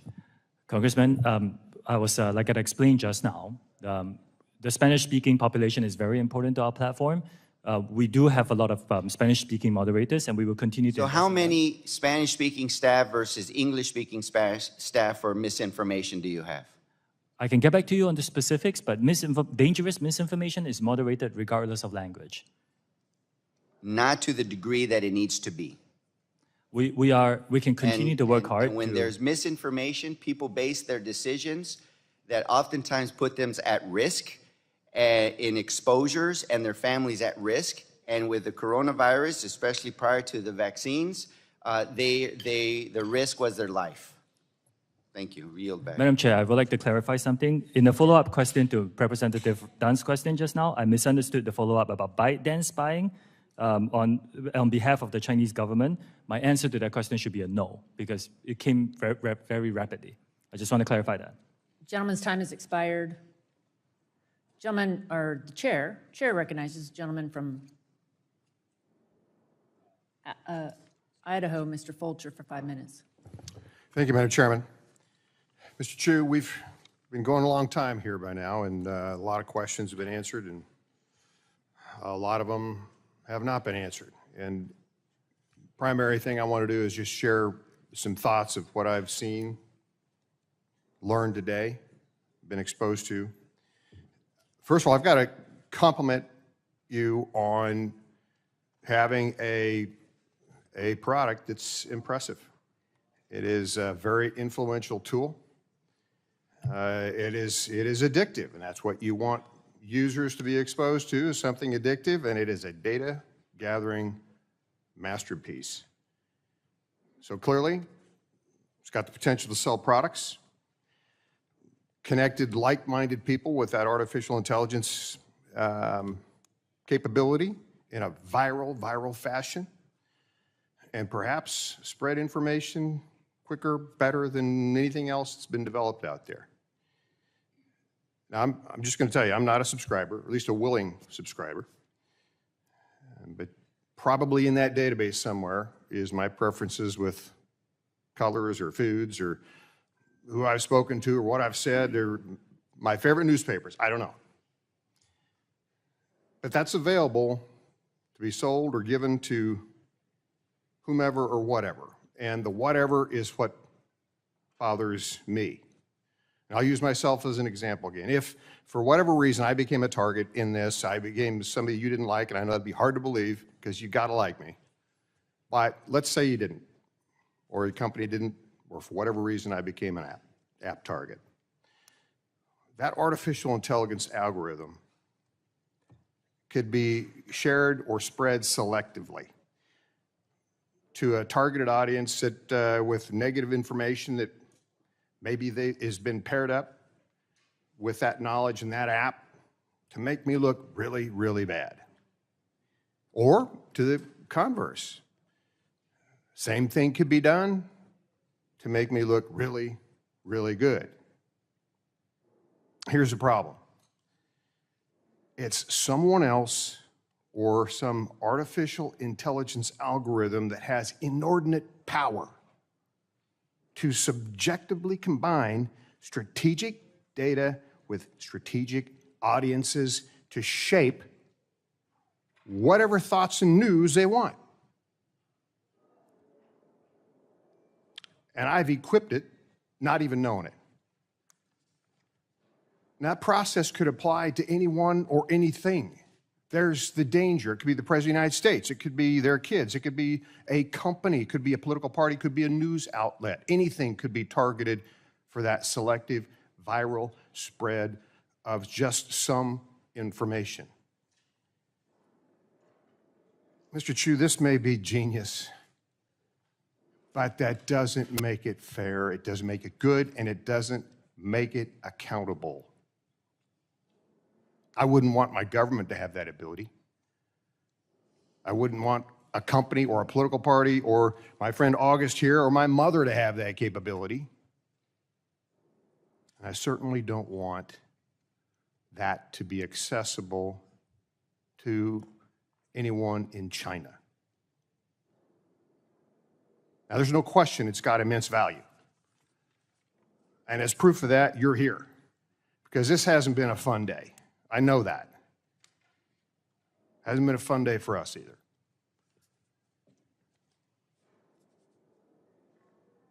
Artificial intelligence is difficult to manage once it's on auto cruise control, and it's, as we've talked about, nearly impossible to wall off data. I know the idea. I know a little bit about databases. I know a little bit about corruption of those databases. It's very difficult to wall things off. And unfortunately, there's this thing called human nature where there's some dark components from time to time. There's always a temptation to monetize things or perhaps use some of these tools for nefarious purposes, and they can have absolutely devastating consequences. So, Mr. Chu, I'm going to wrap up my comments and just say that this is so attractive. TikTok poses as a Mr. Rogers neighborhood, but it acts like Big Brother. And that's got to stop. Madam Chair, I yield Will the back. gentleman yield? Gentleman yields back. The gentleman yield?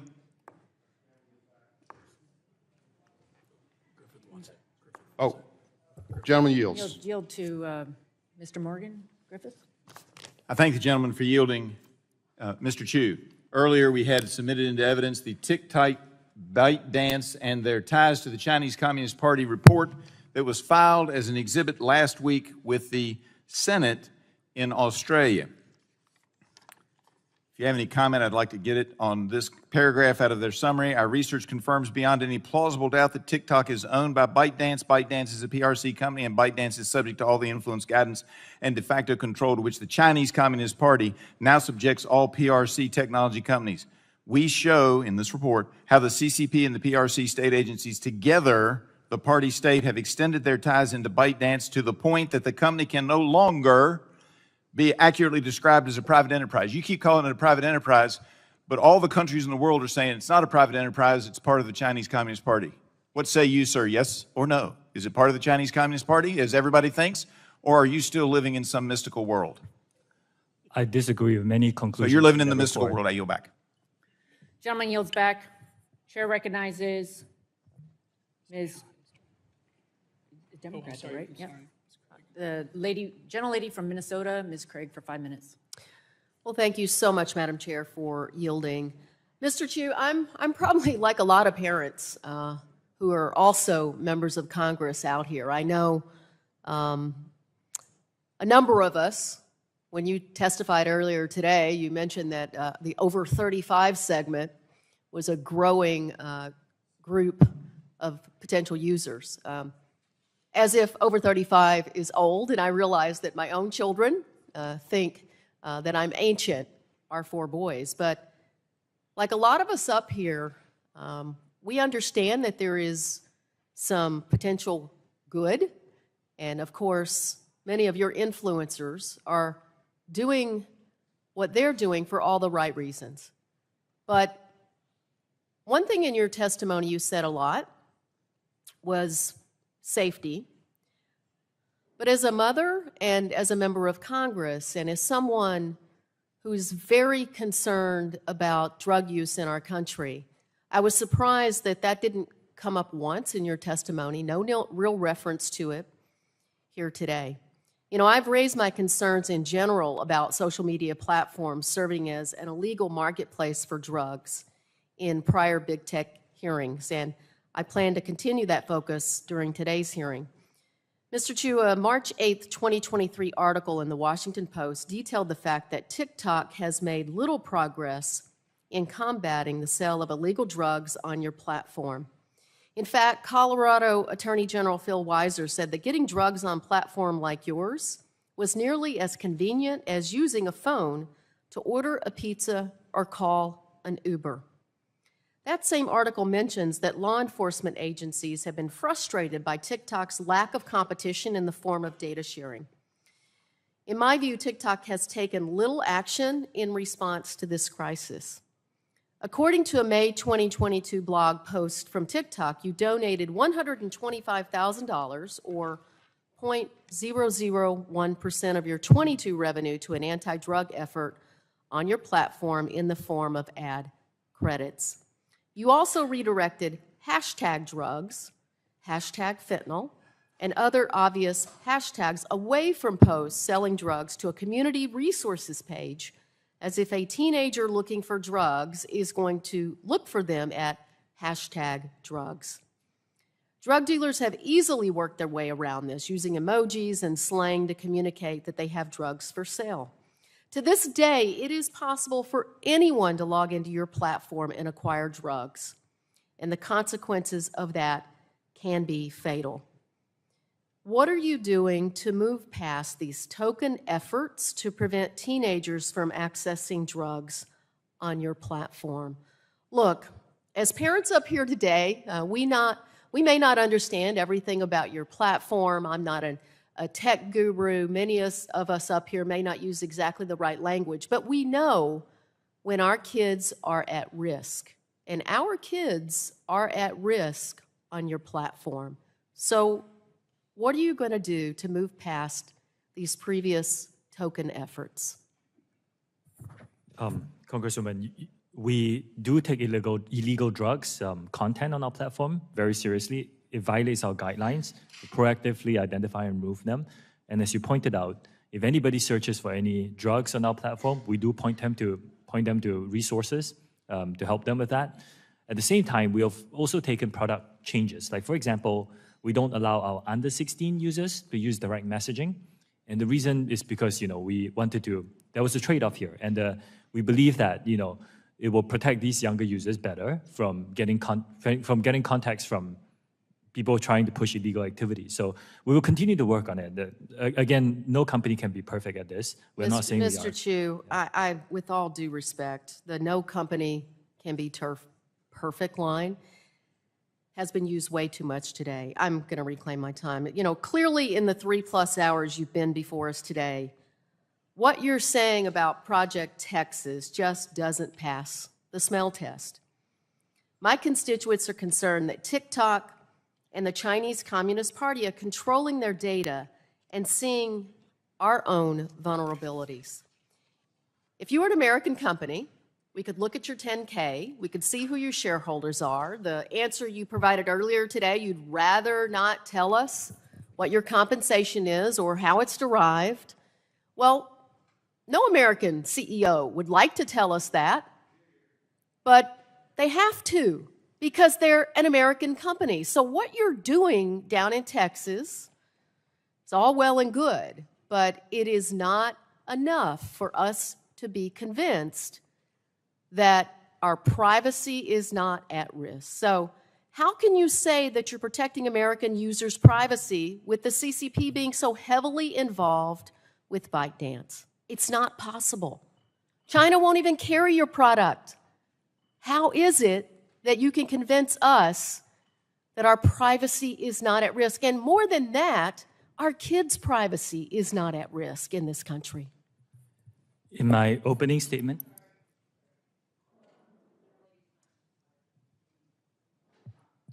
thank you, Madam Chair. Gentlelady's time has expired. We're going to have to continue on. Gentleman from Georgia, Mr. Allen's recognized for 5 minutes. Thank you, Madam Chair, and thank you, Mr. Chief, for being here today.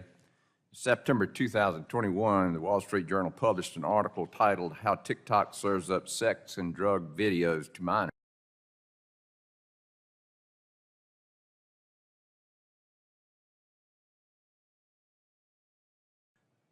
This article claims that your application served an account that was registered as a 13-year-old, quote, videos about drug use. It referenced to cocaine, meth addiction, and promotional videos for online sales of drugs. The algorithm was also found to have delivered countless videos depicting, quote, pornography and other adult content to the device of an account that was registered as a 13-year-old.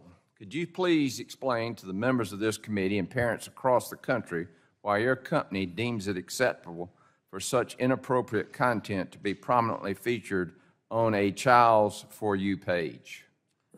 A lot of the content that you mentioned, Congressman, are violative of our own policies, and we don't think they're acceptable, and we will remove them when we identify them. We take this very seriously. I mentioned this. This is an industry-wide challenge. We're investing as much as we can. We don't think it represents the majority of the user's experience on TikTok, but it does happen. Some bad actors try and come in and post some of this content, and we're doing our best to invest as much as we can to remove them. Well, I would say you're not doing enough. I have 14 grandchildren, Mr. Chu. Do you personally believe that such content is appropriate for minor children to consume?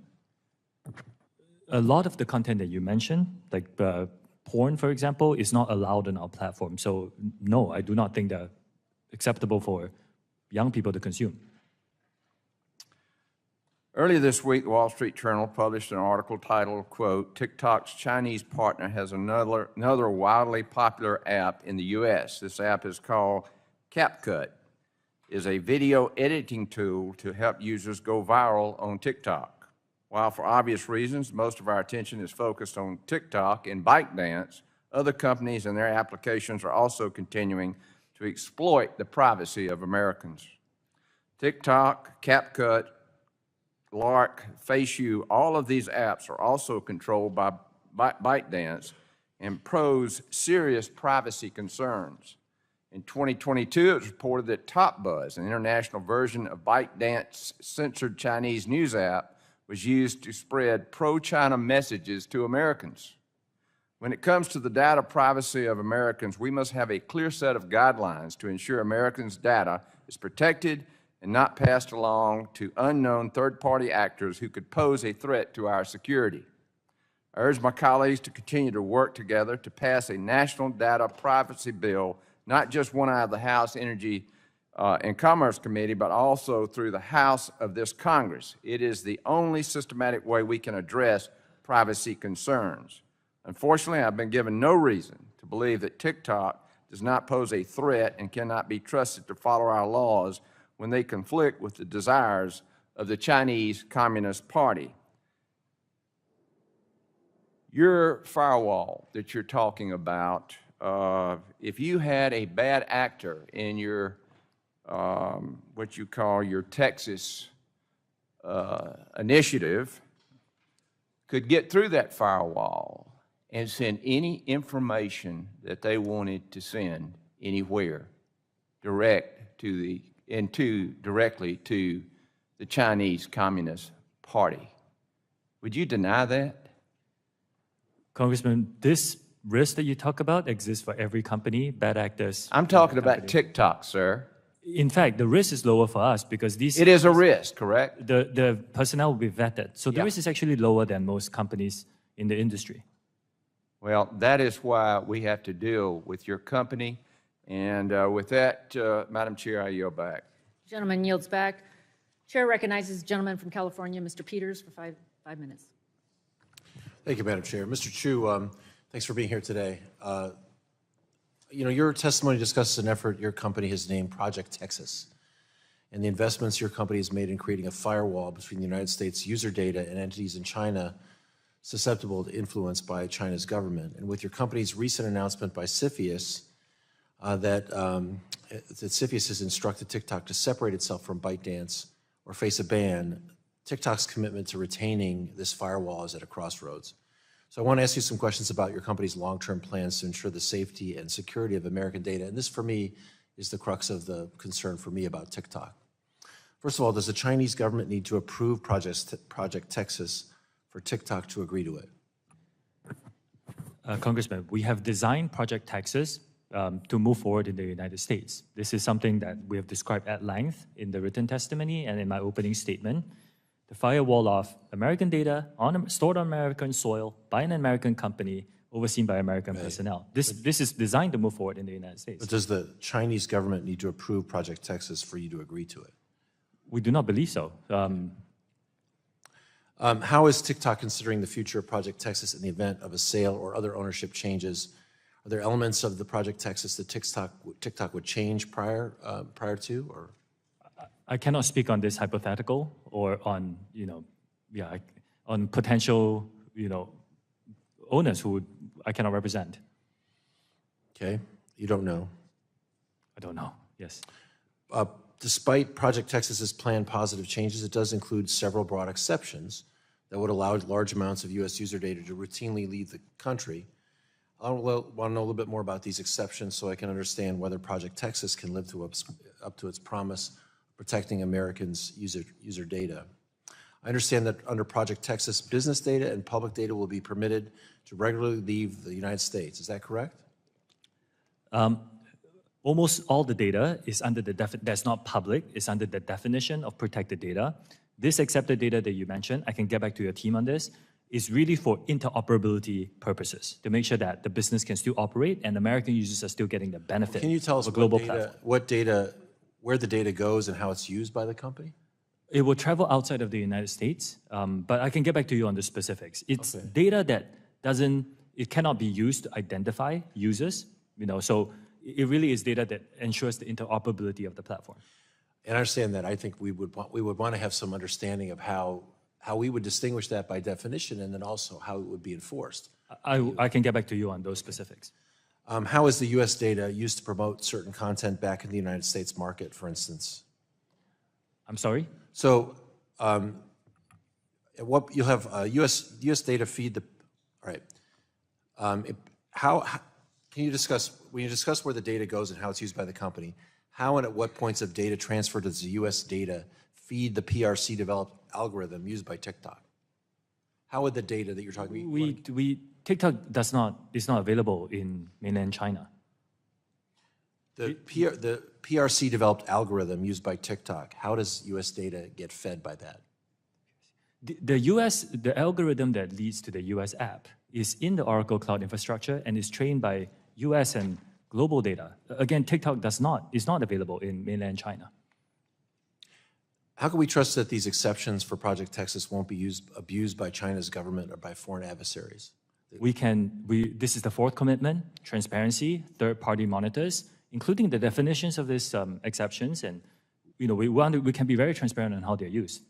Okay, I guess my question will be that you want to get back to me in writing, that's fine, but how we would distinguish between the data for interoperability that you suggest needs to be shared with what data wouldn't be shared? It's again, it's first of all, public data is not part of the protected data definition, because public data is what users want to share globally. So if you post a video and you want someone in France to see it, just by definition, it has to leave the United States. Otherwise, the world cannot see it.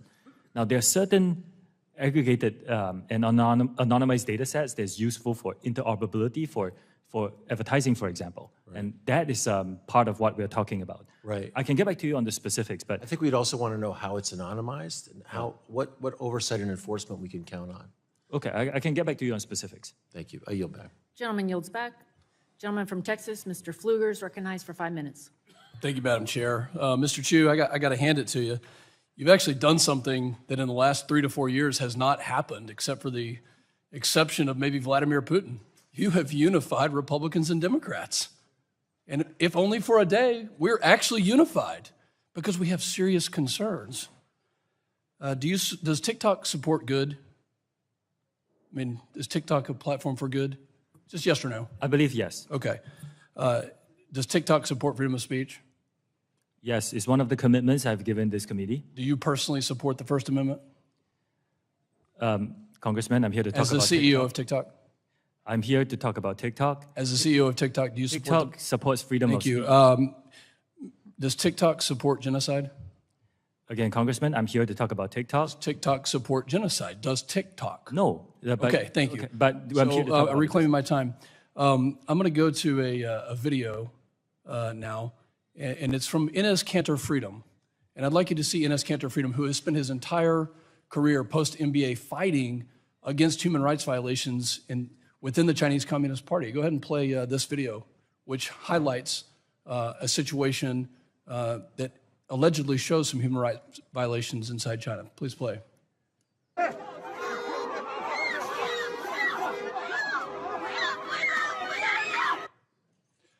Mr. Chu, this was a video that was posted on TikTok by Enes Kanter Freedom. Are you familiar with this basketball player? I'm not familiar with the specifics of this, but I can tell you that. Are you familiar with the player Enes Kanter Freedom? Congressman, I'm not okay, familiar with this. You just have to open TikTok and just search for this kind of content. It really exists. I've read the moderation policy. Let me just quote what you've talked about: content moderation. TikTok has a moderation policy, yes? We do have community guidelines. That one of the guidelines says material that in the sole judgment of TikTok is objectionable. Is this an example? Banning Enes Kanter Freedom, is that an example of objectionable material inside the Chinese Communist Party in mainland China? We do not take down content simply because it's critical of China. He was banned 1 week after this video. We do not do that. And I can check on the specifics. If you need a note, go ahead. The note says he's not banned. His account was taken off 1 week after. We can check on the specifics. We can check. Yeah. So let's get to some other questions. Thank you for the slide. Your privacy policy states that you collect a great array of data: keystroke patterns, app file names and types, sometimes approximate location, GPS location. Are keystroke patterns and rhythms part of TikTok gathering, the data that is gathered by TikTok? If you're talking, Congressman, specifically about keystrokes, keystrokes, we do not engage in keystroke logging to monitor what the users say. Is to identify bots. Okay. It's for security purposes, and this is a standard industry practice. You gather a lot of data, it's safe to say. We don't believe we gather more than any other social media company. TikTok gathers a lot of data because your value proposition, as you sat in my office and told me, was to connect people to each other around the world. You told me this in my office. So you gather data on what they like and what they don't like, and then you show them things that they don't know they like, but eventually they may. You told me this. I think that's, I don't think that's what I said. What I said is that we connect people together, yes. These are interest signals, and that doesn't mean that we collect more Are data. you aware of any instances of TikTok distributing content from Chinese state media? I'm sorry? Are you aware of any instances of TikTok distributing content from Chinese state media on the platform? We will label them clearly for our users to understand that. Do you disagree with FBI Director Wray and NSA Director Nakasone when they said that the CCP could have the capability to manipulate data and send it to the United States? Do you disagree with their statement? Their statement says could. So do you disagree with that? No, I don't disagree with that. Okay, so it is possible that the CCP, under the auspices of ByteDance, which is your parent company, which you get paid from, has the ability to manipulate content that is being shared with 130 million Americans, yes? Congressman, I just want to make sure I'm understanding all these questions. I don't disagree with them that there are data risks in general. That's what I meant. There's a big data risk but because on us specifically. Are there engineers located inside mainland China that work on TikTok? Not Douyin, but TikTok. We are not the only company that has that. Are there engineers inside mainland China currently working on the algorithm for TikTok? Congressman, like I said, as you told me in my office. There are other companies that, as I told you in your office, there are By the way, I'm going to reclaim my time. Please rename your project. Texas is not the appropriate name. We stand for freedom and transparency, and we don't want your project. I yield back. Gentleman yields back. Gentlelady from Tennessee is recognized for 5 minutes, Mrs. Harshberger. Thank you, Madam Chair, and thank you, Mr. Chu, for being here today. Both President Trump and now President Biden have backed forcing TikTok to sell to an American company. However, the Chinese Communist Party has put export controls on algorithms, ByteDance owns, that power TikTok. And of course, this has created a gauntlet of regulatory hurdles in China and the U.S. that prevented the sale of TikTok. Now, as a longtime business owner, I want to tell you, Mr. Chu, that waiting until your hands are forced will only drive down the price of your app. And right now, both your hands are tied. And you're going to have to make a decision about whether you choose freedom from the CCP or you continue to be an agent of the CCP. And I'll tell you why I say it that way. As a former member of Homeland Security, I point blank asked FBI Director Wray, is TikTok a national security threat? And without hesitation, sir, he looked at me and said, yes, Congresswoman, it is. Now, how much data is ByteDance collecting through TikTok that's worth continuing to fight this regulatory gauntlet? Why not take the money and run like any other company would do? Congresswoman, we built Project Texas in order to safeguard, and we listen to the concerns that have been raised, and we're building something that's unprecedented, that no other company is offering to protect U.S. user interests. And we believe it is rigorous and robust. And we are even offering third-party transparency and monitors to come in to verify this. Frankly, I haven't heard any good reason why this doesn't work. I've heard a lot of rhetoric around this, but I haven't heard a good reason why it doesn't work. Well, I look forward to these conversations, by the way, with you. Absolutely. Well, let me go down this road. When TikTok was unveiled to the public, its business model was solely based on generating revenue from advertising. Of course, ByteDance operated a separate app called Douyin for the Chinese marketplace. TikTok is embarking on becoming a so-called super app. In other words, it's a one-stop shop with everything you do, as Representative Fulcher said. It's reported that TikTok's algorithms are so powerful that owner ByteDance has begun to license it to other companies. TikTok's recommendation engine drives usage on the platform, and this leads to promises of quick exposure and fame that leads to even more people joining. And when you sign up, TikTok starts collecting data about you, your location, your gender, your age, your facial data.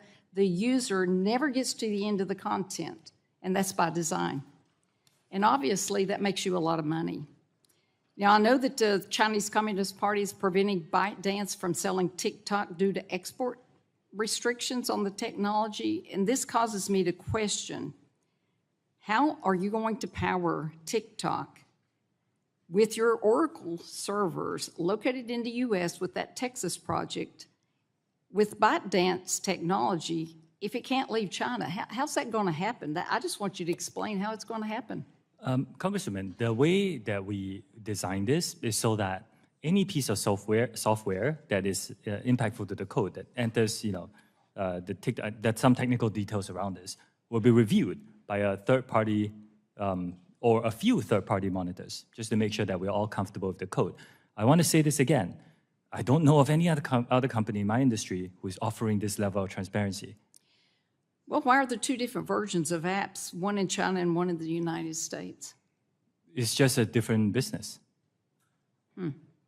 Well, I think we all know the reason that the Chinese get a different version, because ByteDance puts China first and America last. And, TikTok has, with everything we've heard today, sir, when you see 13-year-olds, 16-year-olds, you see the degradation that's happening to our youth and our society. It's deceptive, and it's destructive comment, and it's comments, and the worst thing is that it's deliberate, sir.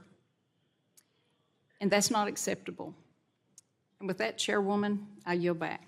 Gentlelady yields back. Gentlelady from Iowa, Ms. Miller-Meeks, recognized for 5 minutes.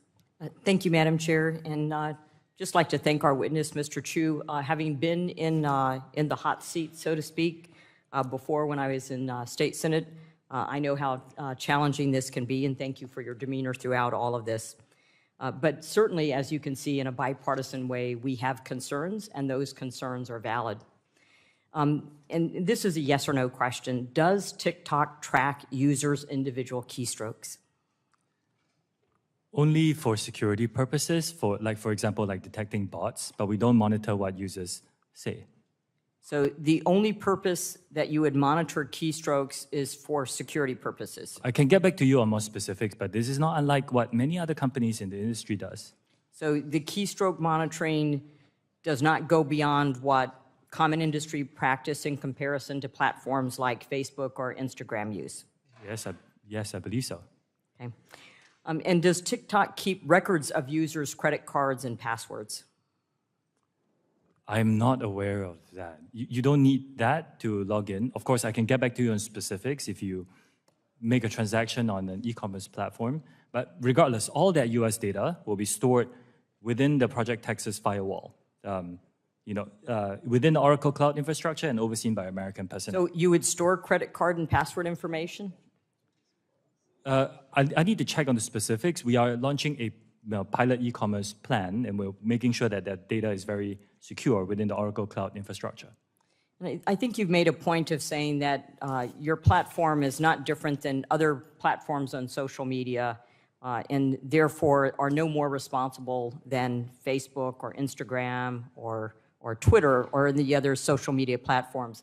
The concern, however, comes with where the technology is generated and whom it is owned by. And in the case of other companies, it is generated in the U.S., under U.S. guidelines, under U.S. privacy laws, with certain parameters versus generated through a parent company, ByteDance, which, as we know, is susceptible to the laws of the Chinese Communist Party, which has access to all of that data and information. And I understand that TikTok has just reinstated Enos Kanter's account recently. So our concern, and the question I have for you is, why would China or the Chinese Communist Party be opposed to a forced sale of TikTok? I cannot speak on behalf of the Chinese government. I can say that we designed Project Texas to take it forward here in the United States. And again, I believe it offers unprecedented protection for U.S. user data. Yeah, I think the problem is when there is a lack of transparency, then that leads people to believe that there's something more nefarious and that there is, in fact, data that is captured, is stored, and poses a risk not only to children in the United States, but also poses a risk to national security. With that, I yield the rest of my time to my colleague, Jay Obernolte. I thank the gentlelady from Iowa for yielding. Mr. Chu, I'd like to continue our discussion about Project Texas and the technical details about what you're proposing to do. So you are migrating all storage of U.S.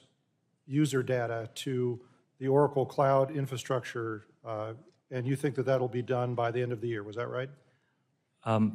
Again, I can get back to you on the technical parts of it.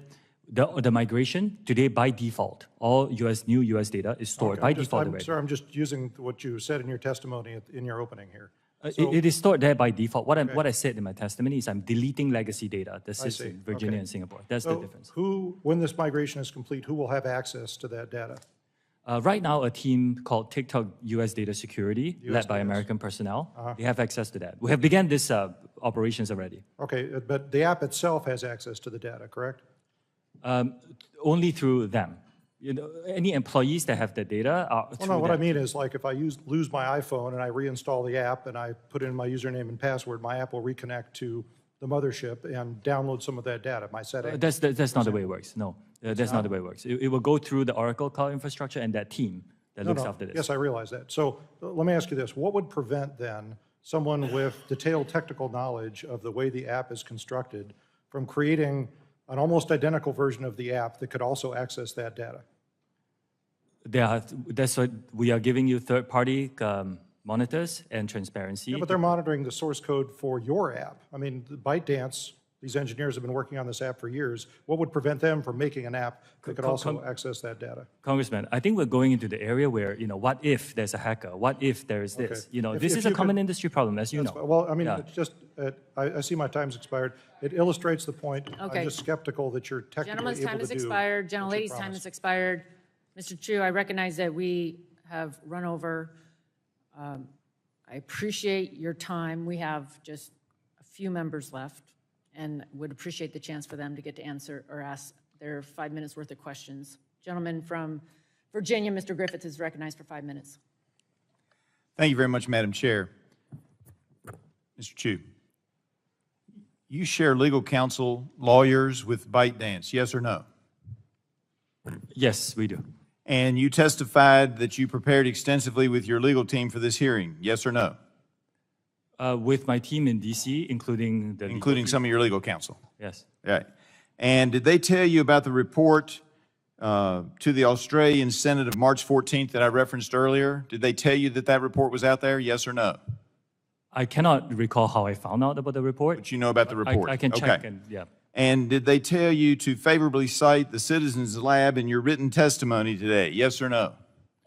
Congressman, I need to get back to you on specifics. They helped you with the preparation of your written statement, though, didn't they? A team prepares, yes. Yes. And did they tell you that the director of Citizen Lab says he has called out your company for misrepresenting their report repeatedly and did so as late as yesterday? Did they tell you about that, yes or no? Congressman, the Citizen Lab is saying they cannot prove a negative, which is what I've been trying to do for the last 4 hours. All right. But you cited it favorably as saying that it did positive things for you. That being said, let me ask you this. You keep talking about transparency,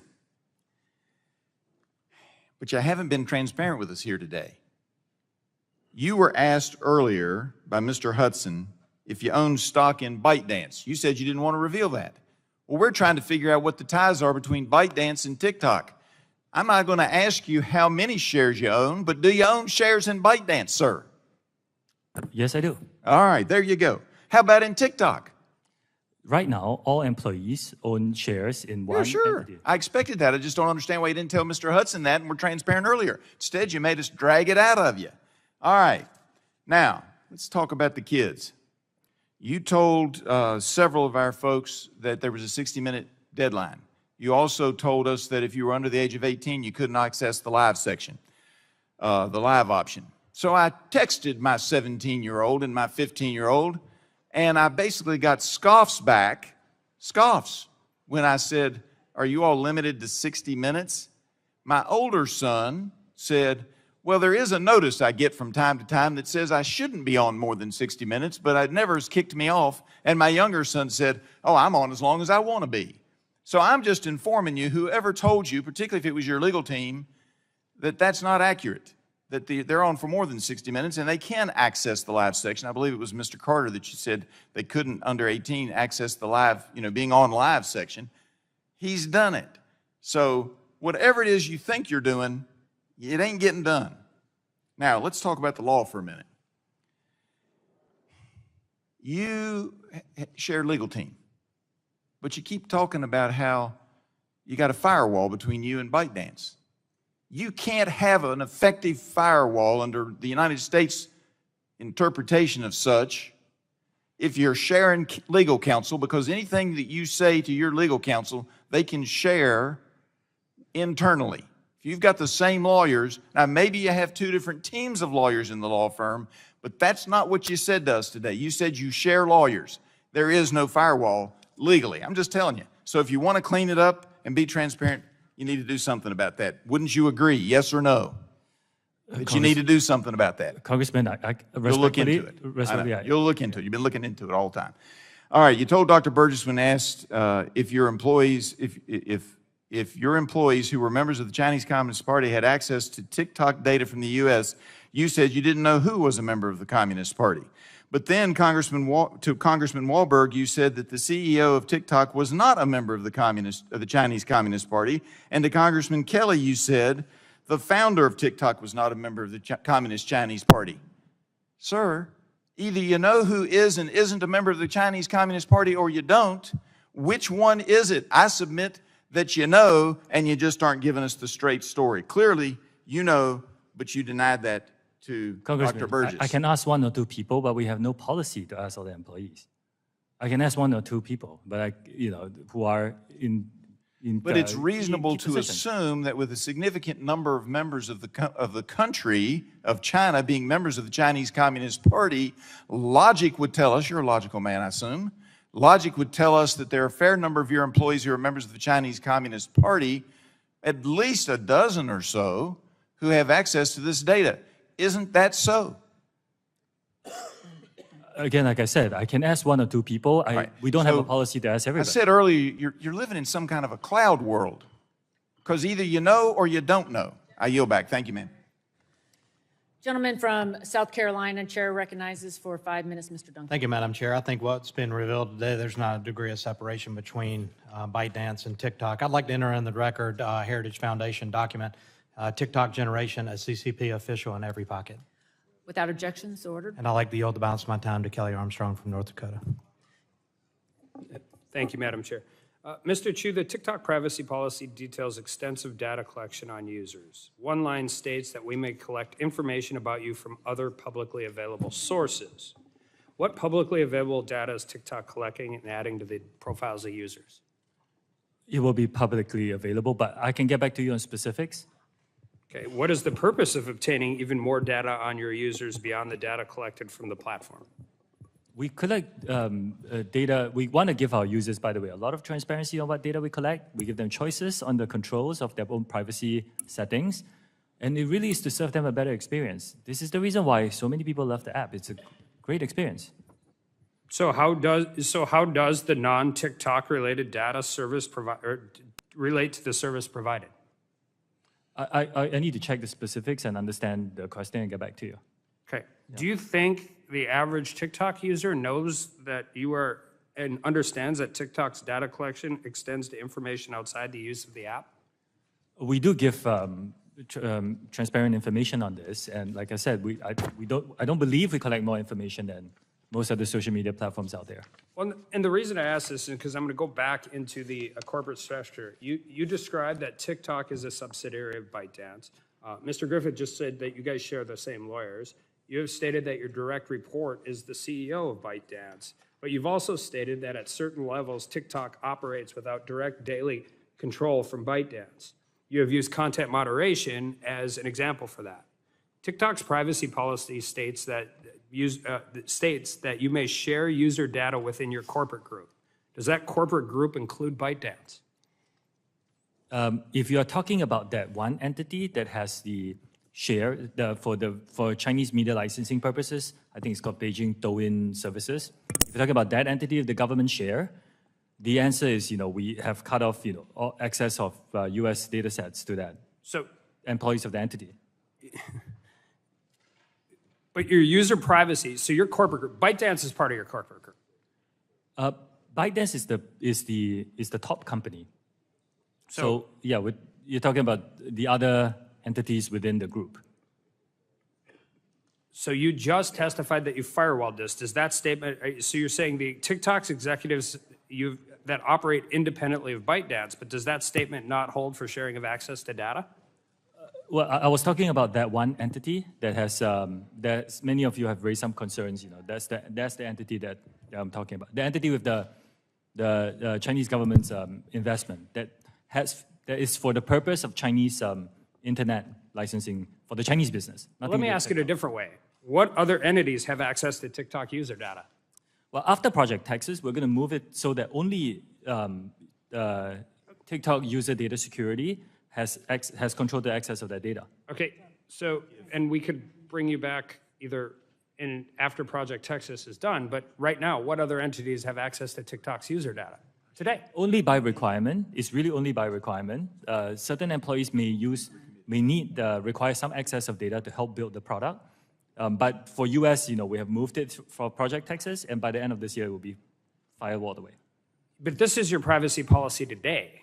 Like, I understand what you're telling us, what's potentially going to happen in the future. I have concerns, again, about CFIUS and government involvement, private organization, all of that. I'm just saying, this is your user agreement today. So your user agreement says that you share access with your corporate group. You're telling me what's going to happen whenever Project Texas gets done. I'm asking you today, who has access to TikTok's user data? In our user agreement, Congressman, in our privacy policy, we also added a link so that our users in the US can be informed about Project Texas. The link is there.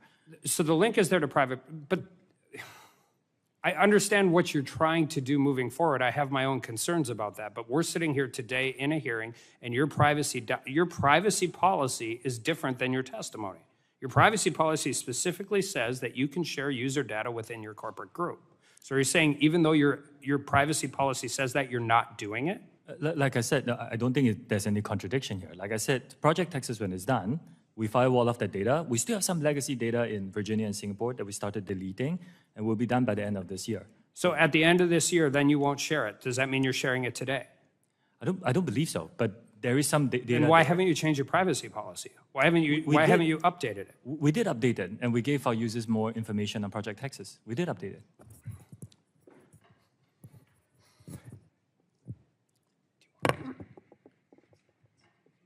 Oh, sorry. Gentleman yields back. Gentleman from Texas.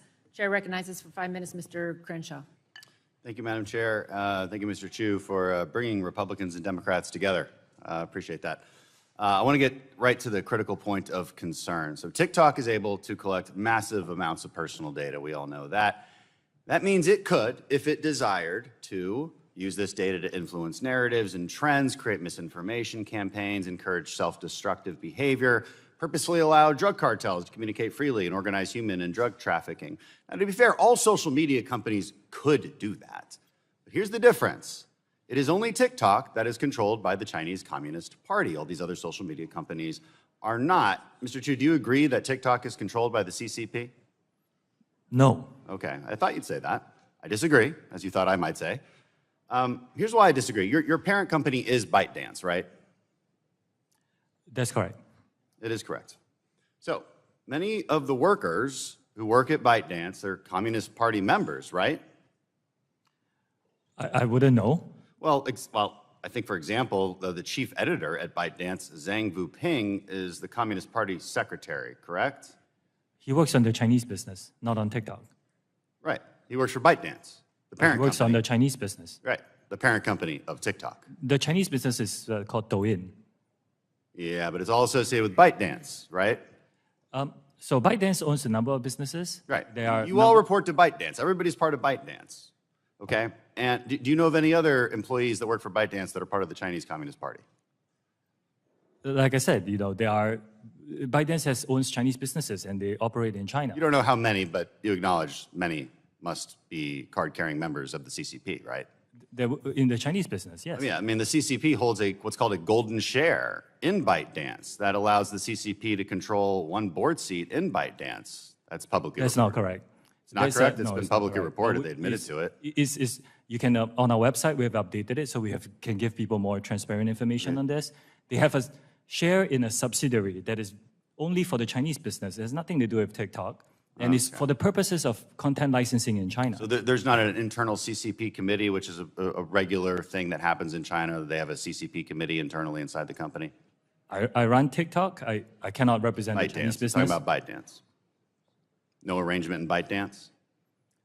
So Again, here's the main point of concern. China's 2017 national intelligence law states very clearly that, quote, any organization or citizen shall support, assist, and cooperate with state intelligence work in accordance with the law and maintain the secrecy of all knowledge of state intelligence work. In other words, ByteDance, and also your TikTok employees that live in China, they must cooperate with Chinese intelligence whenever they are called upon. And if they are called upon, they're bound to secrecy. That would include you. So, Mr. Chu, if the CCP tells ByteDance to turn over all data that TikTok has collected inside the U.S., even within Project Texas, do they have to do so, according to Chinese law? Congressman, first, I'm Singaporean. That's fine, but there are employees of yours and ByteDance's in China. We understand this concern. In my opening statement, we said, we hear these concerns, we didn't try to avoid them or trivialize them. We built something where we take that data and put it out of reach. This is what we did. We put it out of reach. Out of reach, but they own you. No, we put it out of reach by storing them. ByteDance owns TikTok. If ByteDance is and the CCP owns ByteDance because the CCP owns everybody in China. And so by law, they can make them do whatever they want, and they say that by law, you can't tell anyone about it. So they can make you hand over that data. Is that correct? Data is stored here in American soil by an American Well, company you say that. overseen by American We thought personnel. that, but leaked audio from 80 internal TikTok meetings shows that U.S. user data has been repeatedly accessed from China when you said it hasn't been. And here's the other thing, following back on my colleague's line of questioning, in your own privacy policy, it says that you may share information within your so-called corporate group. Is ByteDance part of that corporate group? If you're talking about this, the share of the entity with the share, like I shared with the previous. Is ByteDance part of the corporate group? ByteDance as a holding company is part of the corporate group. Yes, it's part of the corporate group. Yeah. Okay, so your own privacy policy says you have to share data with ByteDance. And if the CCP says, hey, ByteDance, you're going to do what we say, and you can't tell anyone about it because by law, according to that 2017 national intelligence law, they have to do it. That's our concern. Maybe you haven't done it yet, but my point is that you might have to. And that's where our concerns come from. I mean, over 300 TikTok employees have worked for China's state-run propaganda media. That's just from looking at their LinkedIn profiles. Okay, so and my last point is this. I want to say this to all the teenagers out there and TikTok influencers who think we're just old and out of touch and don't know what we're talking about, trying to take away your favorite app. You may not care that your data is being accessed now, but it will be one day when you do care about it. And here's the real problem. With data comes power. They can choose what you see and how you see it. They can make you believe things that are not true. They can encourage you to engage in behavior that will destroy your life. Even if it is not happening yet, it could in the future. The long-term goal of the Chinese Communist Party is the demise of the American power, and that starts with our youth. At any moment, they could demand that all of TikTok's data be used to design an AI algorithm with the sole purpose of promoting Chinese interests and destroying our society from within. You want to know why Democrats and Republicans have come together on this? That's why we are so concerned. Thank you, and I yield back. Gentleman yields back. I remind the members they have 10 business days to submit questions for the record, and I ask our witness to respond to the questions promptly. Pursuant to committee rules, I ask unanimous consent to enter the documents from the staff list into the record without objection. So ordered. Members should submit their questions by the close of business on April 6th. Without objection, the committee is adjourned.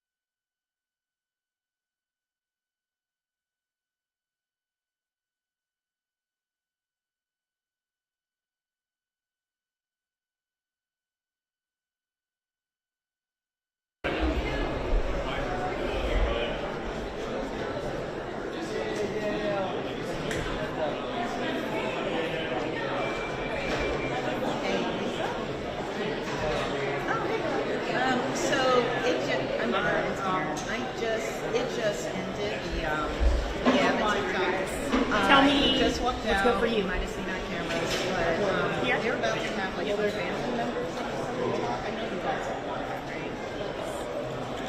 Yeah. Good. All right. So if you guys aren't interested, then we are.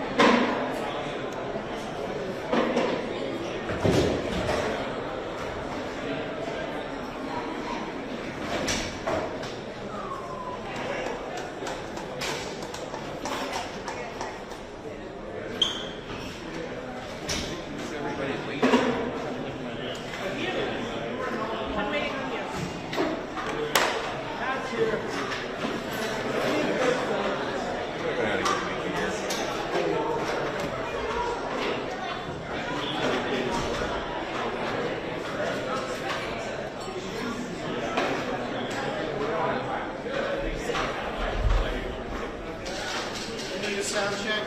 No. Parents will be out in about a minute or two. Dudesky. Hey, Dudesky.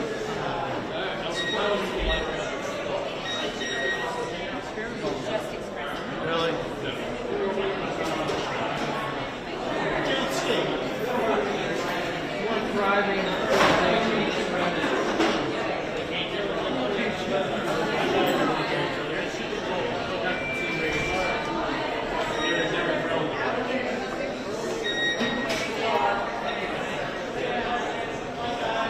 Particularly, Chair Rogers' shoes.